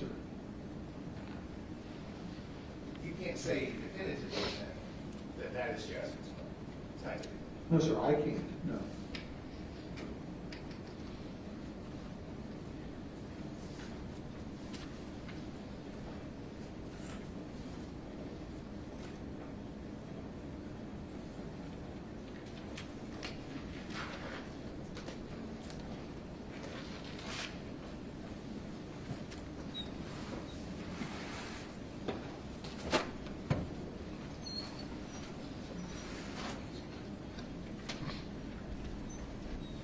Doctor, stand up if you want to. You said her head was about right here? I believe it was in this area. And then the body's right here? Yes, her back along here, her buttocks down here, the legs coming up here, foot down here, and arm here, in that general shape. All the stab wounds were on the right side, Correct. and all the blood would have come out the neck, under the arm, on the right side. Correct. Why is there so much blood down by the lower extremities? Why is there blood where her feet? Well, again, we're losing, or she's losing, a couple of quarts of blood, and they're being absorbed into the carpet. Why are they going all the way down there and not staying up towards the top of the torso? It's a flat surface. It wouldn't roll down. The blood wouldn't roll down a flat surface. No, it's not going to roll down, but you're on an absorbent surface. So if she's basically covered in blood and still bleeding, then we can get a pattern like this. Is your conclusion that she was in the fetal position based on the fact, or based on the fact of how you found Jasmine in the suitcase? No, it's actually based on the likelihood of where the stab wounds are clustered. Again, we have an area that's not much bigger than a piece of paper. If we just say chest and shoulder and neck, where all of her wounds are clustered, with the exception of the left arm, but the left arm itself, again, is free. So if someone is just standing there and they're upright and not in a position, a constrained position, then I would expect to see stab wounds all over the body. And there would be stab wounds to the front of the torso and the arms and the back of the torso. And this is how, when we see people being stabbed to death, it's a very active thing, because nobody just sits around and lets someone stab them. They try to run, they try to get away, they try to grapple, they try to do.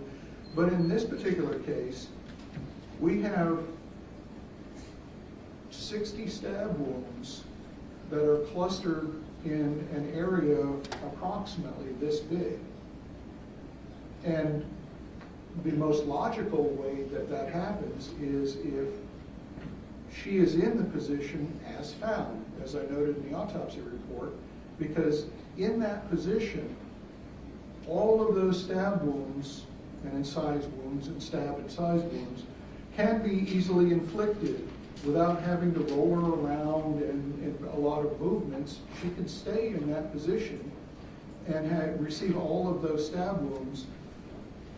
And because of that, that's the most likely position she was in when her stab wounds were inflicted.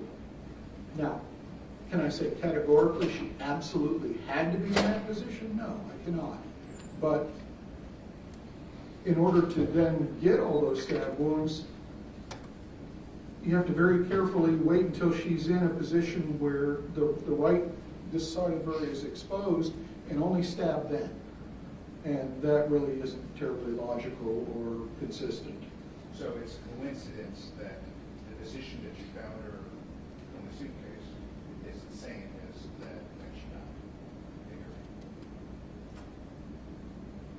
died. I don't know that that would be considered a coincidence. It's simply a lot easier. If she's already in a fetal position, then she's a lot easier to move into a suitcase than. So I don't really see that as a coincidence. That's simply consistent with. What is rigor mortis? Rigor mortis is the stiffening of the muscles after death. How long does that take? It depends is the correct answer.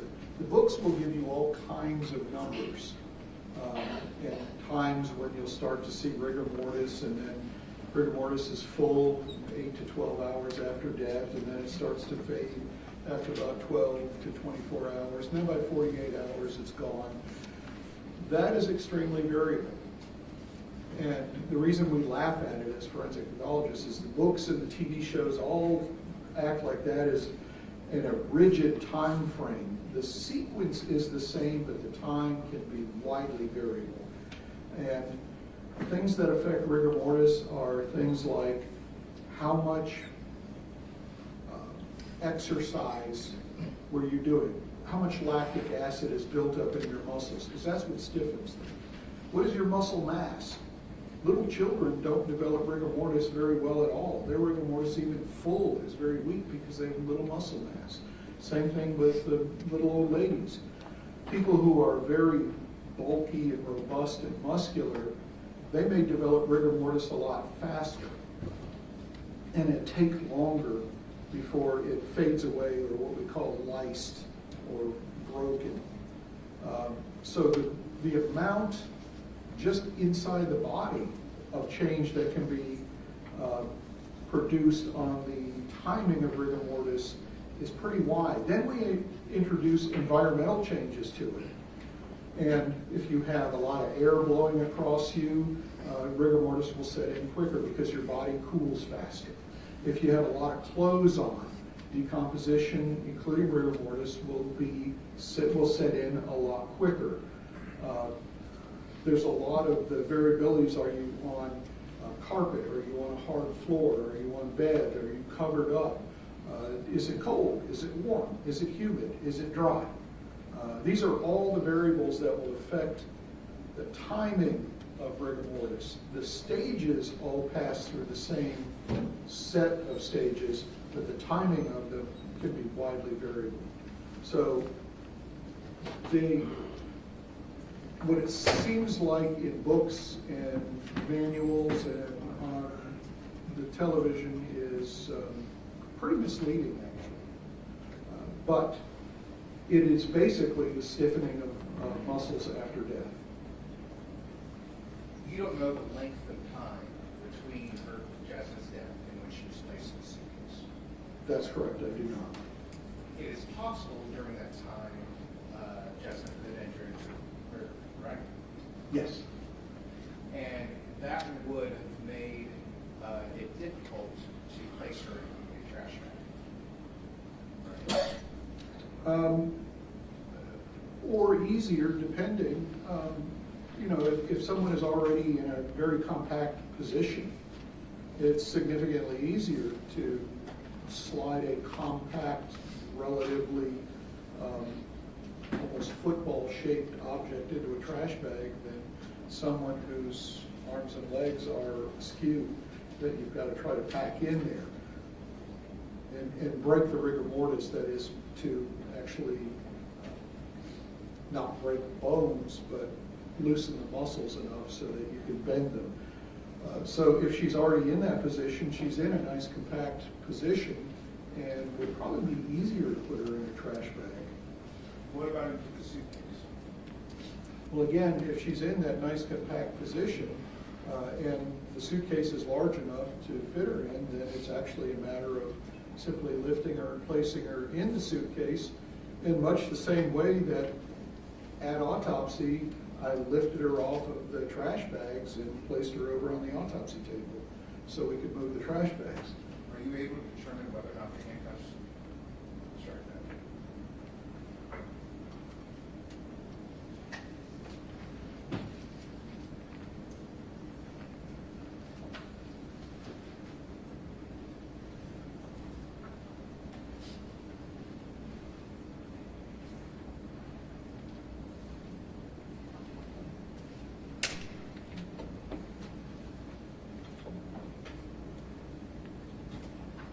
Was she still in rigor when she was taken out of the suitcase?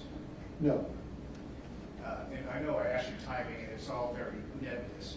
Are you able to tell when it ended? No.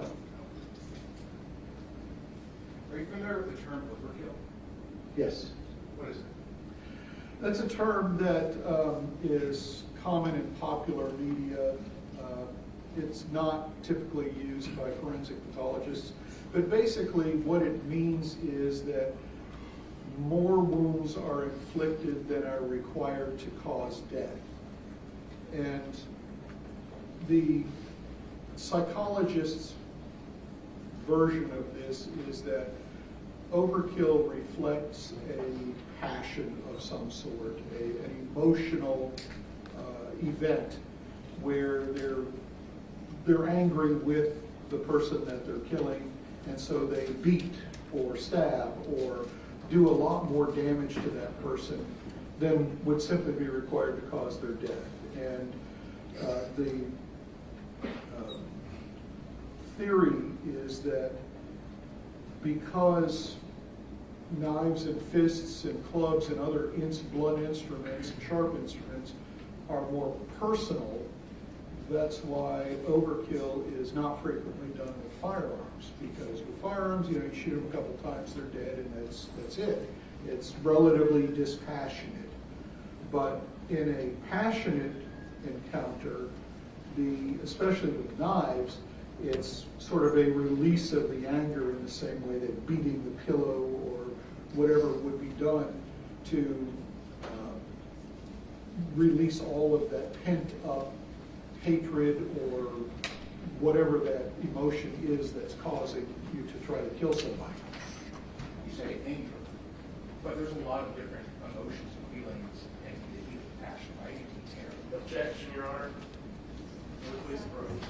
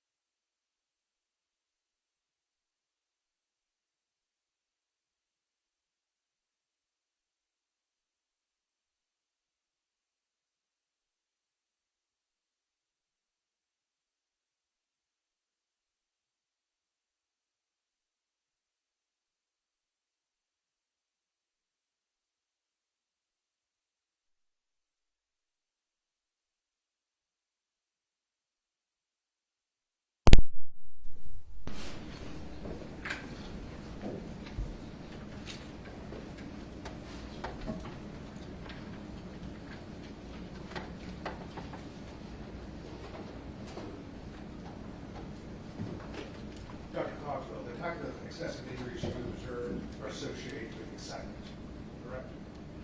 Typically, yes.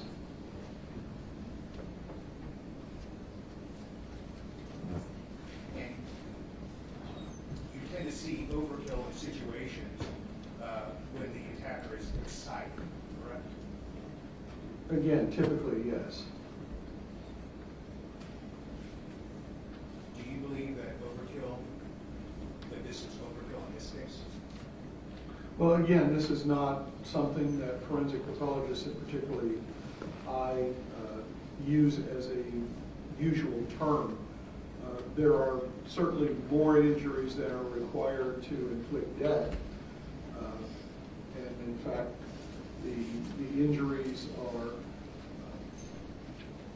not particularly, for the bulk of them, the injuries are not particularly life-threatening, but we do have a reasonable number of these injuries are significantly life-threatening. Certainly, they're all going to cause pain and they're all going to cause bleeding. The whole overkill thing is best addressed, I think, by the forensic psychologist as opposed to the forensic pathologist. And while we see these sorts of cases and they're labeled overkill, that's delving into people's minds is more of a psychiatry thing than a pathology thing.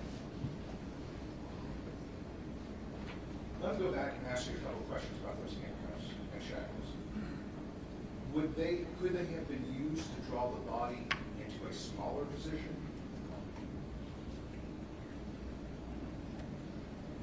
Smaller than the fetal position that was already there? Oh, smaller than the position as found?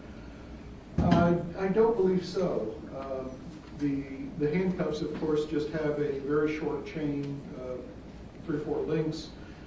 The shackle has a much longer chain, but that chain was used only on the right arm, and the right wrist was already shackled, or already handcuffed, rather, while the left arm was free. So it seems to me it would make more sense to attempt to attach the left arm to the ankle rather than the arm that you've already got attached to the ankle.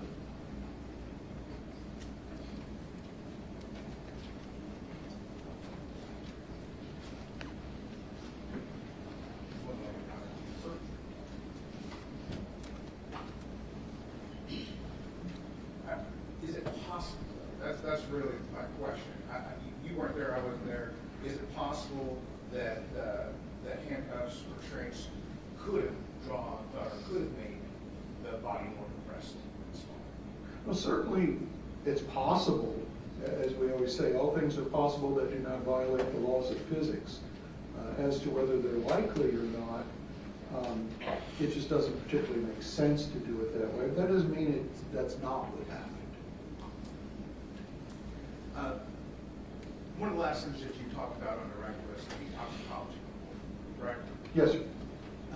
And in your report, you indicate that THC was not present, but in the toxicology report, as we saw, it says that there was an interfering substance, and so it wasn't one. Why didn't you notice that or mention that in your report?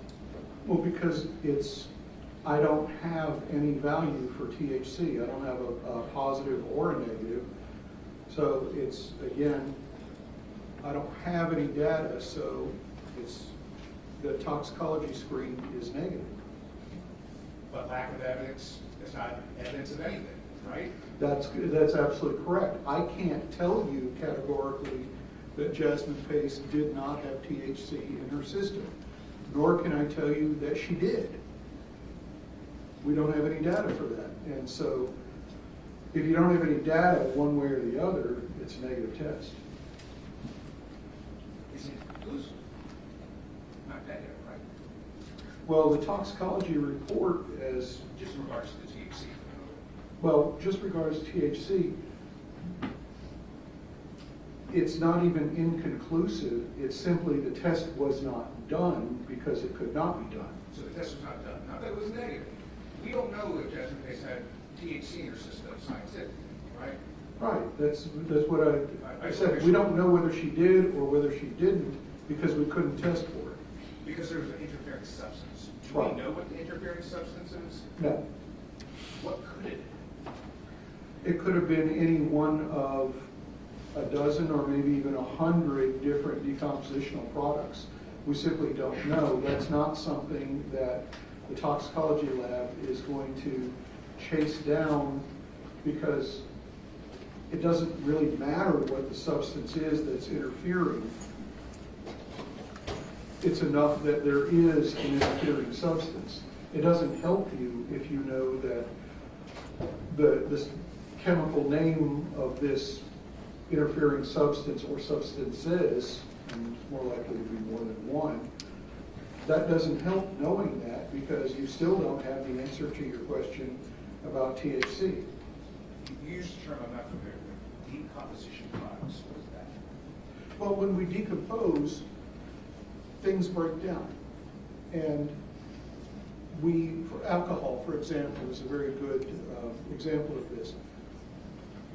After we die, the bacteria in our gut will create alcohol and also consume alcohol, depending on which bacteria. We have probably half dozen or so different strains of bacteria in our intestines right now. Some of those will use alcohol as their fuel, some of them will create alcohol as a waste product. When you start to decompose, those bacteria are released from your intestines and they travel through your bloodstream or through your vasculature. You don't have a bloodstream anymore. And that's what creates that marbling look that we see in decomposition. Prior to that, just the enzymatic breakdown of cells will release a lot of products that are within the cell. Enzymatic breakdown is the first step before decomposition. And this is what is called autolysis or autolysis. Auto meaning self, lysis meaning break. So the body is literally digesting itself. And because of that, that's when we start to get into the decomposition from the intestinal bacteria. So in a dead person who is decomposed, we may get alcohol positive on a toxicology test. But that alcohol may be just from bacteria, or it may be alcohol that they drank. Typically, if it's above 0.10, we can be confident it's alcohol they drank because even the decompositional alcohols that have been seen over the decades in cases, they don't rise above 0.08, but so we have the fudge factor of 0.1. But there are other compounds. We have hundreds of compounds within our bodies, and as to which one is causing the interference, it could be multiple. Well, you kind of jumped ahead for me, but let's go ahead and went where you went about the alcohol. You had said on direct that you didn't smell any alcohol, correct? That is correct. But you did send, I think you took, how many bottles of blood did you take from Jasmine Pace? Only the one. Why only one? That was all there was. There was- Remember, her vascular tree was empty. So how many milliliters, or is that what you would measure it in? That would be a 10 milliliter tube. This is, when you get your blood drawn, the big tubes that are about the size of your index finger, those are a 10 milliliter tube. They come in 10, 7, 5, and on down to the little ones that are used in hospitals. We only use the 10 milliliter tubes. And those tubes have a sodium fluoride preservative in them. The reason for that is that stops any enzymatic reaction within the blood. Certain things, compounds, particularly like cocaine, for example, will continue to break down spontaneously in the blood until you get it into a gray top tube which breaks that spontaneous degradation, so it preserves the parent cocaine before it goes to its metabolites. Alcohol, same thing. If we've got some decomposition, then the blood that we're sucking up into the tube also has some of that bacteria in there, and they will continue to change the concentration of alcohol in the specimen.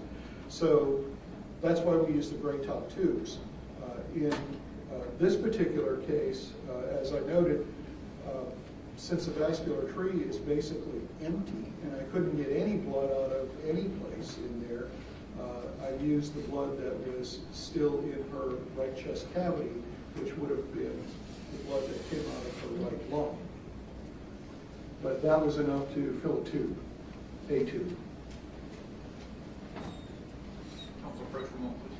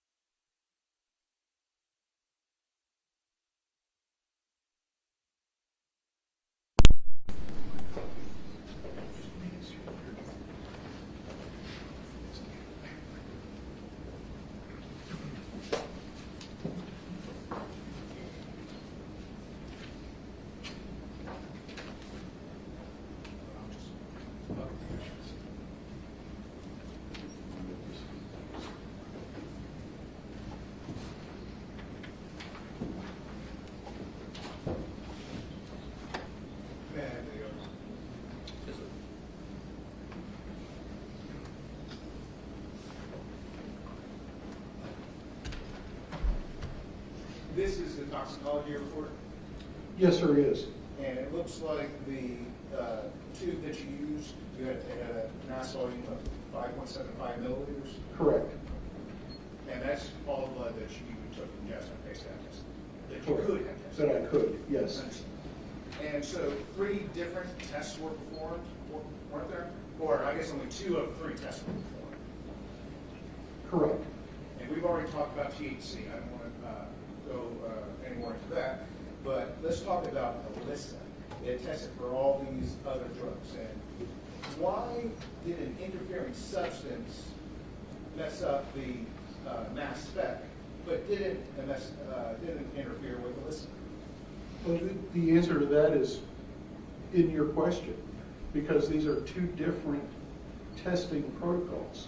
So we have, this is HPLC, tandem mass spec, and these tests are run using ELISA, and all of these tests, the alcohols basically, are done using headspace gas chromatography.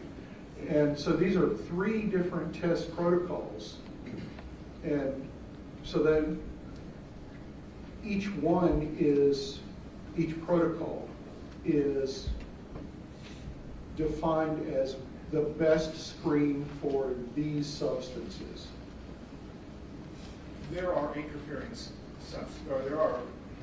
substances in the blood, correct? Yes. And tell me, or if you have knowledge, whether or not that substance would have affected this test? Well, no, because the ELISA tests are reported as not present. It's not reported as interfering substance. If there was an interfering substance on these or on these, we would have had the same note, testing canceled due to interfering substance. So again, we're looking at three different things. It's kind of a Ford, Chevy, Dodge. You know, we've got, just because your Ford doesn't have this particular part doesn't mean that your Chevy or your Dodge is not going to have that part. I understand, thank you. So let's talk about the alcohol. And that test was done with gas chromatography, right? Correct.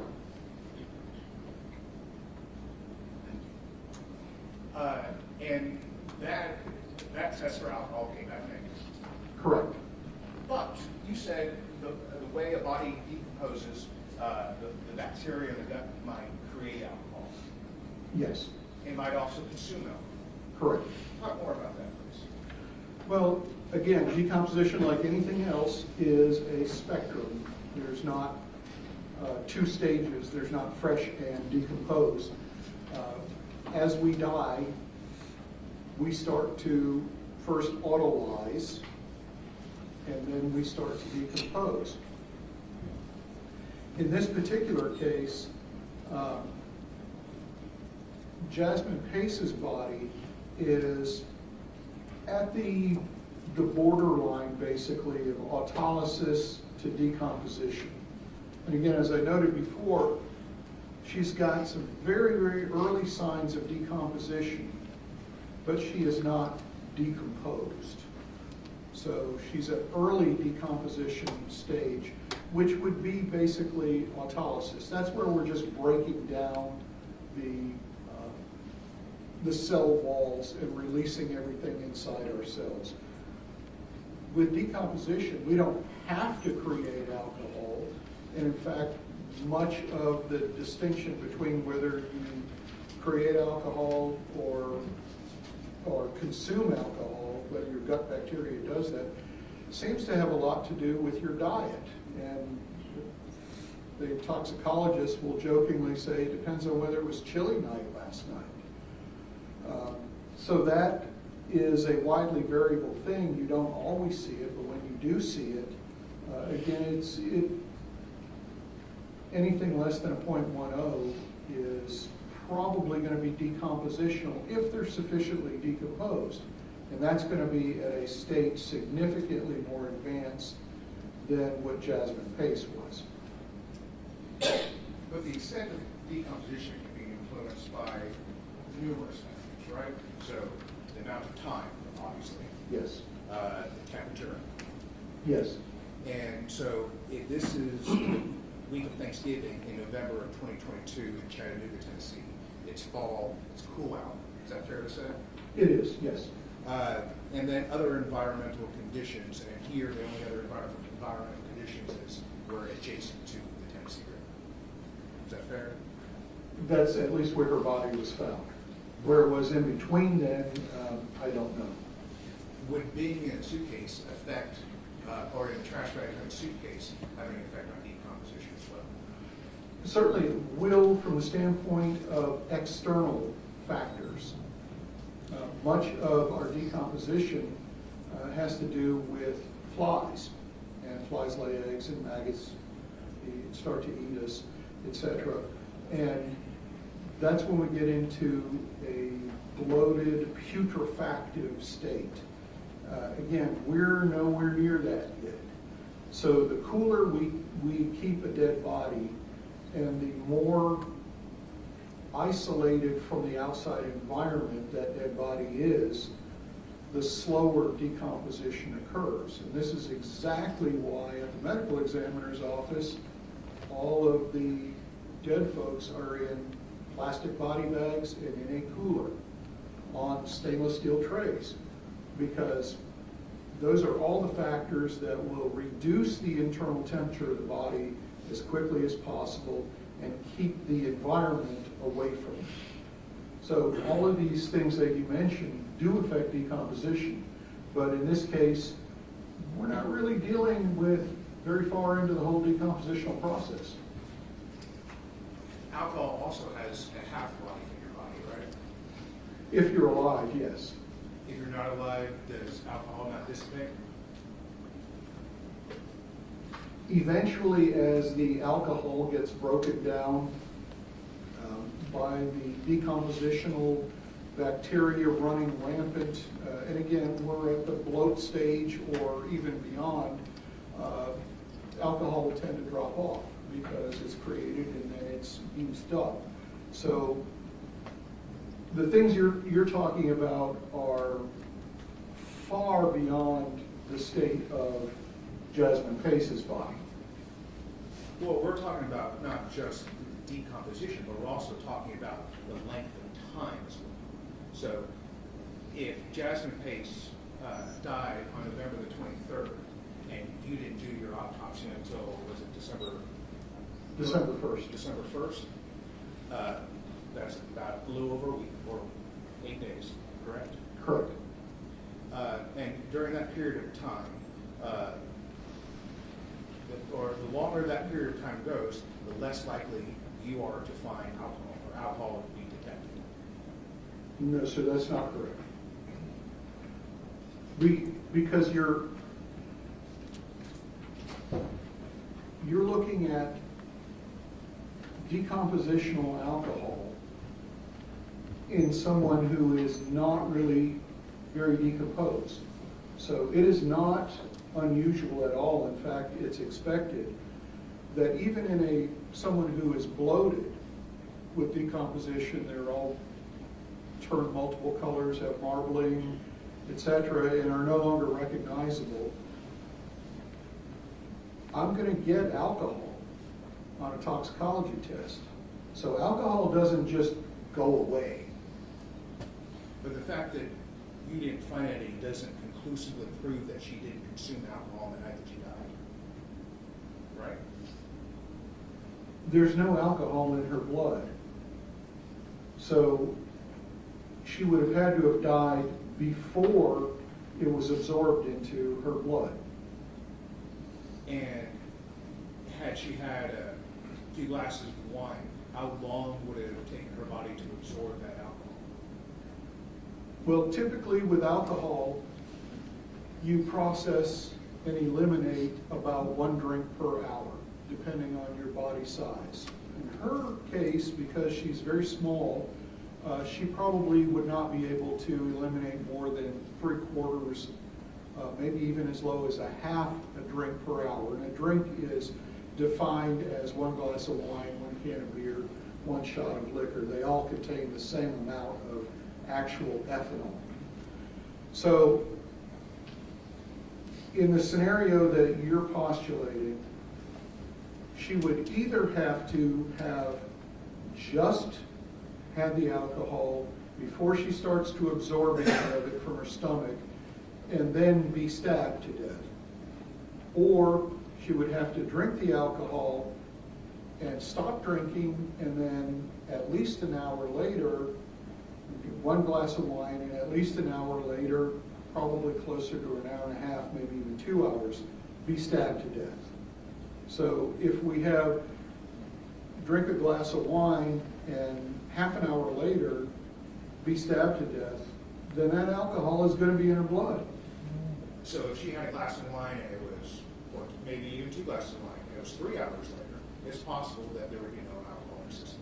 It's possible that she would have eliminated that because, again, the general rule is 1 drink an hour, and that will allow you to absorb the alcohol and eliminate the alcohol, but it depends on size.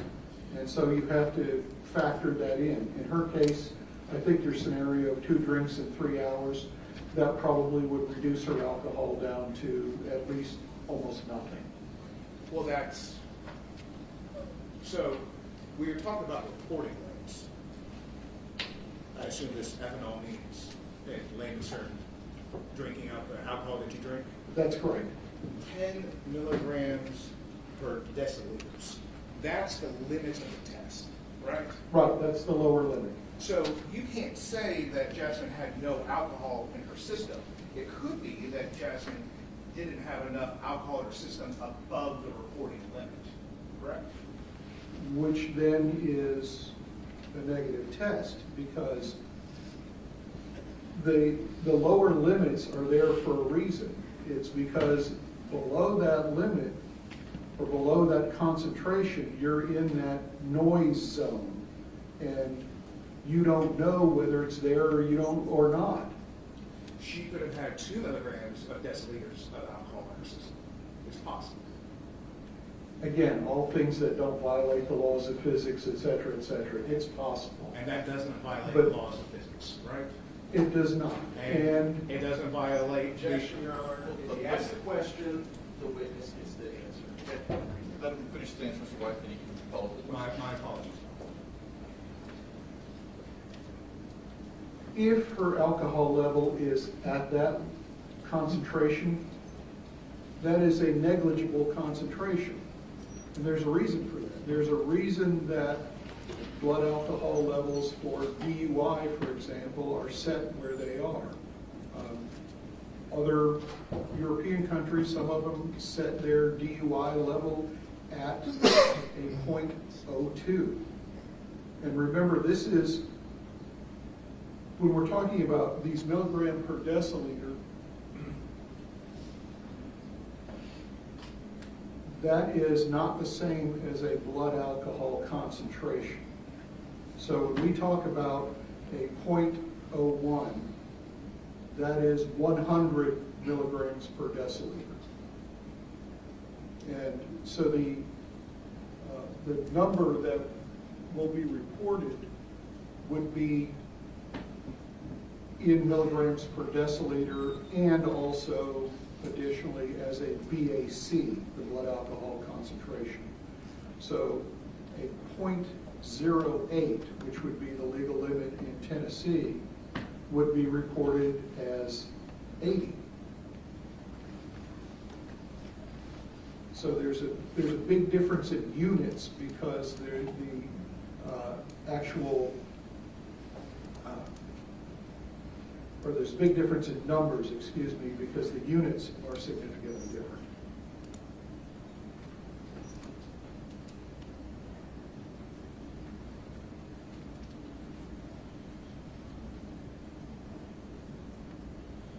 You had talked about strangulation, correct? Yes. And you had shown a picture. You said that you could not determine one way or another about manual strangulation, correct? That's correct.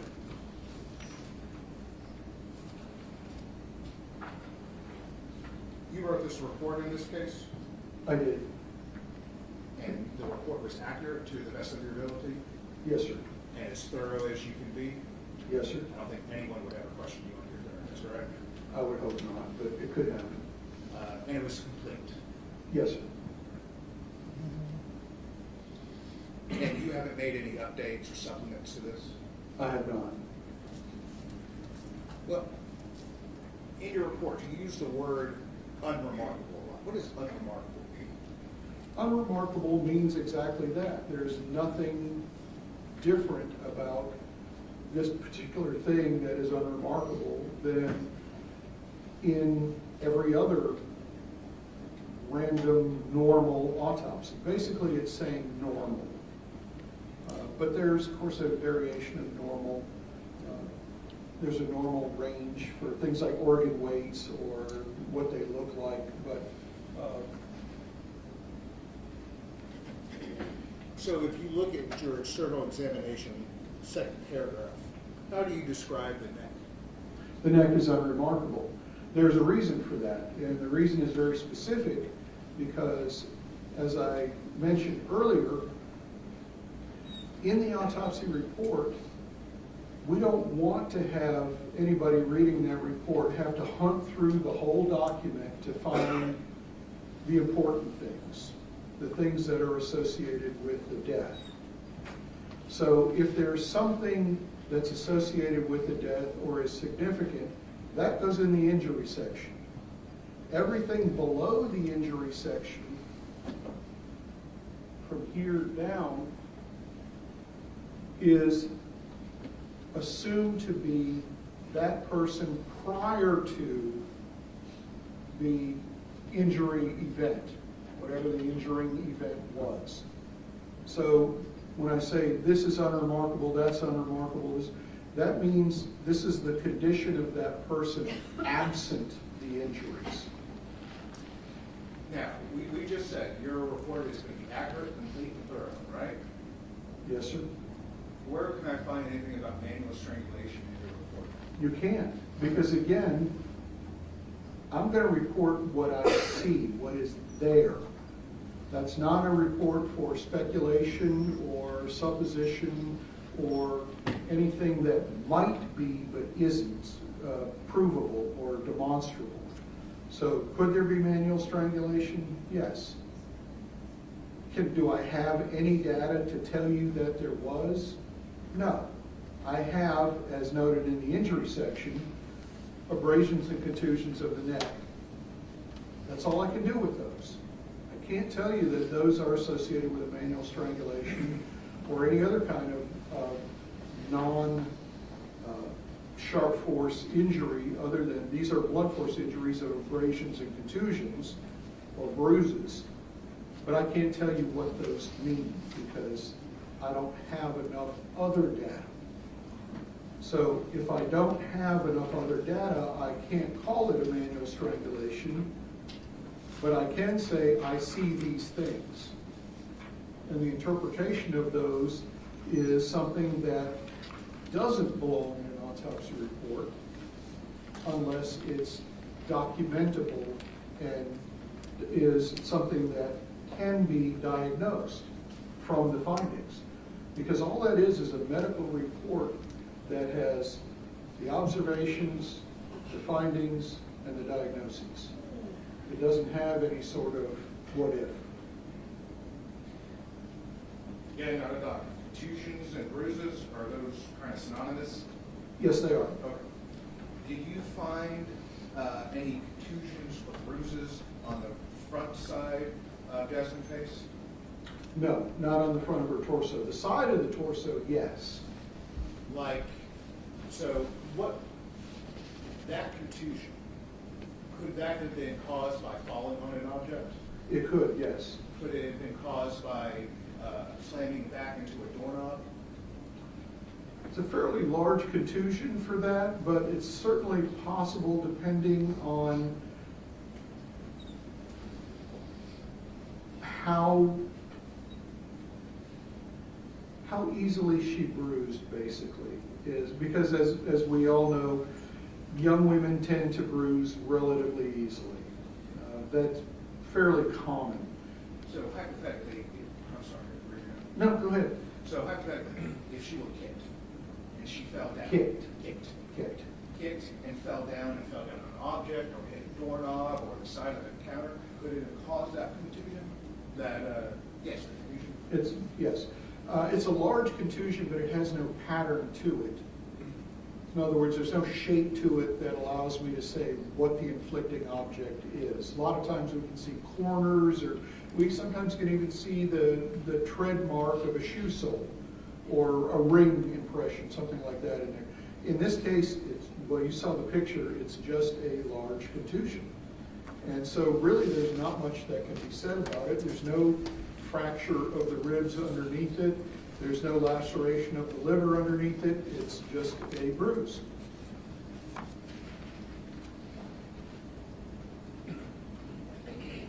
What's going on here? Sir?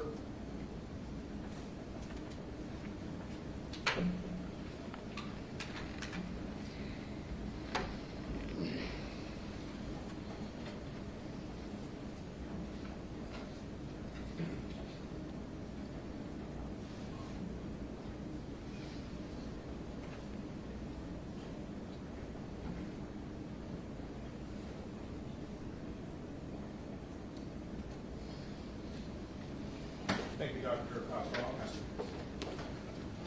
Yeah, we've been in session about 2 hours now since lunch. We'll take our mid-afternoon break.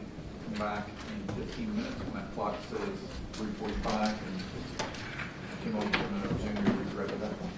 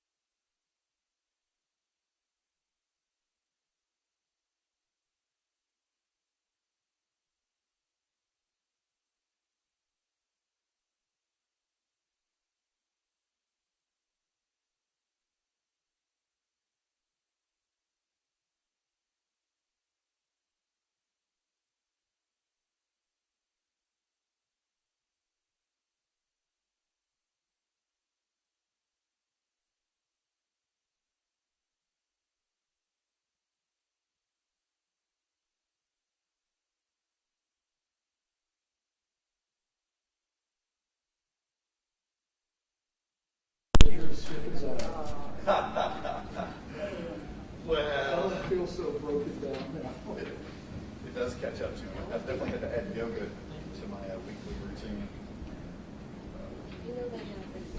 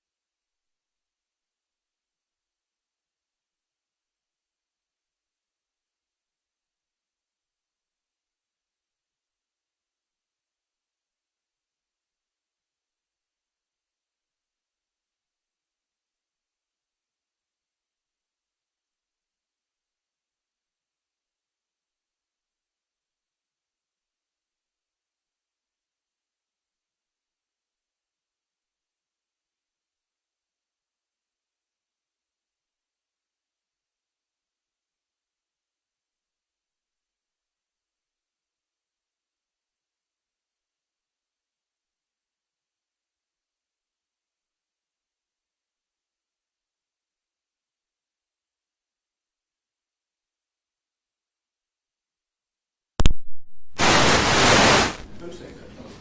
Can I have BB? Thank you.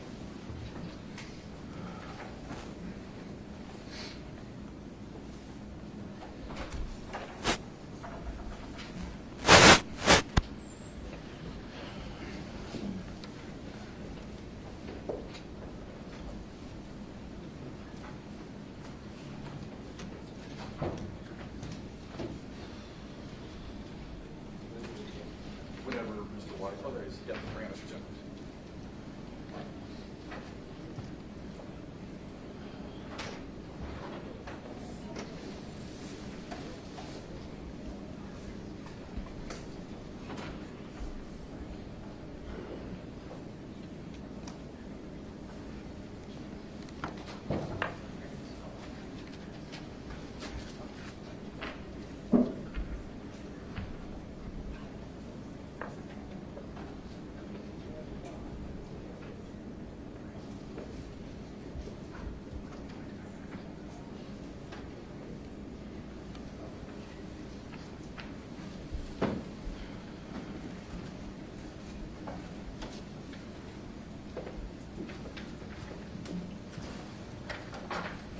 As soon as the courtroom, you can ring me a jury when they're ready.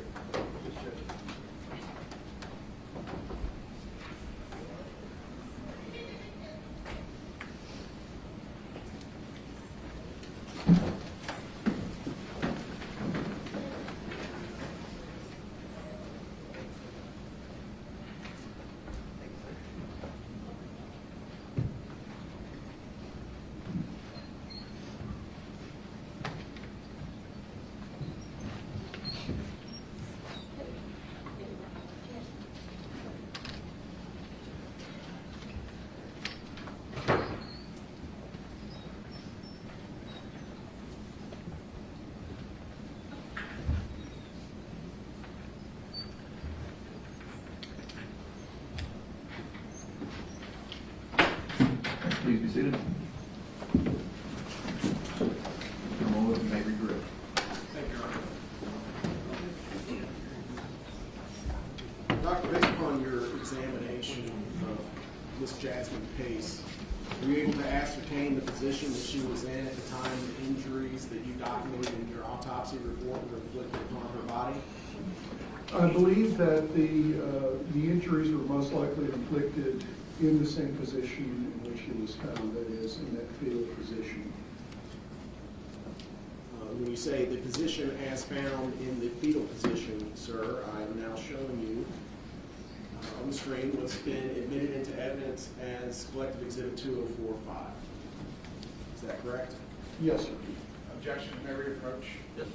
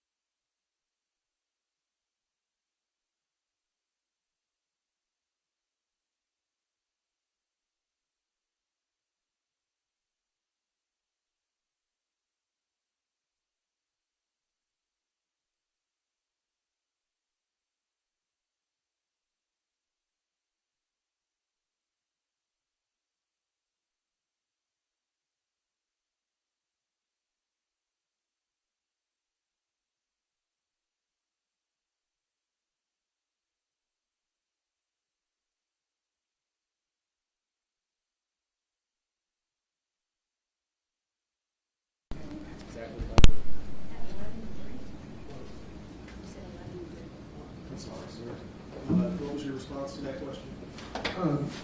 I believe that it's most likely that they were all inflicted in that position. And so we're clear when we're talking about the injury, sir, what we're talking about is in 204-15. Yes, sir. Is it also your testimony, sir, that on cross-examination that Ms. Pace was in that position that we saw in the preceding photograph, but not moving, That's correct. staying put? Yes. Would you agree, sir, that placing a person into that fetal position makes it easier to inflict injuries? Well, certainly that cluster of injuries is very easy to do in that position or to inflict. Counsel also asked you questions on cross-examination about having somebody in that fetal position would make it easier to place in garbage bags. Do you recall that line of questioning? I do. Would you agree that it would make them easier? Yes, certainly. Would you agree that it would also then make it easier to place Jasmine Pace into the suitcase? Yes, sir, it would.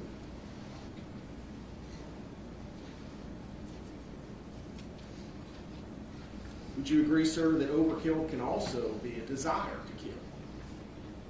It may be, but again, I prefer to leave that to the psychiatric side of the house. Defense counsel asked you a question that elicited a very interesting response. You said that dead people don't tend to move. Is that Yes, correct? I do. Okay. Meaning that a person who is deceased doesn't tend to move around much. Is that correct? Well, certainly they can't be. Occasionally gravity will take over depending on how precarious their position is, but that's really gravity moving them, not obviously any volitional movement. Doctor, I'm now going to show you what's been admitted into evidence as 204-3. Can you tell us what we're looking at here? This is one of the shackles that was around Jasmine Pace's ankle and elbow.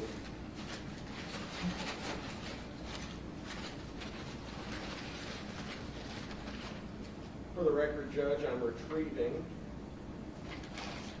Exhibit 206.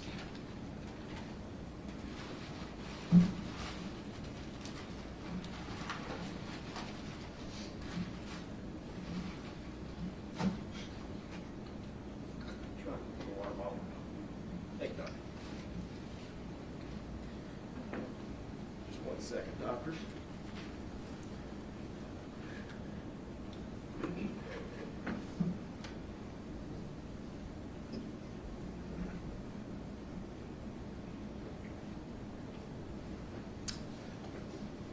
I now pulled up 203-3. Do you see the shackles in that? I do, yes, sir.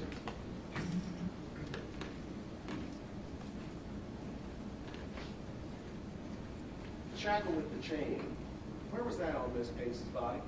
That's around the right forearm near the elbow. You can actually see this shackle and the chain, and you can see the upper arm bone and the 2 forearm bones right here. The other side of that is this part down here, which you can see the lower leg bone and the foot bones down here. And where would that have been in relation to the carpet that we see here? Well, if we assume that Jasmine Pace is on the carpet, right side down, head toward Mr. Boyle, then we have, Your Honor, may I step down? Absolutely. Thank you.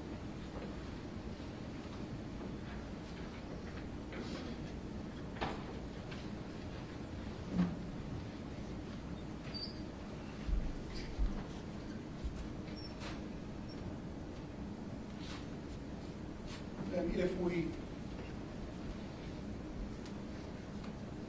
place her head here in this area, and her back going this way, then the shackle, this one being the one around the right upper arm, is going to be in this position right along here.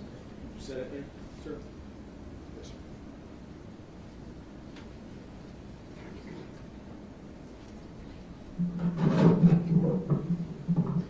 And doctor, I'm now handing you the other half of the shackle.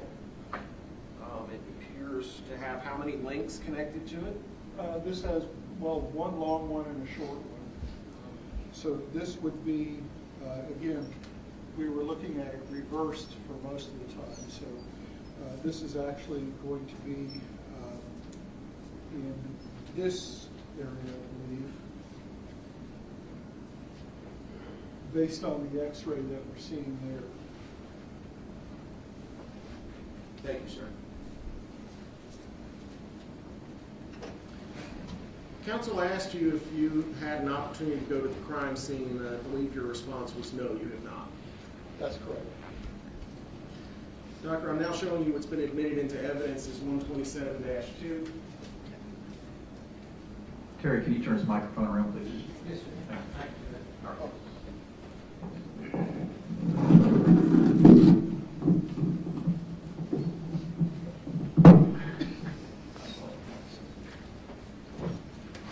Sir, would you please familiarize yourself with 127-2?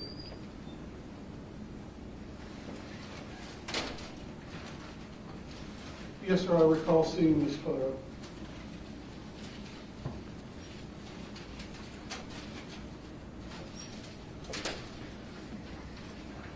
So you've seen that photograph before? Yes, sir. You know where that photograph was taken? I'm told that it was taken at Mr. Chen's apartment. Do you see any objects in that photograph that you see in the courtroom here today? It appears to be that rug or portion of carpet, rather, that is currently on the floor of the courtroom. Thank you, sir.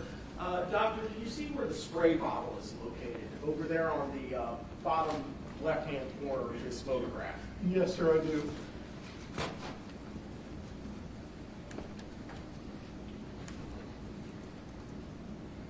I'm now showing you 127-5. You see that photograph? Yes, sir.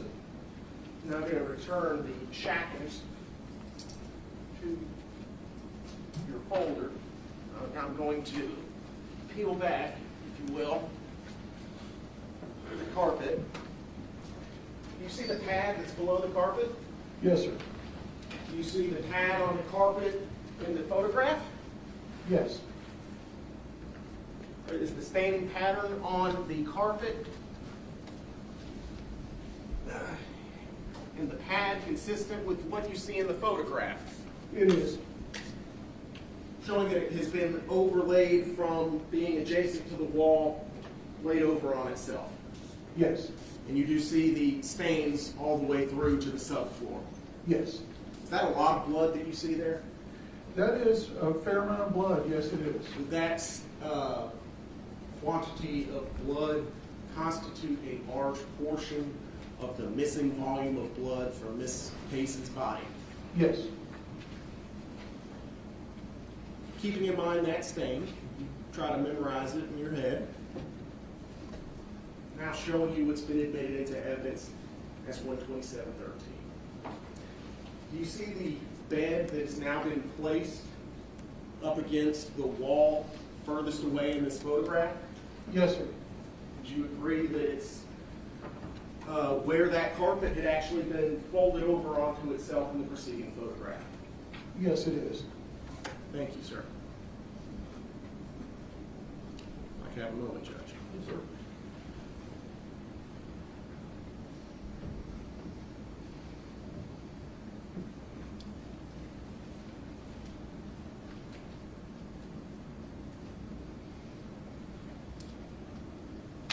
Have you had an opportunity, Doctor, to look at the Blue Star photographs in this case?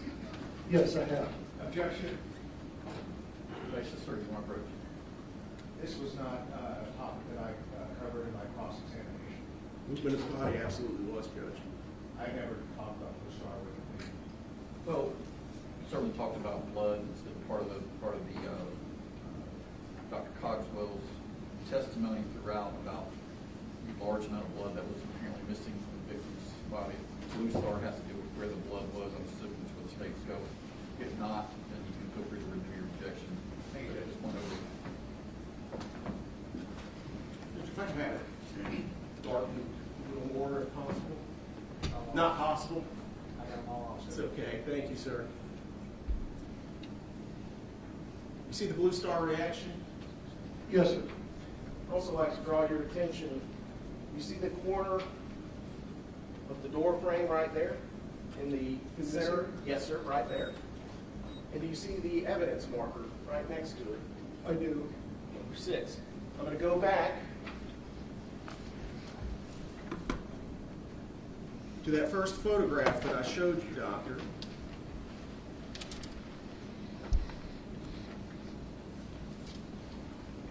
Does that appear to be the same door frame? Certainly, it's a door frame just like it. Defense counsel asked you on cross-examination whether or not you knew if any items of carpet had been submitted to the TBI crime lab for testing. Recall that question? Yes, sir, I do.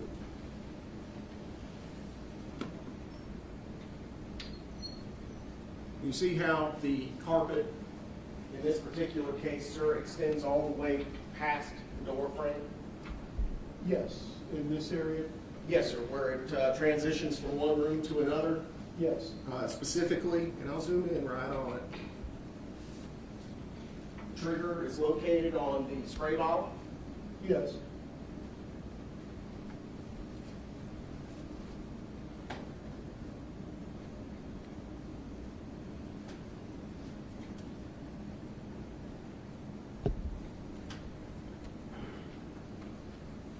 Based upon your cross-examination, would it be your understanding that no item samples of carpet were taken in close proximity to that blood stain right there? That would appear to be the case, yes, sir. You would agree that's a 6? Yes. And it was been admitted into evidence as Exhibit 141. Do you mind reading the description? Carpet sample with possible blood. The location is bathroom/bedroom transition southeast of shower. Now I'm going to show you another photograph, Doctor.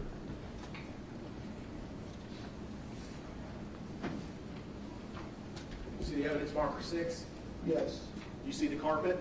I do. Does that appear to be the same transition from one room to another with that door frame? Yes, sir, it does. The evidence marker is also number 6. Do you mind reading the orange tape at the bottom of 141, sir?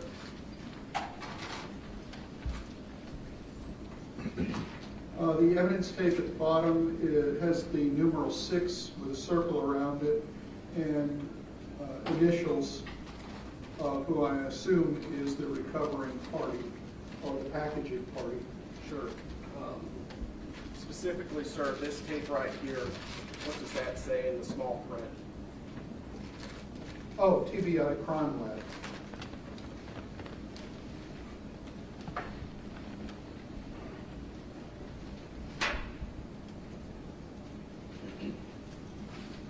I'll show you another photograph, Doctor.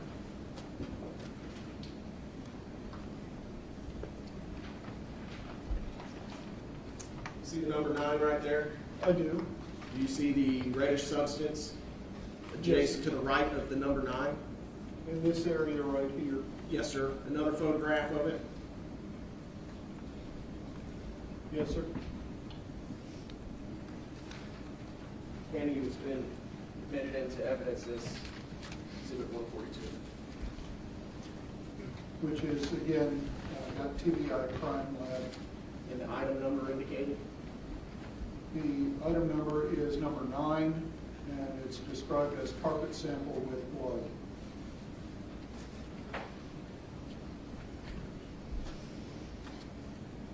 Now I'm going to show you another crime scene photo, Doctor.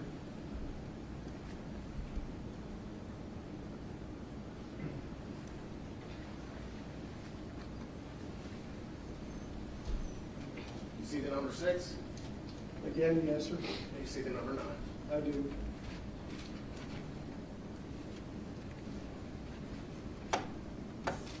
Thank you, sir. The injuries inflicted on Ms. Pace's body occurred at various stages, including ante-mortem, Yes, sir. paramortem, Yes, sir. but not postmortem. I didn't see anything that I considered to be definitively post-mortem, so that is correct. Sure. Now, Doctor, but in the paramortem category, the spectrum that you described to this jury, Yes, sir. some of them are closer to ante-mortem. Some of them are closer to postmortem. That's correct. And it took how long for Miss Jasmine Pace to succumb to her injuries? Yes, that's the answer. It was not over a direct hand cross.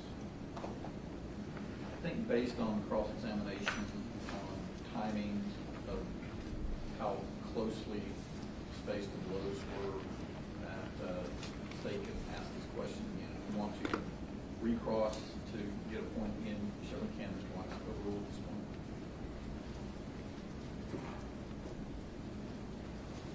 You would agree some of them are in the early portion, Yes, sir. some of them are in the later portion. That's correct.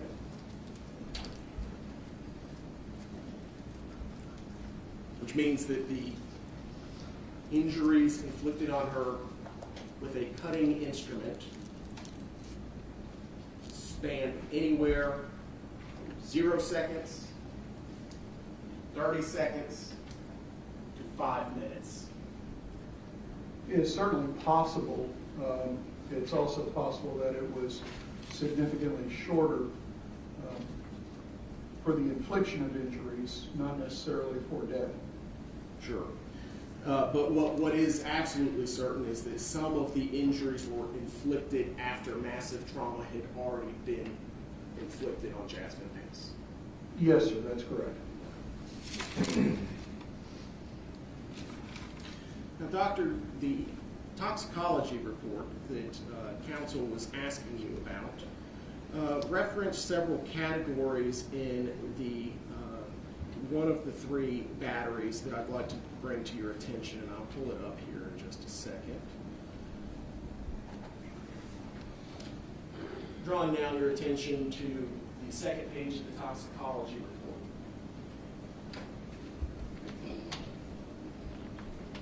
What are cannabinoids? You can see right here. That's basically marijuana. It's marijuana and its metabolites and any related substances. So what you're saying is, Doctor, the broad spectrum that covers THC was tested for? It was, and again, that was by the ELISA method, not the method with the interfering substances. The interfering substances of the test, the previous test, which was labeled. That was the HPLC. Yes, so the HPLC is designed to differentiate between the various cannabinoid metabolites. Is that correct? Correct. Both the parent drug and each one of the metabolites. We have the delta 9 and the 11-hydroxy delta 9 and the delta 9 carboxy. Those on the left are metabolites of the delta 9, which is the active compound in marijuana. Some of them are psychoactive, some of them aren't. Correct. But what that means is that would be useful for you determining how far it had been processed through the deceased person's body? Yes, sir. Okay. The other test that was performed, the ELISA test, the next one down on the list, testing for cannabinoids,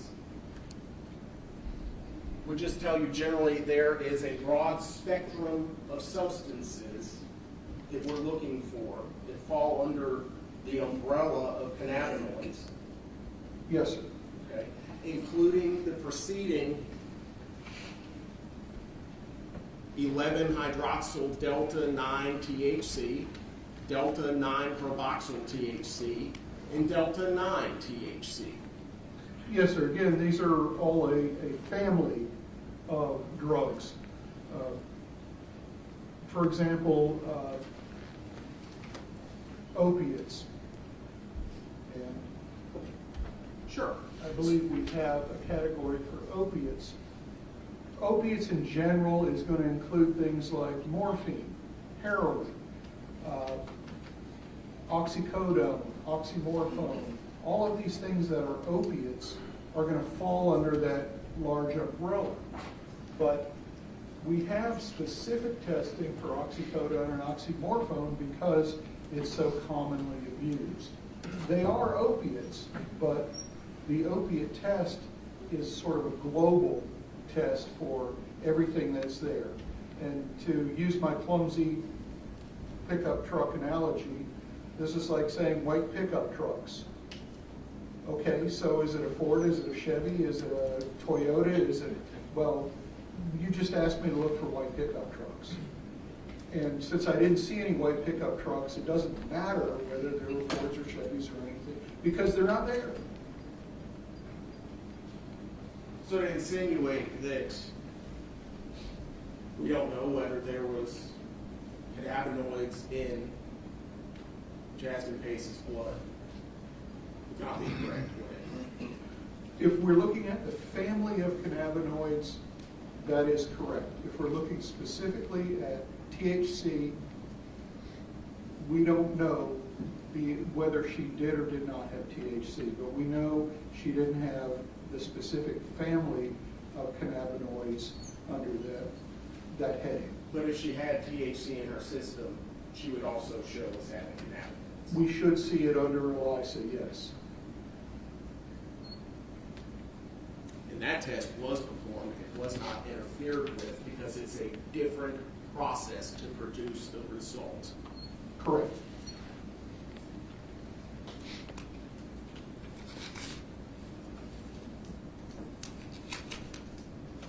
And you didn't smell alcohol, and the testing doesn't show alcohol, That is also correct. just like it doesn't show cannabinoids. Yes, sir. That's correct. Is that why you put on your report negative? Yes. Have a moment. Nothing further, Judge. Be crossed.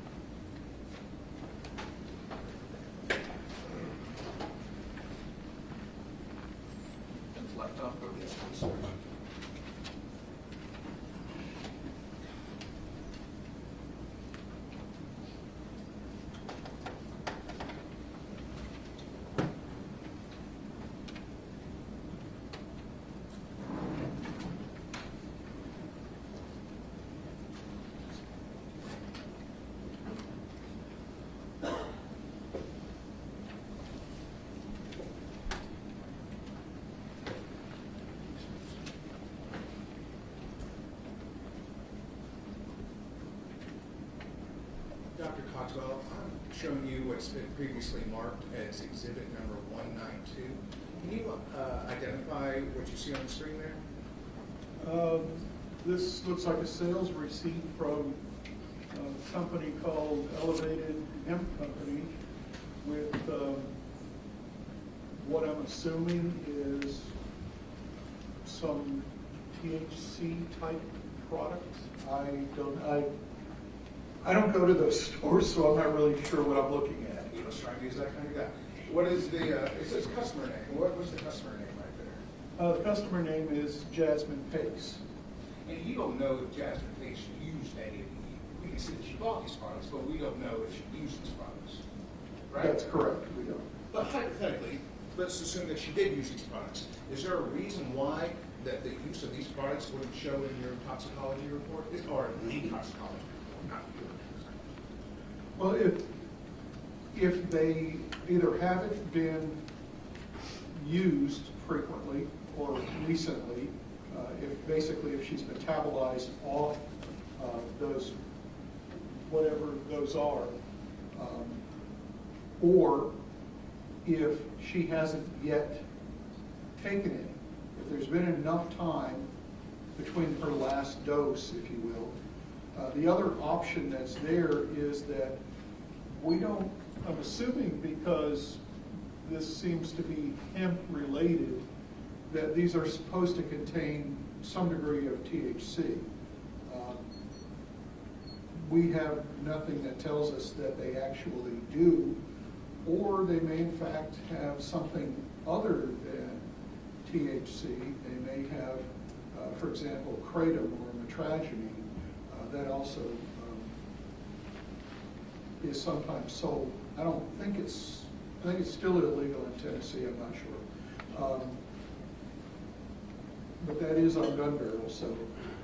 And just to make sure, what is the date of that receipt?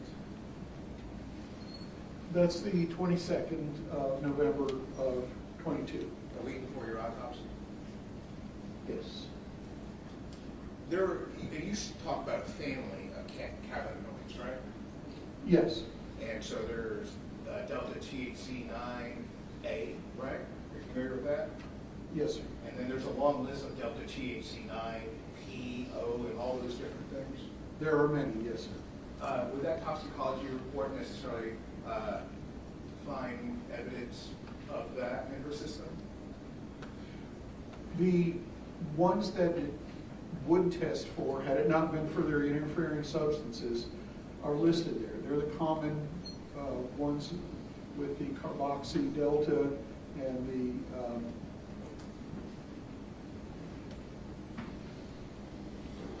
I'm blanking on the other metabolite. It would be the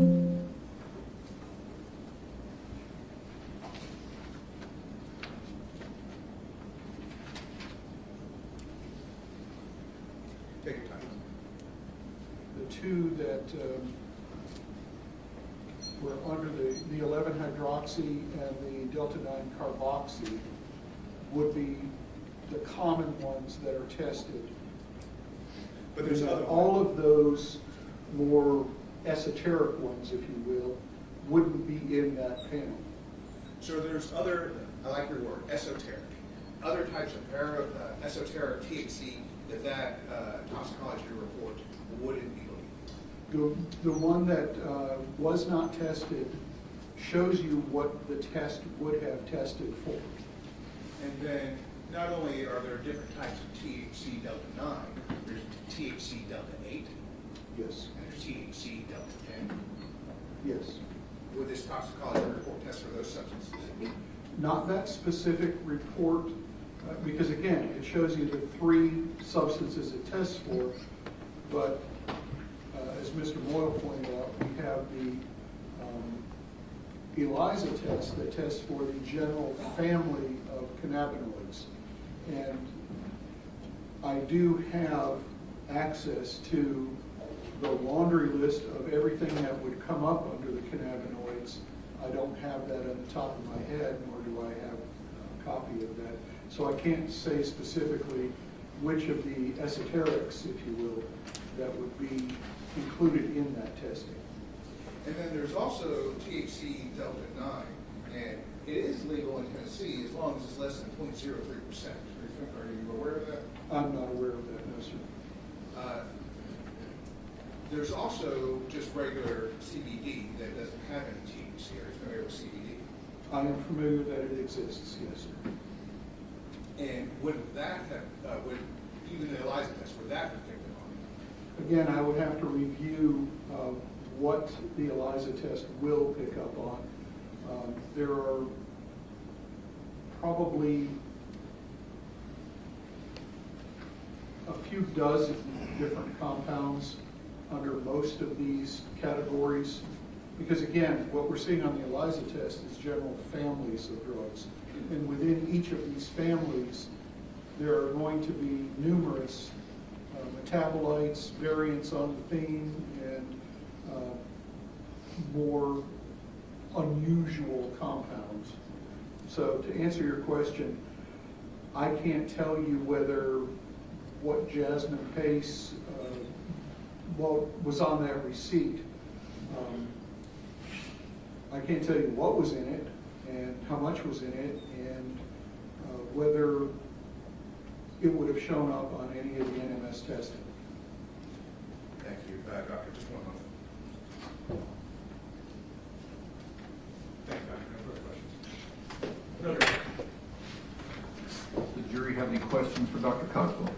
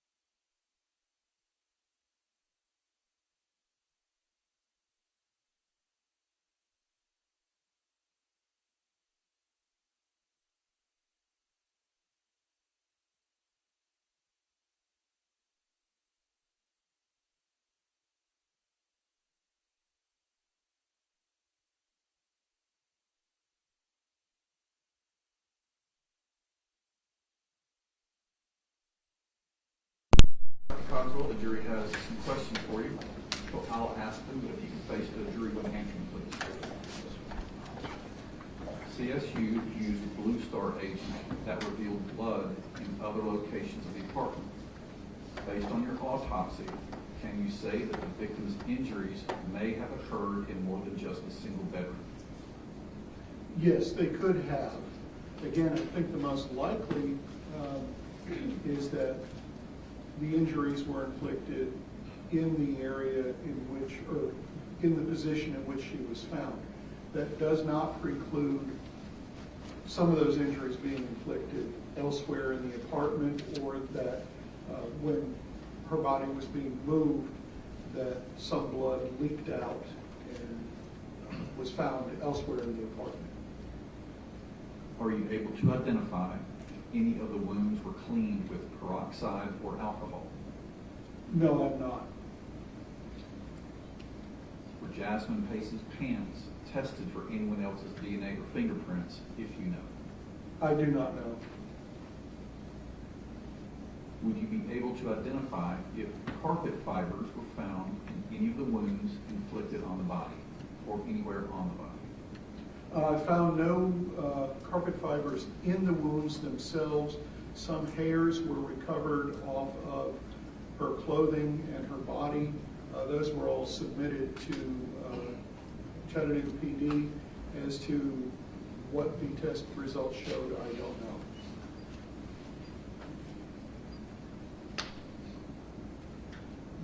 Did you examine Jasmine Pace's body for someone else's, in this case, Jason Chen's fingerprints and DNA? I think I'm going to read this the way I think it was meant to be asked. Did you swab the victim's body or examine it in any way for anyone's fingerprints or DNA? No, in her case, fingerprints would not be something that we could retrieve because the body is wet. For the same reason, swabbing for DNA is not going to really be terribly helpful because, again, she's wet, she's covered in a film of blood. So the question becomes, where do you swab? And it could be anywhere. So to answer that question, no. Was the blade able to be examined for fingerprints after being removed from the body? The portion of the blade was submitted to Chattanooga PD, and as to what testing was done, I do not know.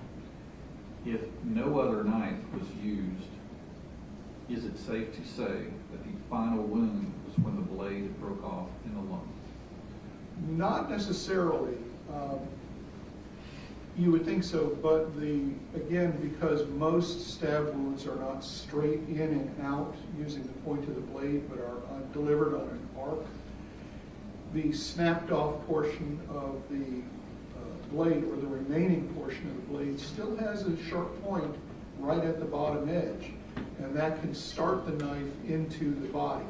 It's not as efficient as an intact knife, but certainly some of the injuries, particularly those that are simply incised wounds, for example, on the back of the head and on the shoulder, that complex incised wound, those could certainly be done with that knife without the tip of the blade still on it. Does it appear that all the wounds were inflicted by the same knife? It is certainly likely, but it is not impossible that a second knife was used. However, the dimensions of the wounds don't say categorically this is two knives. So there's going to have to be some overlap. For example, a significantly smaller knife, like a pocket knife, would not be involved in this. This is similar to a question that was already asked, but just different enough to be distinct. Was the wound that left the end of the knife in the body an ante or peri-mortem wound? That was an ante-mortem wound. There's significant bleeding associated with that wound, not only in the skin, but also down in the muscle, as well as in the lung. Approximately how many of the 60 wounds were definitely ante-mortem or definitely peri-mortem? may exclude those that are neither? Since it's a continuum and there's no sharp cutoffs, they can be only generally put into categories of ante and peri-mortem. Of the 60 wounds, and there's going to be some overlap, approximately half are ante-mortem, tending into the peri-mortem wounds. There's a few at either end that I can be definitive about, but the majority of them sort of blend together, and the middle area is kind of fuzzy. So the safest thing to say is approximately half of them are certainly ante-mortem, but some of those toward the tail end are getting into or close to the peri-mortem category. There were a number of questions asked about self-defense. That's beyond this witness's scope of expertise, so those won't be asked. Was the giant perforating neck wound pointing up or down? That was the edge of the blade was downward, and the general pathway of the blade was obviously from right to left, somewhat downward and a little bit forward.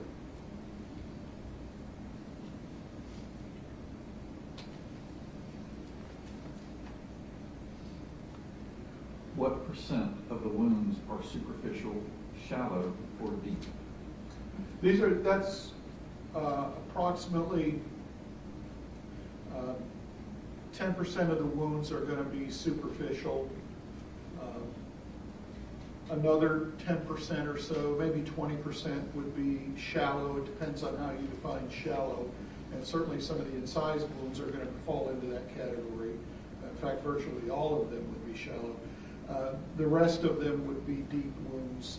So even saying there's some overlap, certainly at least half to 60% are deep wounds, and the remainder would be shallow wounds with a few superficial ones in there as a very low percentage. How many of the wounds are pointing down?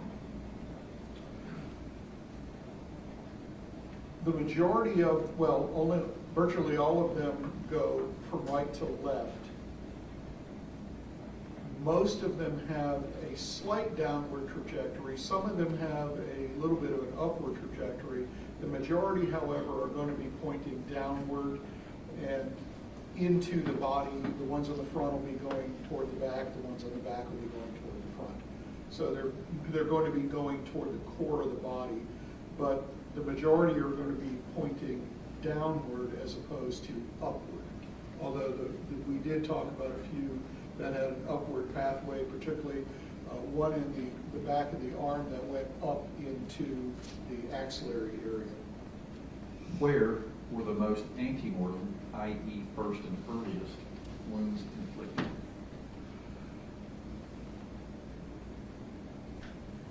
It's approximately an equal distribution. There's obviously a lot of head wounds, and there's fewer wounds to the torso and the shoulder, but if we take percentages, there's approximately an equal percentage of head wounds and torso wounds that are going to be the ante-mortem wounds. But because the head has more wounds, head and neck, then that's going to have a greater number of wounds. I think you just answered this one, just to further clarify. Where were the most peri-mortem, i.e. last wounds inflicted?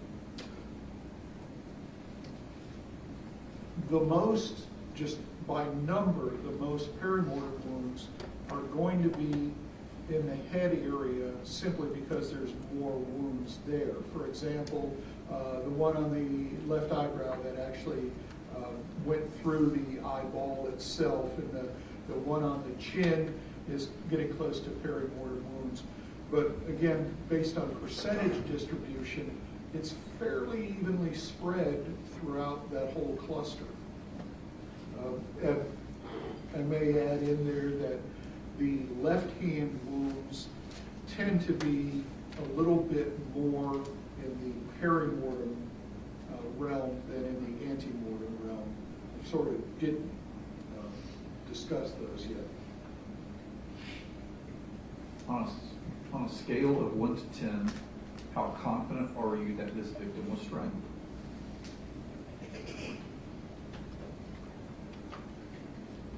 That's a difficult question to answer, and the answer to that. Let me stop you right there, Doctor. If it's something where you don't feel, nobody wants you to speculate.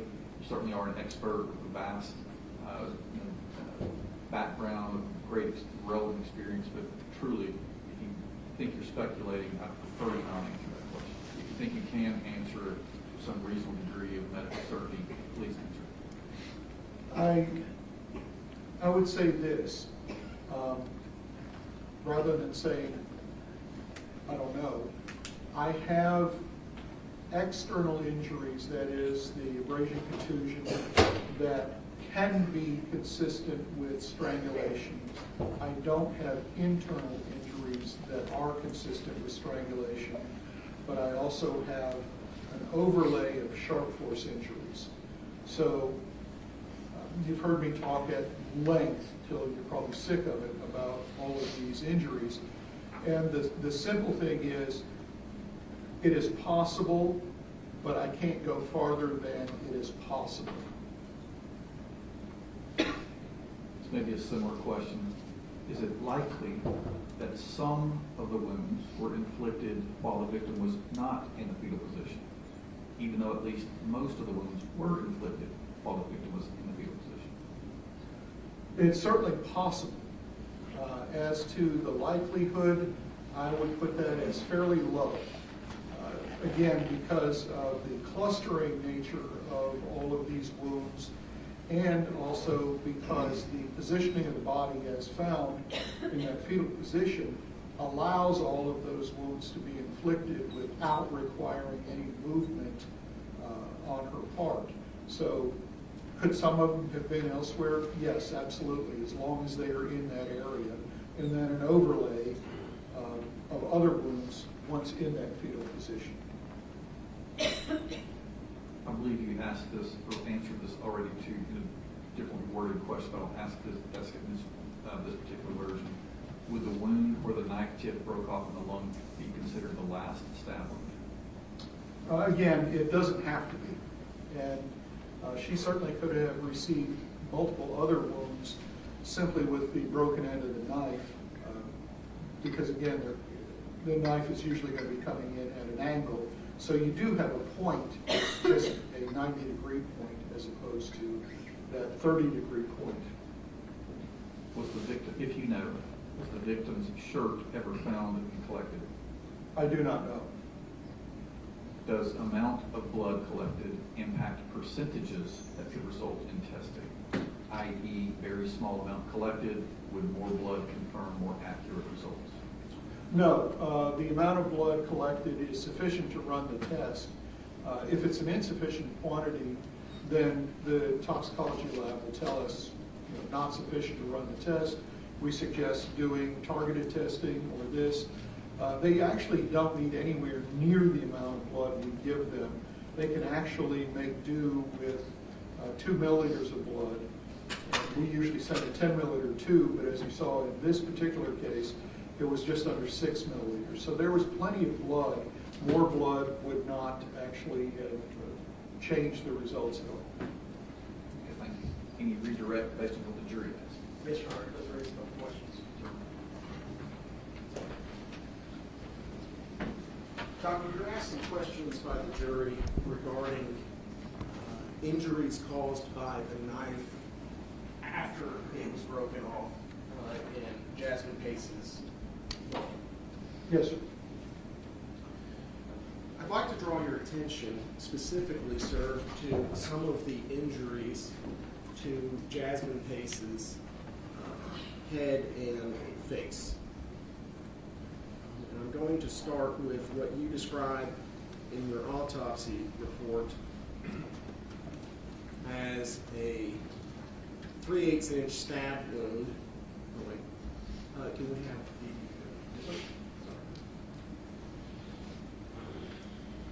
3/8 inch stab wound in the chin. We see this here. Does that injury appear to have been inflicted with the knife blade tip still intact? It could be. Again, the knife, after it's actually broken off, still has a point, but it's a 90-degree point. And since you have the curved surface of the chin, if you have a 90-degree corner meeting a curved surface, you can actually create that wound very easily. It would be basically the same as the corner of this paper coming onto a curved surface, and you can easily see how that would actually stab into the curved surface. So yes, this could be one of the wounds inflicted after the point is broken off.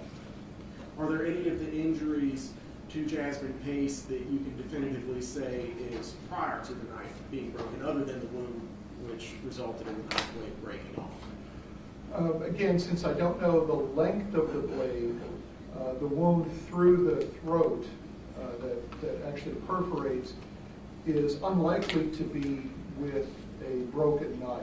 I would say that blade was intact at that time, simply because of the length and also because it's going through multiple different structures and it is going deeply. So if you have a blunt face there, even though the bottom edge is sharp, it's going to be a lot harder to push all the way through the neck and the skin to come out on the other side.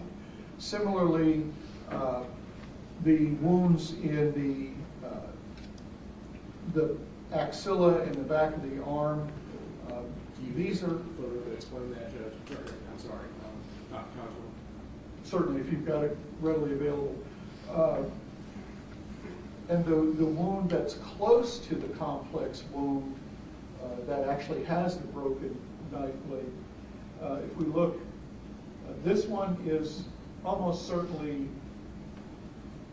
with an intact knife. This one obviously has the broken blade in it. This one is going to require an intact knife because of the depth and the fact that it's actually getting through bone. Now, going through bone may actually have cracked the blade, or whatever caused the very tip of the knife blade to break off may have cracked the blade and made it weaker and more prone to breakage. We're just going through the ribs. These stab wounds are almost certainly with an intact blade, as is this one, because of the depth that they're going. This wound also is going to be with an intact blade because it goes all the way into the mouth, through the neck, and the base of the tongue. Wounds up here, while they're stab wounds, they don't go very deep. They stop at the skull. So the depth on these wounds is going to be on the order of a ½ inch or so, perhaps a little bit deeper. As far as the hand goes, this is a complex wound, and it can be done with a broken knife tip, but this one that goes all the way through the hand is not going to be. So with the two of them, they're very close together. They're likely to be inflicted in close temporal proximity, that is, close in time. So this one is likely not going to be from the broken knife.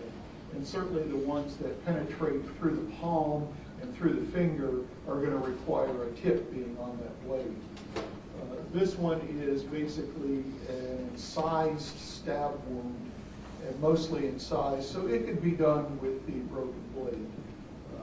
Some of these other ones, you can see how small they are, and they're on a relatively flat surface. So if you only have that 90-degree corner, you're not going to be able to make a wound that long without going deeper than these wounds are. So those are going to be with the knife intact. Dr. Cogswell, by its very nature, does the fetal position that one of the jurors asked you about require an orientation to a surface? Yes, you cannot achieve a fetal position stand-legged squat. But a fetal position, when that term is used, it would mean someone is lying down. And it may be on a bed, it may be on a floor, but curling up into that position doesn't necessarily require it, but it's very difficult to achieve it without lying down. You mentioned squatting fetal position.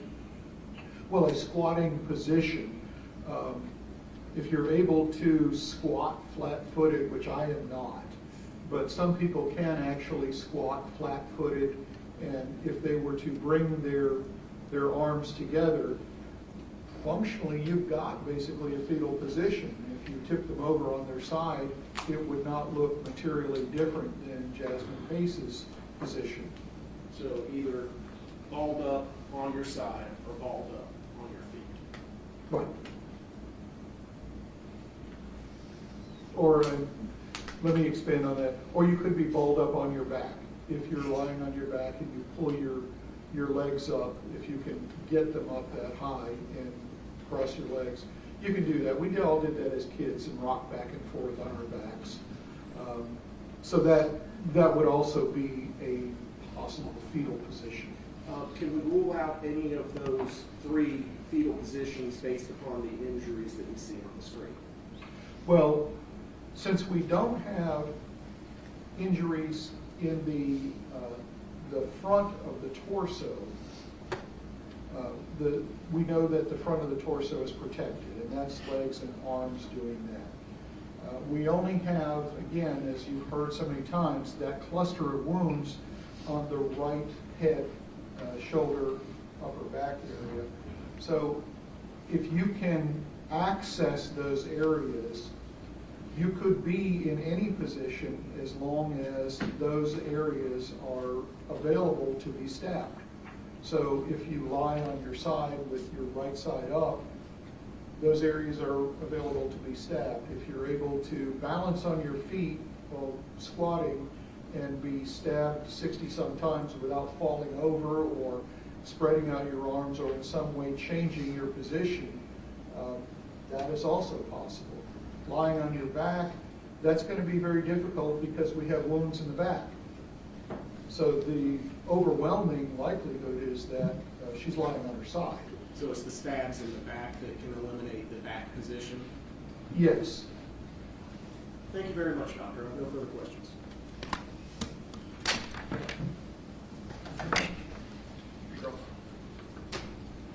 Doctor, you cannot say definitively Jasmine Pace was stabbed with a broken leg?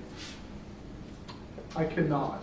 It's certainly possible, but I can't say definitively that she was. What was it? Anything's possible? What was your line? All things are possible that do not violate the laws of physics. And you cannot say definitively in what room of the apartment Jasmine Pace had, in what room she died. That is also correct. Thank God. Do you have any further questions based on what the statement? Thank you, Dr. Cockrell. Proceed again. Thank you, Your Honor.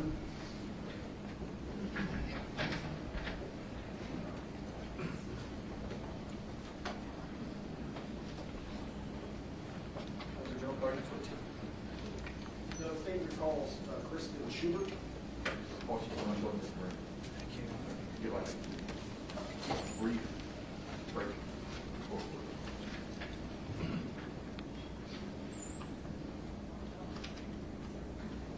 Unless any of the jurors would also like a break.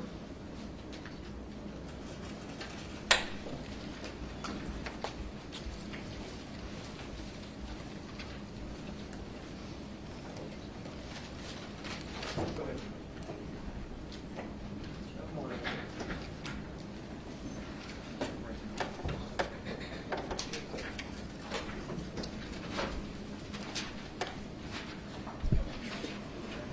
Sounding swear from that's where I can get the truth, the whole truth, and nothing but the truth. I'll be done.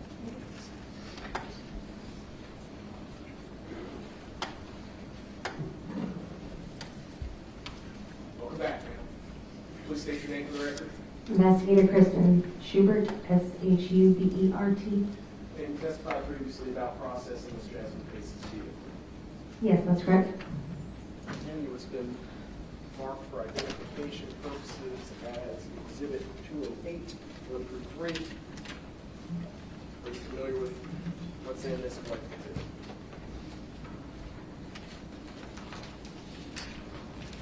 Yes, I am. And what do they show? These are exterior pictures of Jasmine Pace's vehicle. Did it fairly and accurately show it when you searched it? Yes. Move to admit it to evidence 2081. Where's your reading? So 281. 2081 through 3.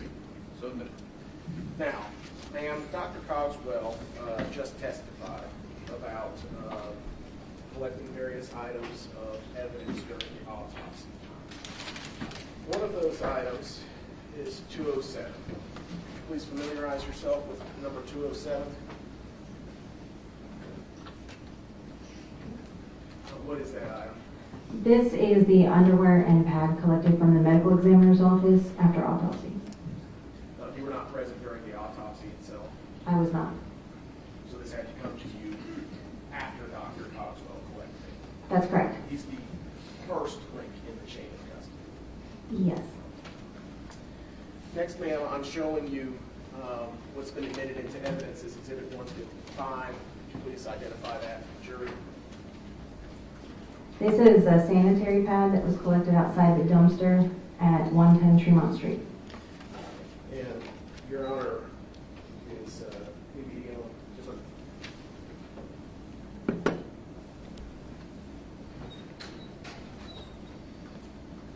show you.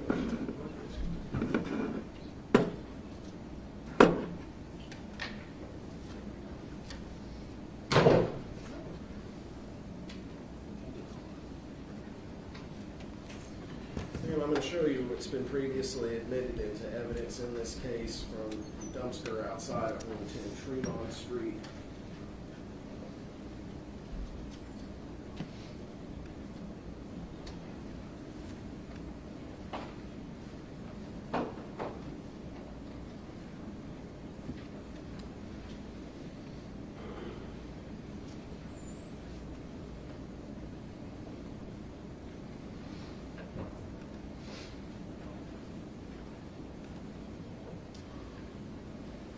-6.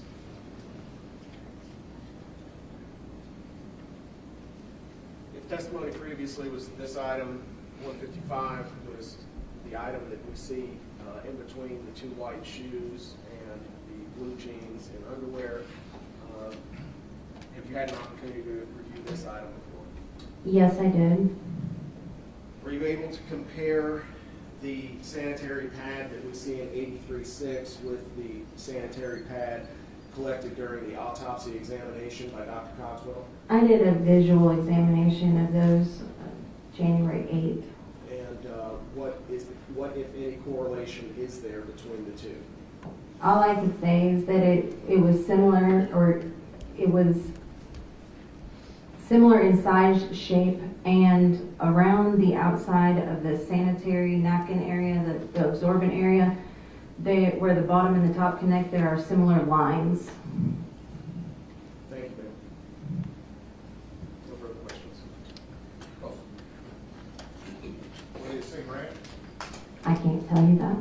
What's the difference between a sanitary pad made from one brand and made from another? I wouldn't know. You talk about those lines. Are those lines on a specific type of brand? All I know is that when I looked at them, they had similar lines, but I don't know what brands, what product it came from, like what line, I'm not sure. And to remind us, you never, so the sanitary pad that was collected outside the dumpster was collected in evidence, obviously, Yes, but was it sent to the TBI? it was not. So it wasn't tested. It was not. So you can't conclusively say whether or not that the sanitary pad found by the dumpster was Jasmine Pace's? No. Thank you. Can you redirect? No, Your Honor. Sure you have any questions for Ms. Sheward this time? Thank you, Ms. Sheward. You got it. It's about the same. It's about the same. Yeah, a little more. All right, we'll take a break, 15 minutes. Be back in a second.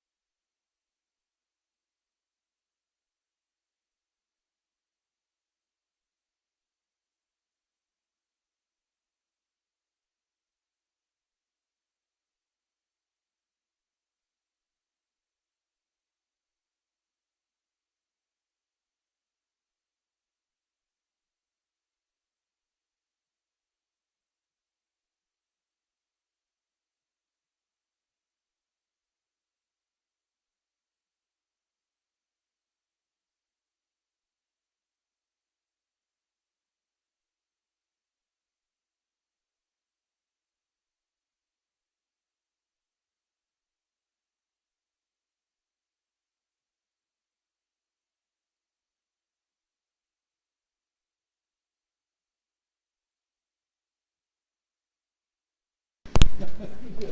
There was a few other jury questions that they had that I missed, so just retake the stand. We'll ask them. Gunner, maybe have us set that up. Yes, absolutely. Clerk, will you proceed? Yes, Your Honor. Bring Mr. Chen, please. Yes, Judge.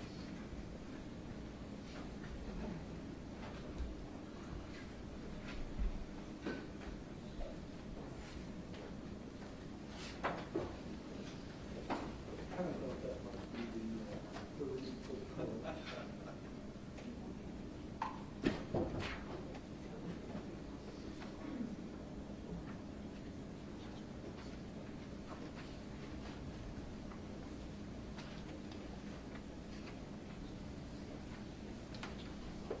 Chen, courtroom, read the jury with the record. Yes, sir.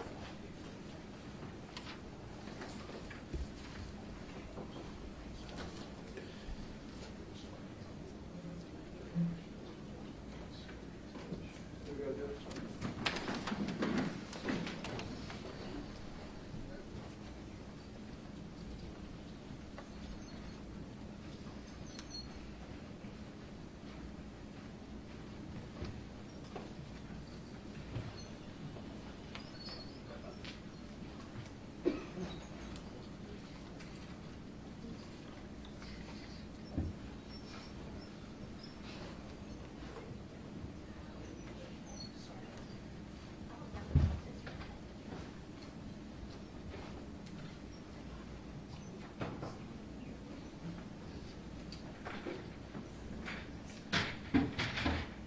All right, please be seated.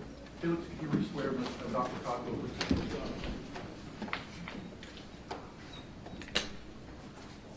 Solemnly swear from the front, solemnly swear from the testimony about to give the truth, the whole truth, and the truth, so help you God. I do. Jurors, in my attempts to keep your questions organized in the piles to ask, piles to not ask, I got some in the wrong pile. I just noticed that. So there are a few other questions that you asked that we've talked about, and we're going to ask Dr. Cockrell. So again, Dr. Cockrell, I'll ask the question, but if you could face the jury and answer me, please. Yes, sir. Would the substance that made the HPLC test negative interfered with affect the result of the ELISA test, specifically in regards to cannabinoids? No, it wouldn't. These are, again, two separate tests, and they don't interact with each other. And the reason multiple separate tests are used in toxicology labs is that some substances are more easily identified by one methodology and others by different methodologies. And ultimately, anything that's identified is going to have to be confirmed and quantitated by yet another methodology. So they have multiple tools in their toolbox, and so whatever would interfere with the HPLC is not going to have any bearing on the ELISA. Do you think the wounds on Jasmine Pace's left hand were inflicted ante or peri-mortem? We have some wounds that are more peri-mortem and some that have more hemorrhage in them. And you've seen those photographs, particularly the one that actually severs the bone or fractures the bone and goes on to sever the artery. That's going to be a little closer to death, I think, because of the more pale background or cut edge, if you will, that's showing it. Now, there's certainly still some bleeding in that area, so it's not a post-mortem wound, but I think that's going to be closer to peri-mortem. Conversely, stab wounds through the hand, those have a significant amount of hemorrhage associated with them, so they're going to be more ante-mortem. But and we're kind of on that progression of ante to post, and somewhere along in there, all of these wounds are.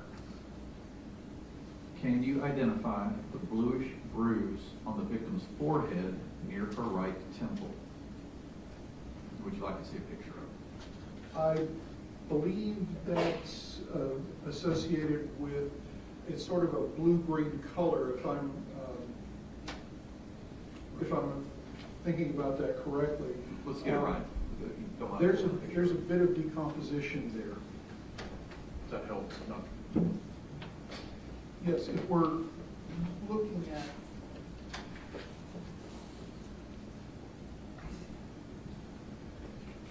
this area here, we're actually seeing some decompositional change. In other areas that we don't have a photograph of, you'd see that same greenish-blue discoloration in the right lower quadrant of the abdomen. And that is very frequently seen, in fact, almost universally seen, as you're starting to decompose. And the reason for that is that's the closest that your intestines come to the surface of your body. And so we call that green sign. And the right lower quadrant is the first place that we would see green sign in most cases. Anytime that we're going to have decomposition, it's going to be earliest in wounds, because that's where bacteria can get in most easily. And the color will be, to a large degree, dependent on what sort of bacteria is getting in there. Almost universally, it's Staphylococcus species, because that's what we're covered in right now is staph epidermidis. So all that is just a little bit of decomp. What is the shaded line that runs the length of the victim's right posterior side, starting near the right scapula and running down the side in this picture?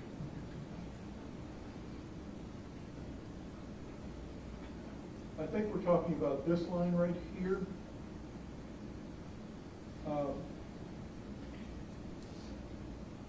That is actually, I believe, an autopsy artifact. I think I have already done the evisceration at that point. So the autopsy itself is a Y-shaped incision, and then the skin is reflected back. And that's just basically where the reflection back stopped.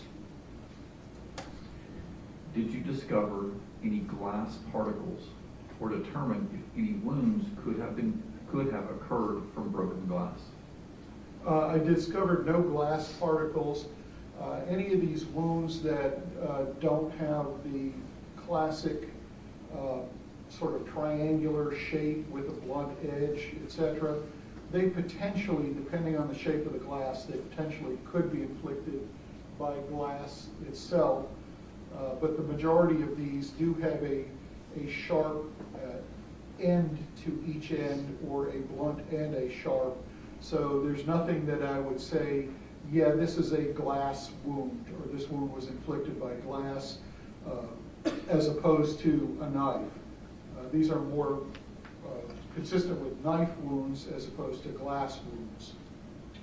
Was the time of death determined? It was not. Legally, the time of death is when found. And that's what goes on the death certificate, etc. The farther you get away from the actual death, the more difficult it is to determine time of death, and in some cases even date of death. So legally, the time and the date are when she was found. Is it your opinion that the victim's hands and feet were pruning due to the moisture in the bags in the suitcase? Was there liquid inside of the bag? There was virtually no liquid inside the bag except condensation and some blood. So the pruning is going to be basically from the condensation inside the bag with the heating and cooling as she's in different environments or different exposures to outside temperatures while in the bag. The bags themselves, obviously being plastic, are going to be impermeable, and so you're going to easily develop a lot of condensation inside those bags. Can you redirect based on the jury's questions? No, Your Honor. You recross based on the jury's questions? Just briefly, maybe take that off the screen.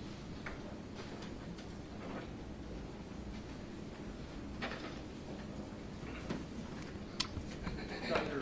Cogswell, you are a forensic pathologist. Yes, sir. You're not a forensic toxicologist. That is correct. You collected the blood in this case, or at least someone on your staff did. No, I did. and it was put in a glass tube stopper, That's correct. and you sent it to NMS. That's correct. You don't work for NMS. I do not, no, sir. Once you send off the blood, you can't guarantee that NMS may have contaminated the blood.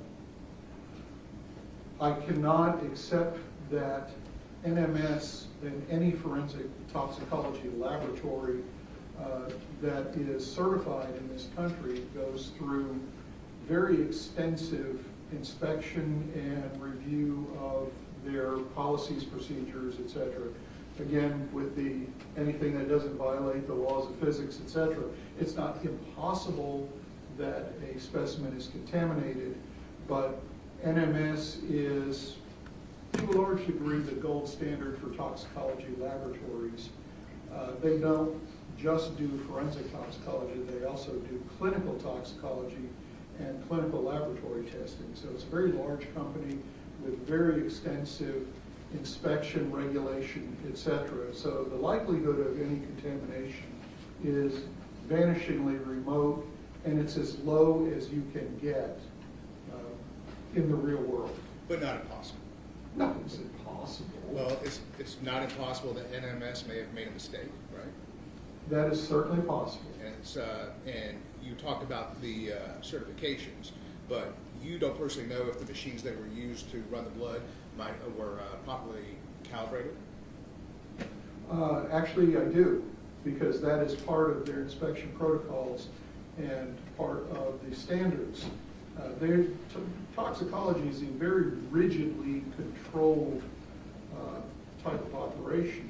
And these laboratories, not just forensic toxicology, but also hospital laboratories and clinical laboratories, have multiple different agencies that are looking at what they do, how they do it, and inspecting them frequently to ensure that there is not this this potential for mislabeling, making an error, making calibrations. The instruments themselves have a required set of calibrations that are done before every run of specimens. They don't take Jasmine Pace's specimen and run it separately from everything else.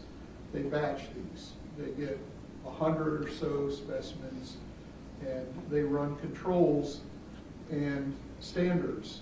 And the controls and standards before each run of actual toxicology specimen is set up to determine lower limit, upper limit, and where they are on these curves. And these curves are plotted for basically to ensure that the number that they're publishing, that they're reporting, is actually accurate.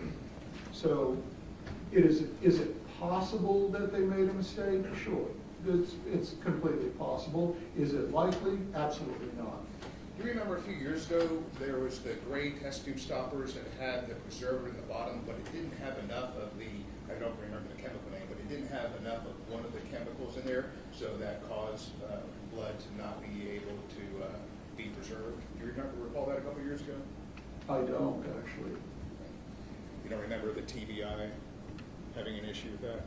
Oh, we don't send our cases to TBI, so that would not be something that I would be aware of. Why don't you send your cases to TBI? In order for us to maintain name accreditation, that is the National Association of Medical Examiners, all Tennessee forensic centers have to be accredited by the National Association of Medical Examiners. In order for us to maintain that accreditation, we have a certain time limit in which to sign out our cases. We can't let them drag on forever unless there's a very good reason for it.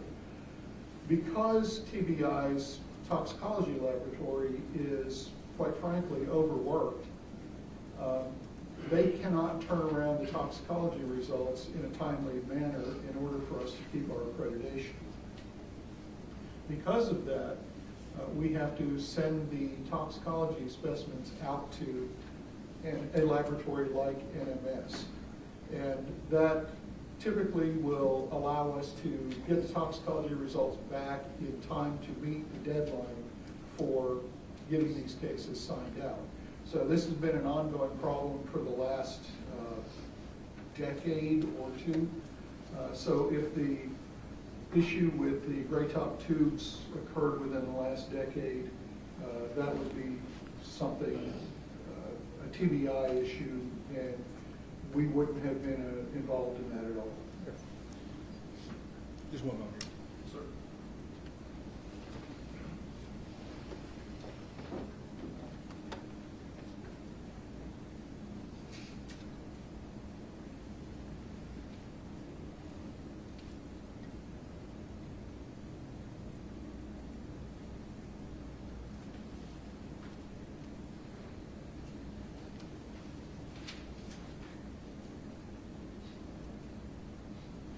Thank you again, Dr. Cogswell. No, Your Honor.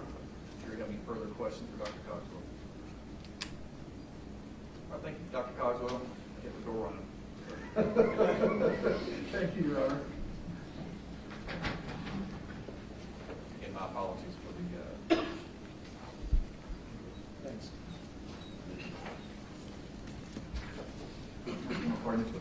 Tim Lowe, Your Honor.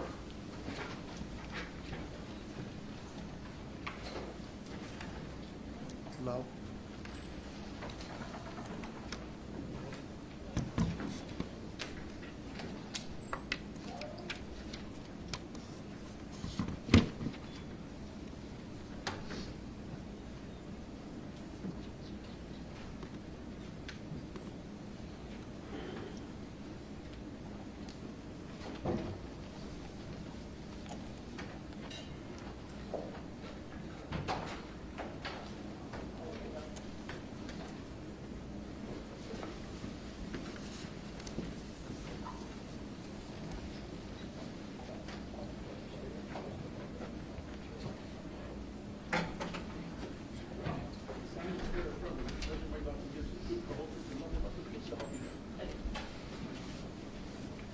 Good evening, ma'am. Would you please state your full name for the record?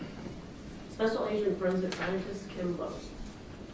Ma'am, you mentioned that your name involves a title of Special Agent Forensic Scientist. Could you please explain that to the jury? What is a forensic scientist, special agent? I work for the Tennessee Bureau of Investigation in the Knoxville Crime Laboratory doing forensic DNA analysis. So as a forensic scientist, I look at the evidence for the presence of bodily fluids and then obtain a profile and compare it to a known standard. How long have you been doing that, ma'am? 20 years now. 20. What's your educational background? I have a Bachelor of Arts in Biology from Gettysburg College in Pennsylvania, a Master of Arts in Anthropology from the University of Albany in New York, and then I've had a year and a half of in-house training working cases working to each stage of our analysis. Do you have any experience working in the field beyond the 20 years of experience with the TBI?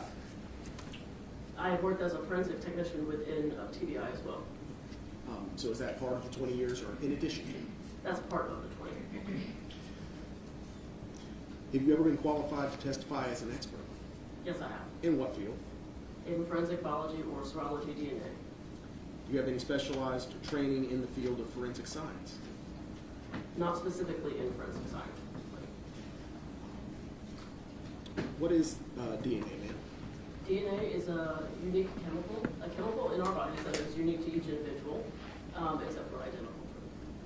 Have you ever authored any papers for public or private circulation? I have done one. What field is that? It's in anthropology. Anthropology. How many papers have you authored? Just the one? Just the one in anthropology. All right. Is the entirety of your work devoted to the field of serology at this point in time? Serology or DNA analysis. Have you ever been qualified to testify as an expert? Yes, I have. How many times? Be about 46 times. In what courts have you testified, ma'am? I have testified in this one, Knox County, Washington County, Sullivan County, Carter County, Greene County, everything in like eastern Tennessee. And in what field have you testified as an expert? Serology, DNA analysis, or forensic biology. Your Honor, at this time, I would tender Special Agent Lowe as an expert in the field of forensic biology. And once serology and DNA analysis as well. In serology, yes, Judge. Yeah, so would you recommend go with forensic biology, forensic serology, and DNA analysis? Ma'am, I'd like to ask you, if I could, about the case involving Miss Jasmine Pace. Have you been submitted items of evidence for forensic analysis? Yes, I have. I'm actually going to go in reverse order here. I'm handing you what's been marked for identification as Exhibit 209. Do you recognize this report? Yes, I do. It's a copy of the report I released December 6, 2024. And generally, what does the report cover? What topics? This report covers the no analysis of all the evidence that I did not test. It's part of our policy to let the customer know what we did not test. Now, ma'am, what kind of caseload does the Tennessee Bureau of Investigation have in the forensic biology department that you work in? We get about 40 to 50 cases a month. 40 to 50? And of those 40 to 50 cases, how many items of evidence typically get submitted along with those 40 to 50 cases? It depends. We get a variety of different types of evidence. So we get some homicides, we get burglaries, we get sexual assault kits, and each of them differ in range for what we receive for each case. Does that generate a lot of work? Yes, it does. Are y'all able to keep up? Not at the moment. How long does it take for the Tennessee Bureau of Investigation to, test hypothetically speaking, a DNA sample along with some known standards? As in, If right I were now, to submit a sample today, how long would it take for it to work its way through the system? to work its way through the system and then get the case reviewed and analyzed, probably about 6 weeks. 6 weeks. Back in 2022, was that the case? No, it was not. Okay.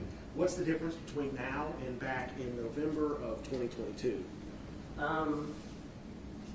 I think I misunderstood your question. So technically, if you were to submit a case now and you wanted it in the front of the line, it would be about 6 weeks. We still have about a 6-month backlog for violent cases. So for homicides and assaults and so forth, there's still about a 6-month backlog.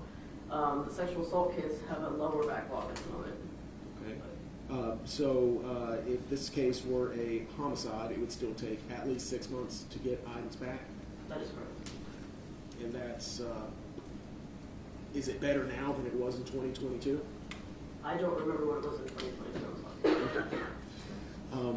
Are there any policies put in place by the Tennessee Bureau of Investigation that limits the number of items that can be submitted on a particular case number? Not necessarily submitted, but items worked. Items worked, okay. And what is that number, ma'am? Again, it's different per actual type of case. On a homicide, it's up to 10 probative items. On a sexual assault kit, it's probably the kit.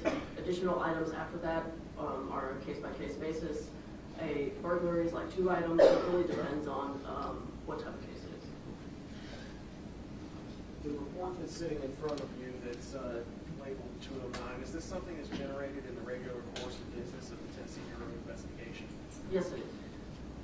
And is it a report that you yourself generated on or about the 12th day of December 2020? The 6th day is The 6th day, I'm sorry, 6th day of December 2024. Yes. Your Honor, I move to admit the evidence 209. You judge. And, So moved. may I publish, Your Honor? Yes, sir. Thank you. May I have DVD, Judge? Yes, sir. Ma'am, behind you, I projected up onto the screen a document. Is this the report that's admitted into evidence as 209? Yes, it is. Okay. There's a lab case number on it as well as 2 names. What are the names associated with this case? The listed subject is Chen, and the victim is Jasmine Pace. And in this case, on the left-hand side, there's a series of exhibits, 001E through 001S, with descriptions next to it. What's the significance of exhibit 001A through 001S? 1A through S. Is that E? I'm sorry, 001E. These are items that were submitted on the first submission on November 30th, 2022. They came in with other items evidence. And this is just letting the customer know that I did not work these items of evidence.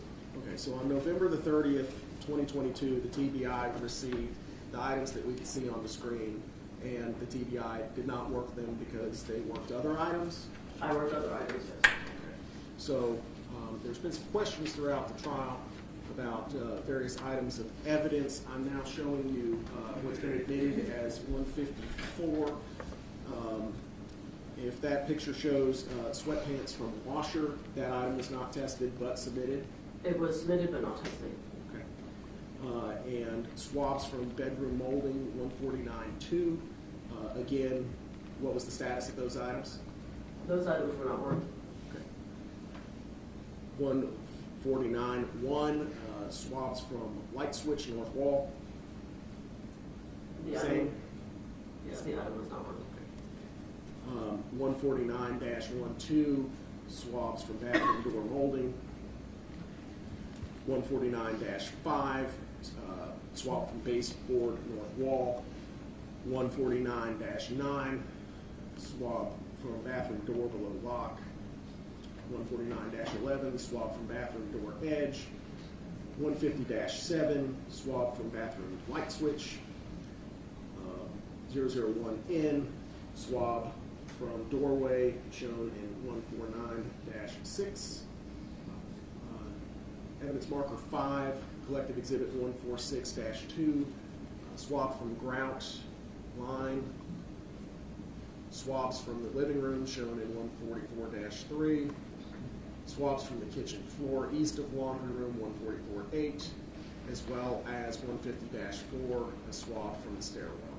So all of those items were submitted by the Chattanooga Police Department, but because other items were analyzed, these could not.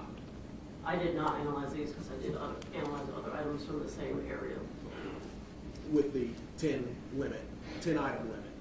Within the 10 item limit. Okay, thank you.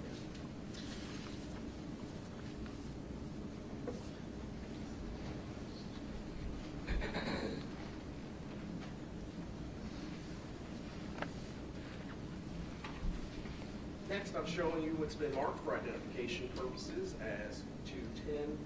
It is a multi-page document consisting of 2 pages. Would you mind familiarizing yourself with that?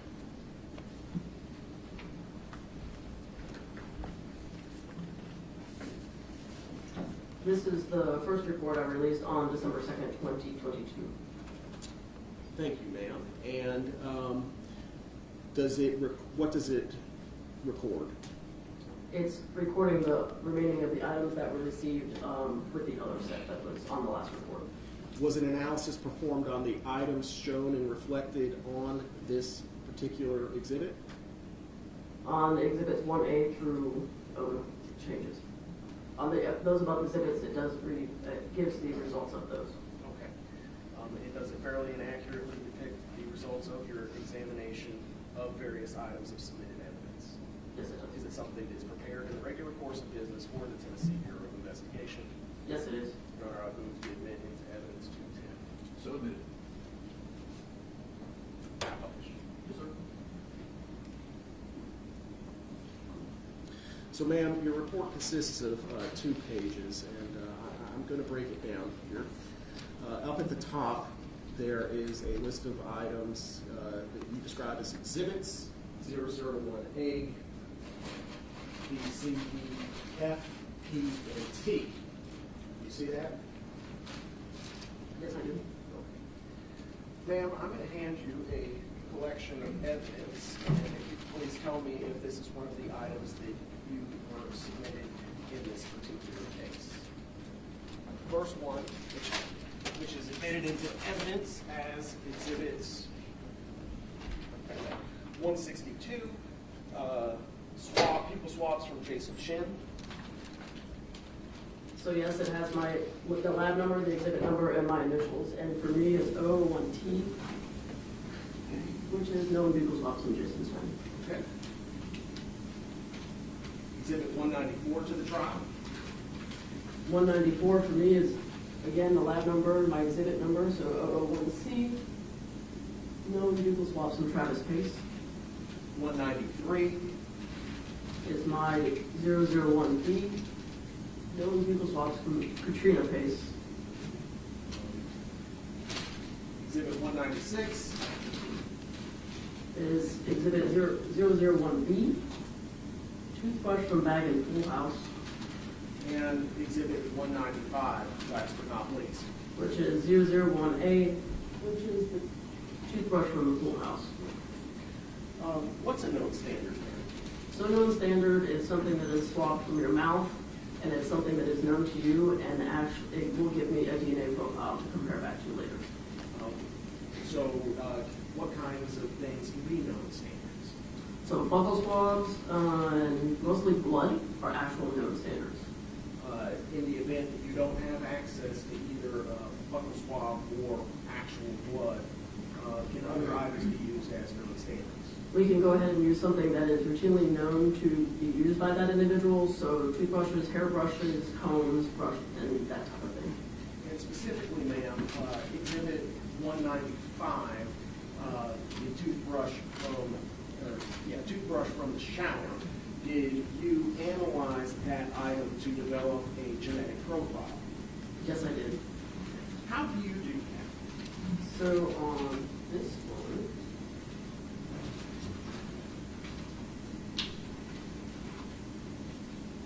so in this area, I actually use a swab, and I actually swab the bristles of the brush, and then I cut that swab and run through the DNA process. How do you go through the DNA process? So the DNA process involves extraction, which I'm going to bust off all the cells that are on that sample. I then quant it to know how much DNA I have.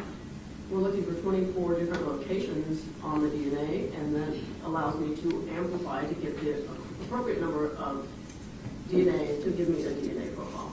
Okay, thank you, ma'am. And you indicate that, did you assign a name to the DNA profile that you developed in this case from that toothbrush? From 001A, it was the major contributor is that of an unknown female individual, unknown female number 1. Now, I'm sorry, there's two toothbrushes here. Which profile did you develop for the toothbrush from the shower?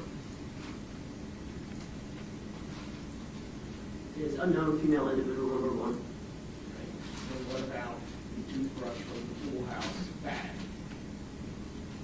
That is an unknown female individual, unknown female number 2. Okay, all right. So you assigned, why do you call them unknown female?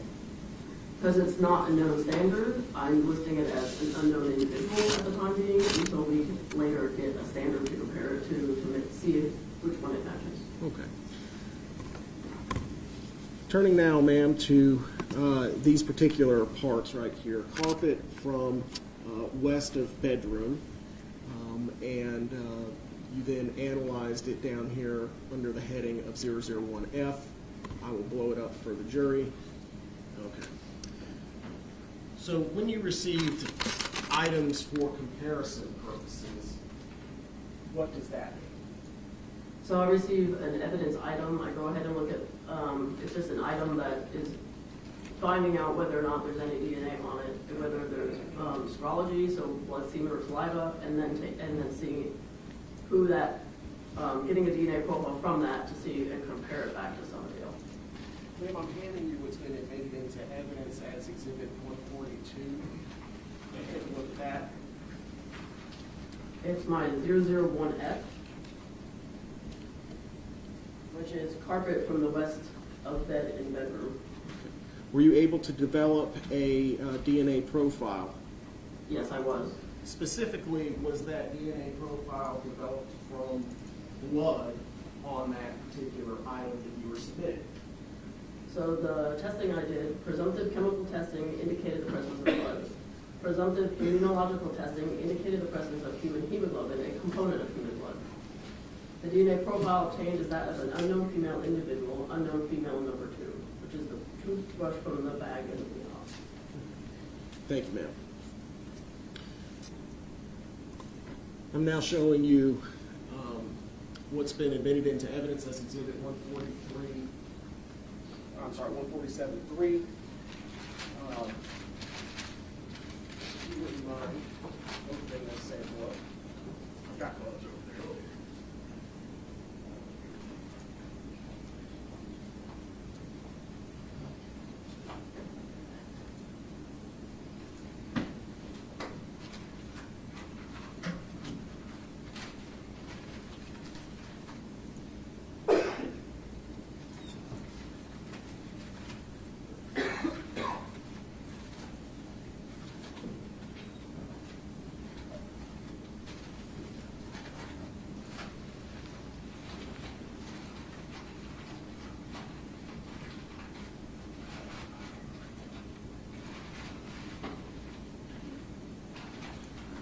Does that appear to be the same stain pattern that we see in Exhibit 147-3?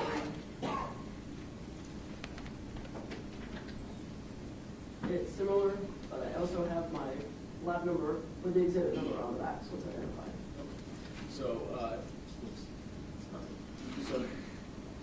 So item number 9 is the item that you tested, which showed the presence of blood and a genetic profile. That is correct.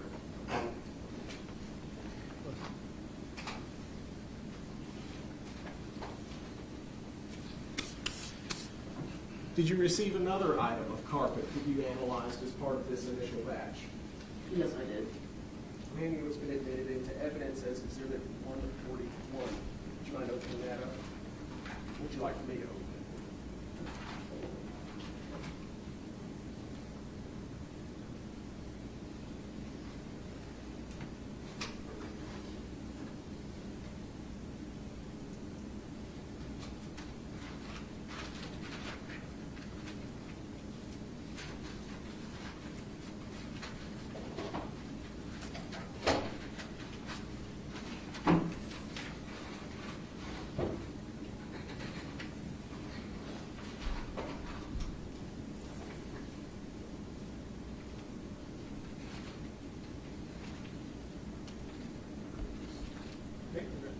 Were you able to develop a genetic profile from this sample? Ma'am, I'm now showing you your analysis for 001P, carpet from bedroom-bathroom transition. Was there blood on this item? Again, presumptive chemical testing indicated the presence of blood. Presumptive immunological testing indicated the presence of human hemoglobin, a component of human blood. And what genetic profile was developed from the blood on that piece of carpet? The DNA profile obtained is that of an unknown female individual, unknown female number 2, the toothbrush from the bag in the toolbox. Is that the same individual whose DNA was found on Exhibit 9, or Item 9? Yes, it is.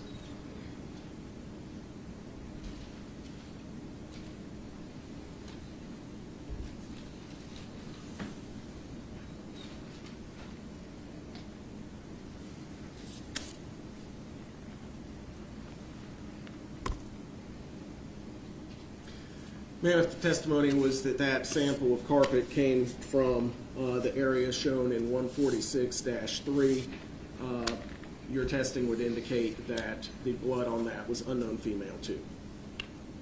That is correct.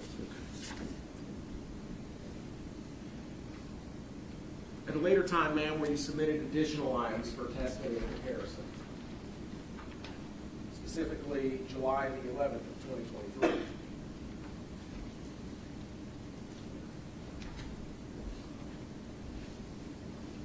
Yes, they were submitted on July 11th. Okay. I'm handing you what's been marked for identification purposes as Exhibit 211, pages 1 to 3. Would you familiarize yourself with that?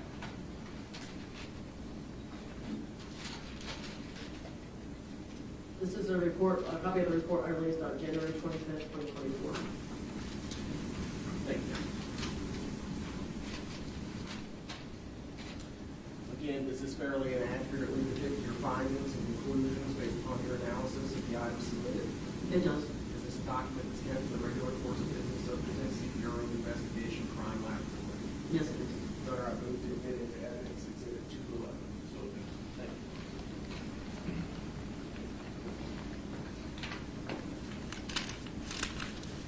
you. Ma'am, on this second batch of evidence, were you submitted additional known standards of any individuals? Yes, I received a known blood standard from Jasmine Pace. I'm handing you what's been admitted into evidence as Exhibit 174. Have you seen this item before? Yes, it's got my lab number on it with the exhibit number and my initials as 2A, which is the known blood standard from Jasmine Pace. Were you able to conduct an analysis of Ms. Pace's known standard blood spot card? Yes, I was able to get a complete profile. Thank you, ma'am. We've also submitted additional items for comparison to known standards. Yes, I was. I'm handing you what's been admitted into evidence. Exhibit 187, a swab from the whole area of bag 1 being a garbage bag. Did you receive that? Yes, it's my exhibit 002D, which is swabs from pulled areas of bag number 1. Were you able to receive for analysis this item, exhibit 191, which is described as swab from pair of handcuffs? It's my exhibit 2C, so swabs from handcuffs. How about exhibit 190, swabs from pair of shackles? So yes, exhibit 2B, swabs from shackles. How about exhibit 180, a swab from steering wheel? Has my lab number exhibit number 002H, swabs from steering wheel of Chevy Equinox. Thank you. And what about exhibit 189, swab from pulled area of garbage bag 3? Has my exhibit number 002F, so swabs from pulled areas of bag number 3. What about 188, swab from pulled area of garbage bag 2? So my exhibit 002E, which is swabs from pulled areas of bag number 2. What about exhibit 159, swabs from bedroom under carpet on subfloor? 002J, swabs from bedroom under carpet. And I've listed it as item 196. And what about exhibit 160, swab from bedroom under carpet on subfloor? 002I, swabs from bedroom under carpet for item number 197. And finally, ma'am, what about exhibit 186, swab from pole handle of suitcase? So my 002G, swabs from suitcase handle. You received all of those items for testing, analysis, and comparison. Yes, I did. Thank you, ma'am. I'd now like to run through them with you, if I could.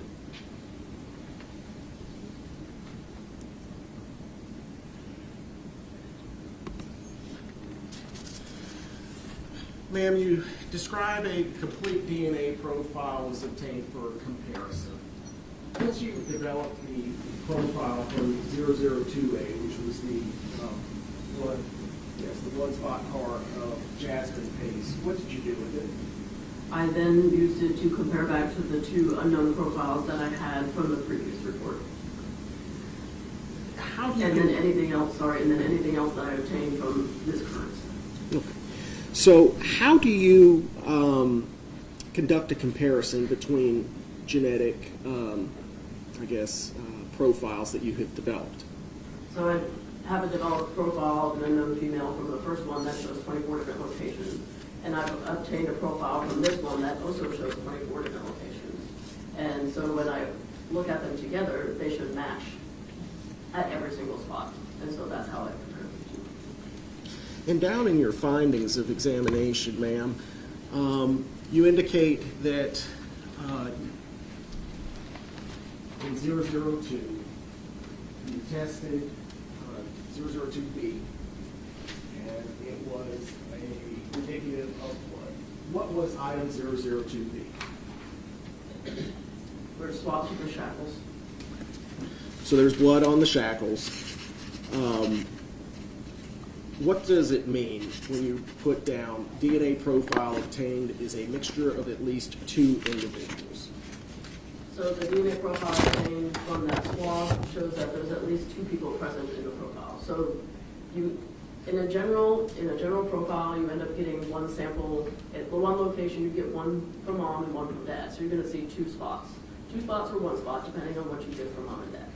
In this case, there's a mixture, so it's showing at least 3 or 4 locations at 1 location. So I know that there's more than 2 people present in that one location. So what's a major contributor and what's a minor contributor? So a major contributor is someone who's going to be contributing more of the DNA, so they're stronger, and the minor contributor is a weaker component and contributing less. So could you compare DNA analysis to kind of listening for the strongest signal, if you will? So you have 2 DNA profiles, correct, on a particular item. The one with more DNA is going to have a stronger presence as far as your instrumentation can detect? Yes, it's going to be showing a higher peak presence than it would be for the smaller one. And the higher peak presence kind of overpowers the smaller sample. Would that be fair? It depends on what type of sample it is, on what you're looking for. So bodily fluids will overpower like touch samples. So blood on, for instance, the shackles would overpower touch DNA from the person who may have placed them there. It's a possibility, yes. So what do you mean when you say that a person is excluded as a contributor of the major profile? It means that person is not there. They are not matching at any of the locations. Okay. Could they be a contributor of genetic material that is a minor profile? If I have said the minor contributor profile is available for comparison, then I can look at it, but if it's inconclusive, I can't compare it to it. And in this case, were you ever able to develop a minor contributor profile? I was not. Moving on to 002C. In 002C, which is described as swabs from handcuffs, what did your testing reveal? Chemical testing indicated the presence of blood. Presumptive immunological testing for the presence of human hemoglobin, a component of human blood, was not performed at this time. The DNA profile obtained matches Exhibit 2A, Jasmine Pace. And then the probability of randomly selecting an unrelated individual who will be included as a contributor of the DNA profile is 1 in a number greater than the current world population for the African American, Caucasian, and Southwestern Hispanic populations. Can you explain that last sentence for us? The last sentence is the stat statement with it, so it essentially choosing somebody else in the room, would that person actually match that profile? And in this case, it is not. It's greater than the world population, which is at current 8 million people. And why is that important in DNA analysis and comparison? It's giving weight to the statement that it matches a certain person. So in essence, for it not to be a match for Jasmine Pace, it would have to be an astronomically high number. That is correct. Oh, thank you, ma'am. Moving on to 002D, which is described in your report as swabs from the garbage bag. Your testing indicated the presence of blood, and whose profile was developed on the garbage bag swab 002D. The DNA profile obtained is consistent with Exhibit 2A, Jasmine Pace. Therefore, Exhibit 1T, Jason Chen, is excluded as a contributor to the profile. The probability of randomly selecting an unrelated individual who will be included as a contributor to this DNA profile is 1 in a number greater for the current world population for the African American, Caucasian, and Southwestern Hispanic populations. Saying that there's a high confidence level in Jasmine Pace's DNA being on the garbage bag that contained her. On those swabs, correct. Okay. Thank you, ma'am. Moving on to 002E, swab from hold area of bag 2. Did your testing again indicate the presence of blood? It presumptively indicated the presence of blood. And were you able to develop a DNA profile from the garbage bag number 2, the middle garbage bag?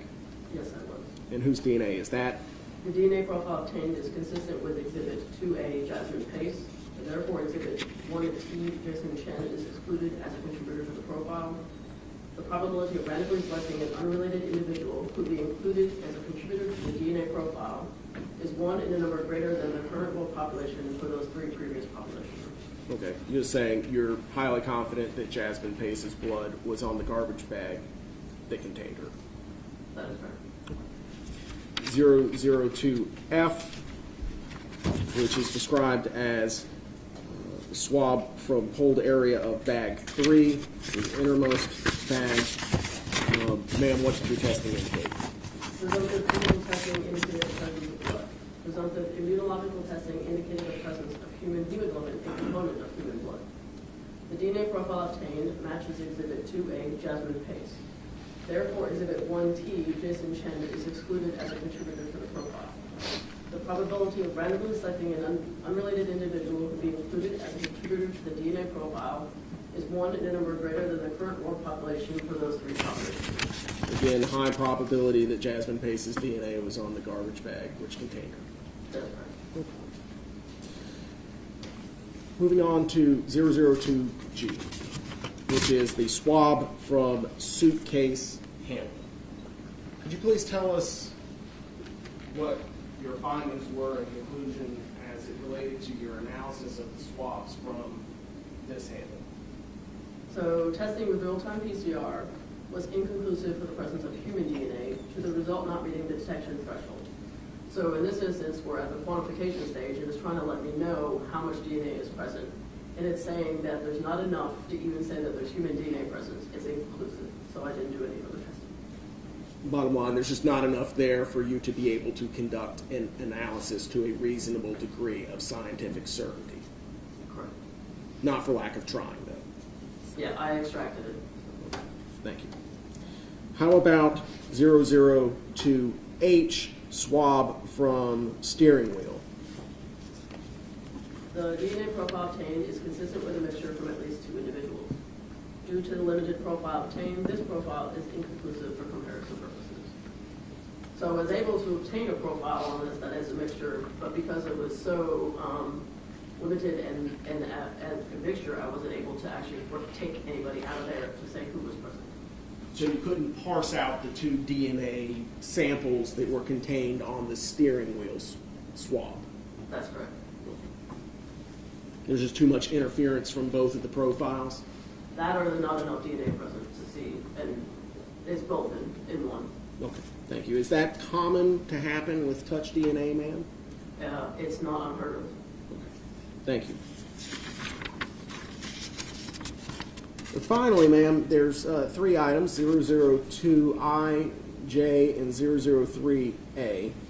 And 002I are swabs from under carpet, which is item 197, so it's CPD item 197.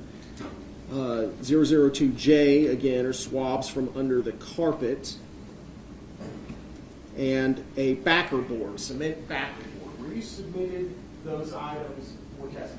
Yes, I was. Did you perform an analysis on them? I did not. Why did you not perform an analysis on those 3 items? So I had already worked the 2 carpet samples from the bedroom. And we'll get to that in just a moment. Oh. But you worked the analysis from the 2 carpet samples that we have right here. Okay. I'm sorry. Continue without saying what the results were.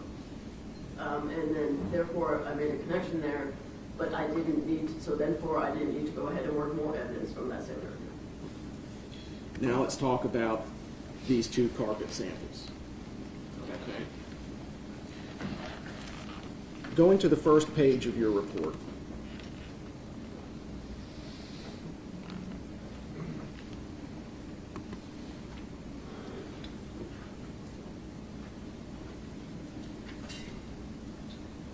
I'm going to zoom in. Right here. After you received Jasmine Pace's known blood standard, did you go back and conduct an analysis and compare it to the genetic profiles that you developed from these two pieces of carpet? I did. And what was the results of that examination? So the carpet from the west end of the bedroom, which is my 001F, the DNA profile obtained matches Exhibit 2A, Jasmine Pace. The probability of randomly selecting an unrelated individual who will be included as a contributor to the DNA profile is 1 in the number greater of the current world population for those 3 population groups.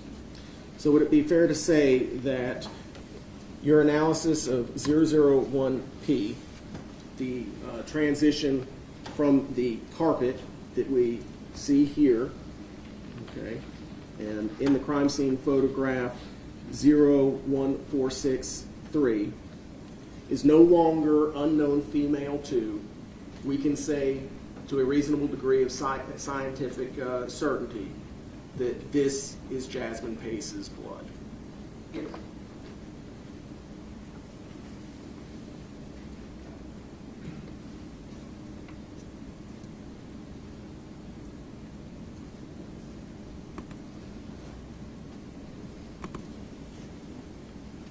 Turning now to the other sample of carpet, Exhibit 142, carpet from west of bed and bedroom. Did you go back and compare the genetic profile that you developed on this previously with the known standard from Jasmine Pace?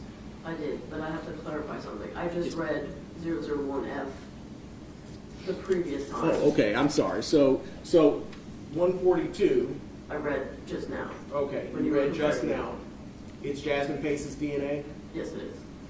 And what about on the transition piece? The transition piece, the DNA profile obtained matches Exhibit 2A, Jasmine Pace. The So- DNA I'm sorry, The continue. probability of randomly selecting an unrelated individual who will be included as a contributor of the DNA profile is 1 in a number greater than the current world population for those 3 population groups. So there's a high degree of certainty that that's Jasmine Pace's blood Correct. on both samples. That is correct.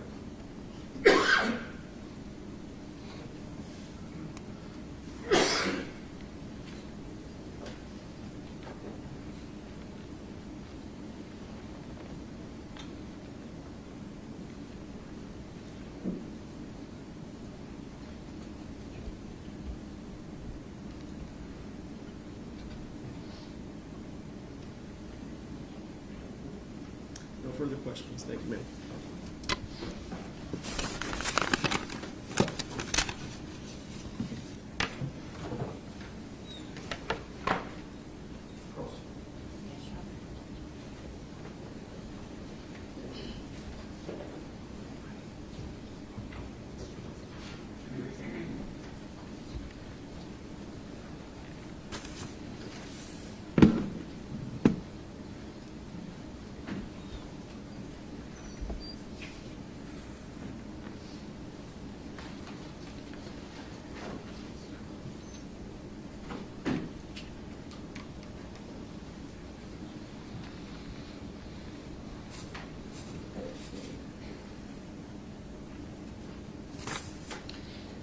Good afternoon, Special Agent Lou. My name's Amanda Morrison. One of the things that I wanted to go through with you is the policy related to the tenant notes. Could you tell the jury about that? The policy I've really done testing. Yes. It's to, for homicide testing, it's up to 10 probative items to be able to work to make a connection. Okay, and so is that an actual policy within your manual at the TC Bureau of Investigations? It may be a memo that is in policy. Is there a way around that policy? If you have that, if there's a reason, you gotta have a good reason on why things want to be worth more than that. Okay, and how, if there is a reason, can the policy be changed a little? Can more than 10 items be tested? Yes. Has that happened? In other cases, yes. Was there a request for additional items to be tested in this case? I don't believe so, no. Going through your Honor, may I have the log hand here? I'm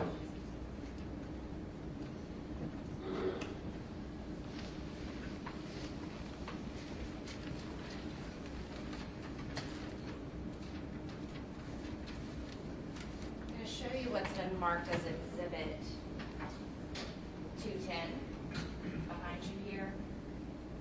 Is it fair to say that the number of items that were submitted to you, I'm sorry, this is not very bright. Let me brighten it up here. Try. Is the lamp on? That would help. Thank you. Does that make it easier to see behind you? No. Okay. How many items were submitted to you in that? 7? In this exhibit, on 12-2, there were actually more than these that were submitted. The remainder were submitted that were on the other report. Okay, so on this report, though, this shows the items that have actually had testing conducted on them, correct? That is correct. So 7 items within this list. It does not include standards. Okay. And so the standards would include Travis Pace, Katrina Pace, and Jason Chen. Correct. So- So that include those 3. Okay. And then you issued this first report that was shown by General Moyle, marked as Exhibit 209. This report was not issued until December 6th of 2024. Yes. Okay. What was the delay in issuing the report that there would not be testing completed on these items? So when I originally received the case to work, I thought I would go back and work other ones until the other items came out. And our policy does state that we have to let the customer know what we did not work. And so I had to write the report up and release it to let them know what I didn't work. Okay, in one of your reports specifically, I'll go back to a different report, 211 is the exhibit number here. This report was issued January, which was approximately 11 months previously. Mm-hmm. And you actually listed in here that you weren't going to be doing examinations on certain items at the end of this report, correct? Correct, on the items that were submitted on this, in this submission. Okay, and these items were submitted, and I'll show you the dates, November 30th of 2022, correct? Right. Okay. And the items that were not tested in Exhibit 209 were also submitted to you November 30th of 2022? That's correct. Okay. What was the basis, again, for not submitting your report of the additional non-tests until 11 months later? So at the time, I was going to work more, and then when I got this, I worked the second set first. I worked the second set, and then did not end up working more evidence. And then prior to court, I noticed that I hadn't written up the previous no exam report. And you mean private, or just prior to this trial starting, correct? Within the last 45 days? No, in December. Okay. I noticed it when I got a subpoena. It's January of 2025 now, correct? That's right. And you issued this last report in December of 2024, so That's just correct. about 45 days ago, correct? About how long? 45 days ago, December 6th, we're down to the 16th. Yeah. There was questions posed to you by General Moyle about the contributors that were seen in your reports, Exhibit 211, which is your report that was issued on January 25th of 2024. The major contributors is listed as Jasmine Pace, correct?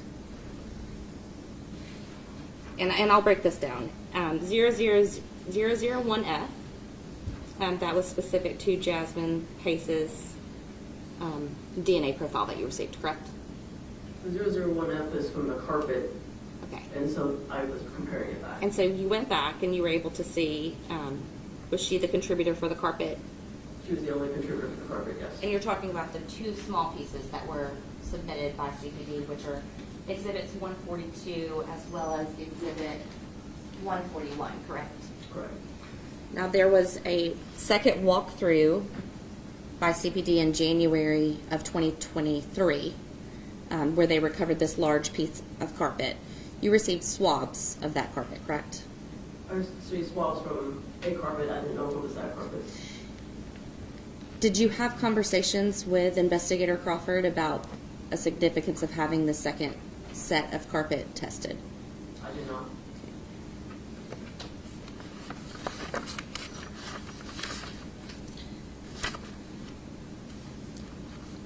But he and the state received notice that you had not tested this carpet in January of 2024, correct? For that one, correct. And that's Exhibit 211, right? And you swabs 00, or the swabs from under the carpet, which is item 197, is Exhibit 0002I, and 0002J is for the bedroom under the carpet, the swab from the bedroom under the carpet, correct? That's correct. And if we go to page 3 of your report, that's where it shows 002I and 002J, no examinations were performed. That's correct.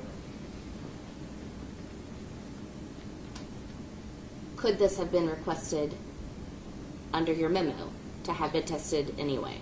It can be requested, it has to be passed by the supervisor and the manager to agree to go ahead and work for it. Now, these 3 reports, does that encompass all of the exhibits or evidence that has been submitted to you by CPD? Yes, it does. So if there's van tennis shoes, sanitary pads, blue jeans that are not on these reports, you didn't receive them, correct? That is correct. So is it your testimony you didn't receive a request to test blue jeans that had suspected blood on them? I did not receive any clothing. Okay. No clothing at all? There was sweatpants from Okay. the house. In the laundry room, correct?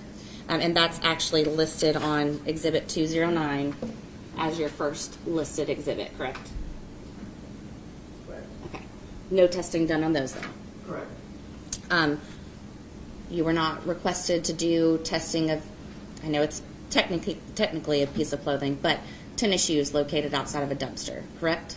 I did not receive tennis shoes. Did you receive a request to test a sanitary pad? No, I did not.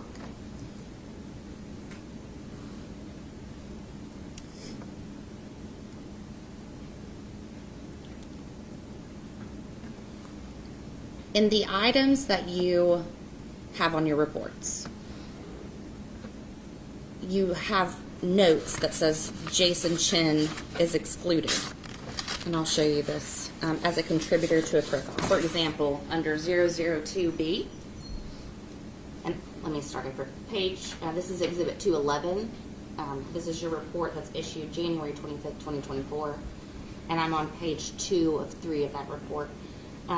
Halfway down the page, we'll start at the quarter. 002B, there's a paragraph that says Jason Chen is excluded as a contributor to the major profile. What does that mean? It means that his DNA profile does not match who the major contributor is in that mixture. And you had a contribution from him through the buccal swabs, correct? Correct. Was he a major contributor in any of the testing that you've done? That was the only one I think we got a mixture on that I was able to say anything about, so no, he was not. Now I'm going to direct you down to 002D.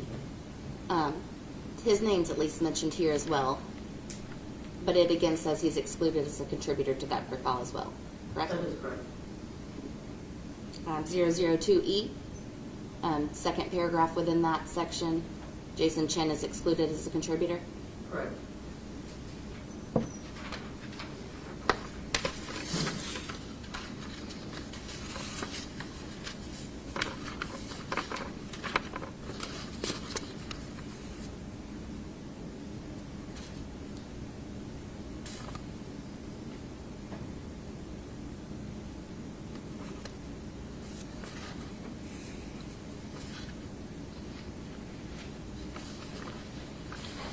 Ms. Lowe, I believe that's all the questions I have for you. Thank you.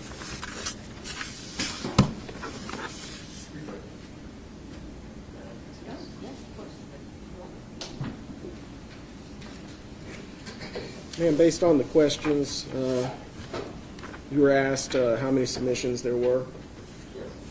And I think counsel said, oh, all these items were submitted on November the 30th, 2022. Do you recall questioning to that?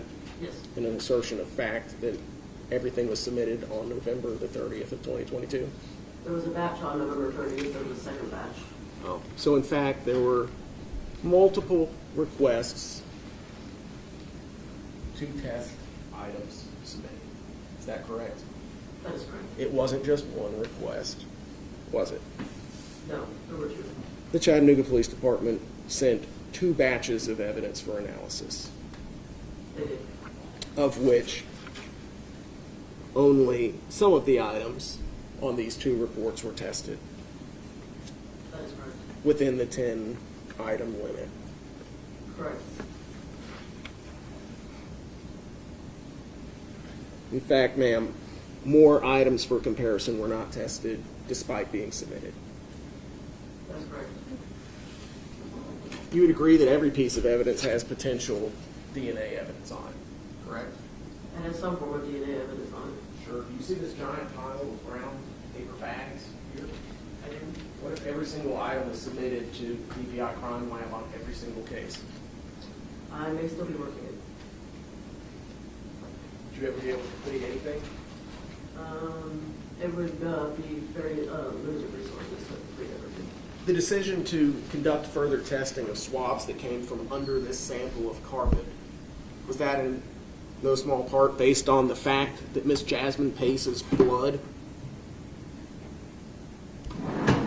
was found mere inches from a very large, and I know you haven't had the opportunity to see this, Special Agent, so I'll help you out. Assuming these 2 pieces of carpet are connected to each other, does it not stand to reason that the swabs that came from under this very large stain adjacent to the piece of carpet that you matched the genetic profile to Miss Jasmine Pace, that they're one and the same? If it's from the same one, I can't tell you what DNA was left behind in that one spot because it's not the spot I tested. Sure. But does it stand to reason that it's likely the It's a same? possibility. Nothing further. Very quick.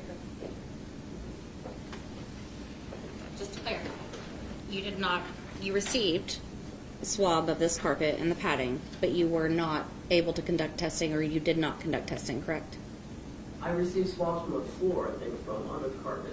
Okay. So I did not test those swabs. Okay, and you have not been submitted any piece of this carpet, correct? No, I did not. So you can't say that those swabs would have given DNA for Jasmine Pace, correct? I don't know. I did not test those swabs. Thank you. Nothing further. Jury, have any questions for Agent Lowe?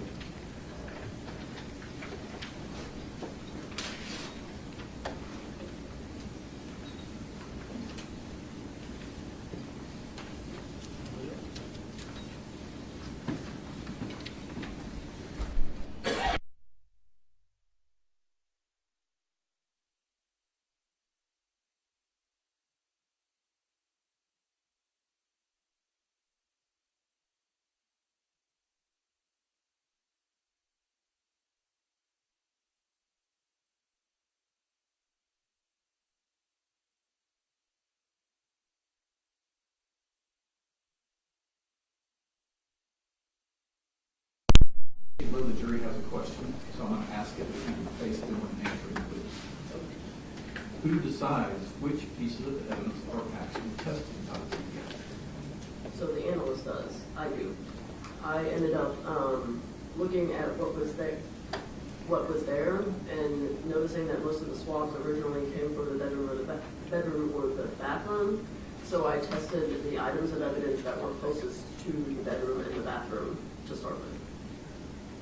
Can you redirect based on the jury's question? No, Your Honor. You recall? No, Your Honor.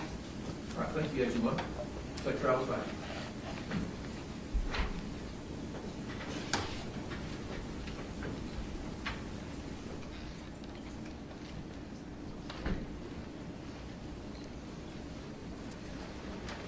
Ladies and gentlemen, that concludes the testimony you're going to hear today. We talked briefly about this earlier. I'm going to ask you tomorrow warning. I did get your note about not working on Sunday. We're definitely going to work Saturday. Monday is a federal holiday. If any one of you wants to take it off, not work on MLK Day, I understand. You're the one that's going to answer the question whether we work on Monday or not. All of you are willing to work on Monday, we will be too. Any one of you doesn't want to, we won't, and we'll work Saturday, take off Sunday and Monday, and come back Tuesday. Just talk about it amongst yourselves, and I'll ask you tomorrow morning. And that helps us know early so the sheriff's department can schedule deputies early. Once again, before we leave, I must remind you of the admonition not to talk about this case among yourselves or expose it to the media. With that, I will see you tomorrow morning.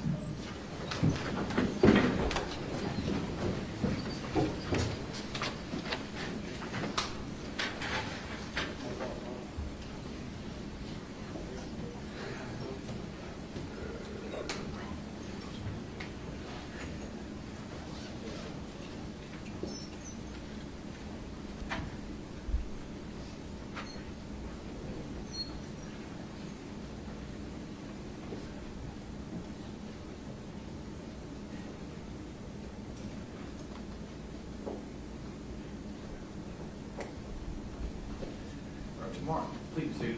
Tomorrow is arraignment day. We have a lot on. We'll start the jury trial at 10 tomorrow. We get as much stuff done from a regular docket as we can. As you know, there's a lot happening on arraignment day.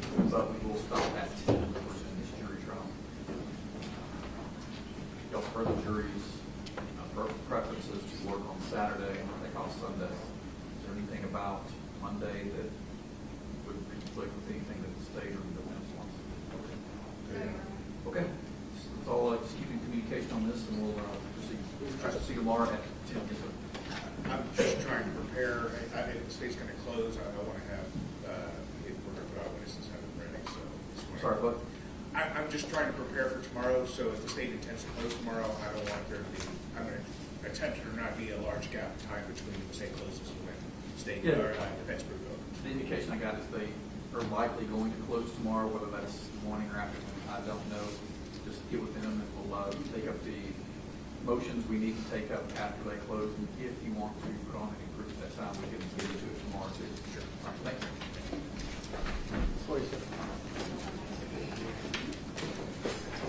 Court's adjourned until 9 a.m. This trial is adjourned until 10.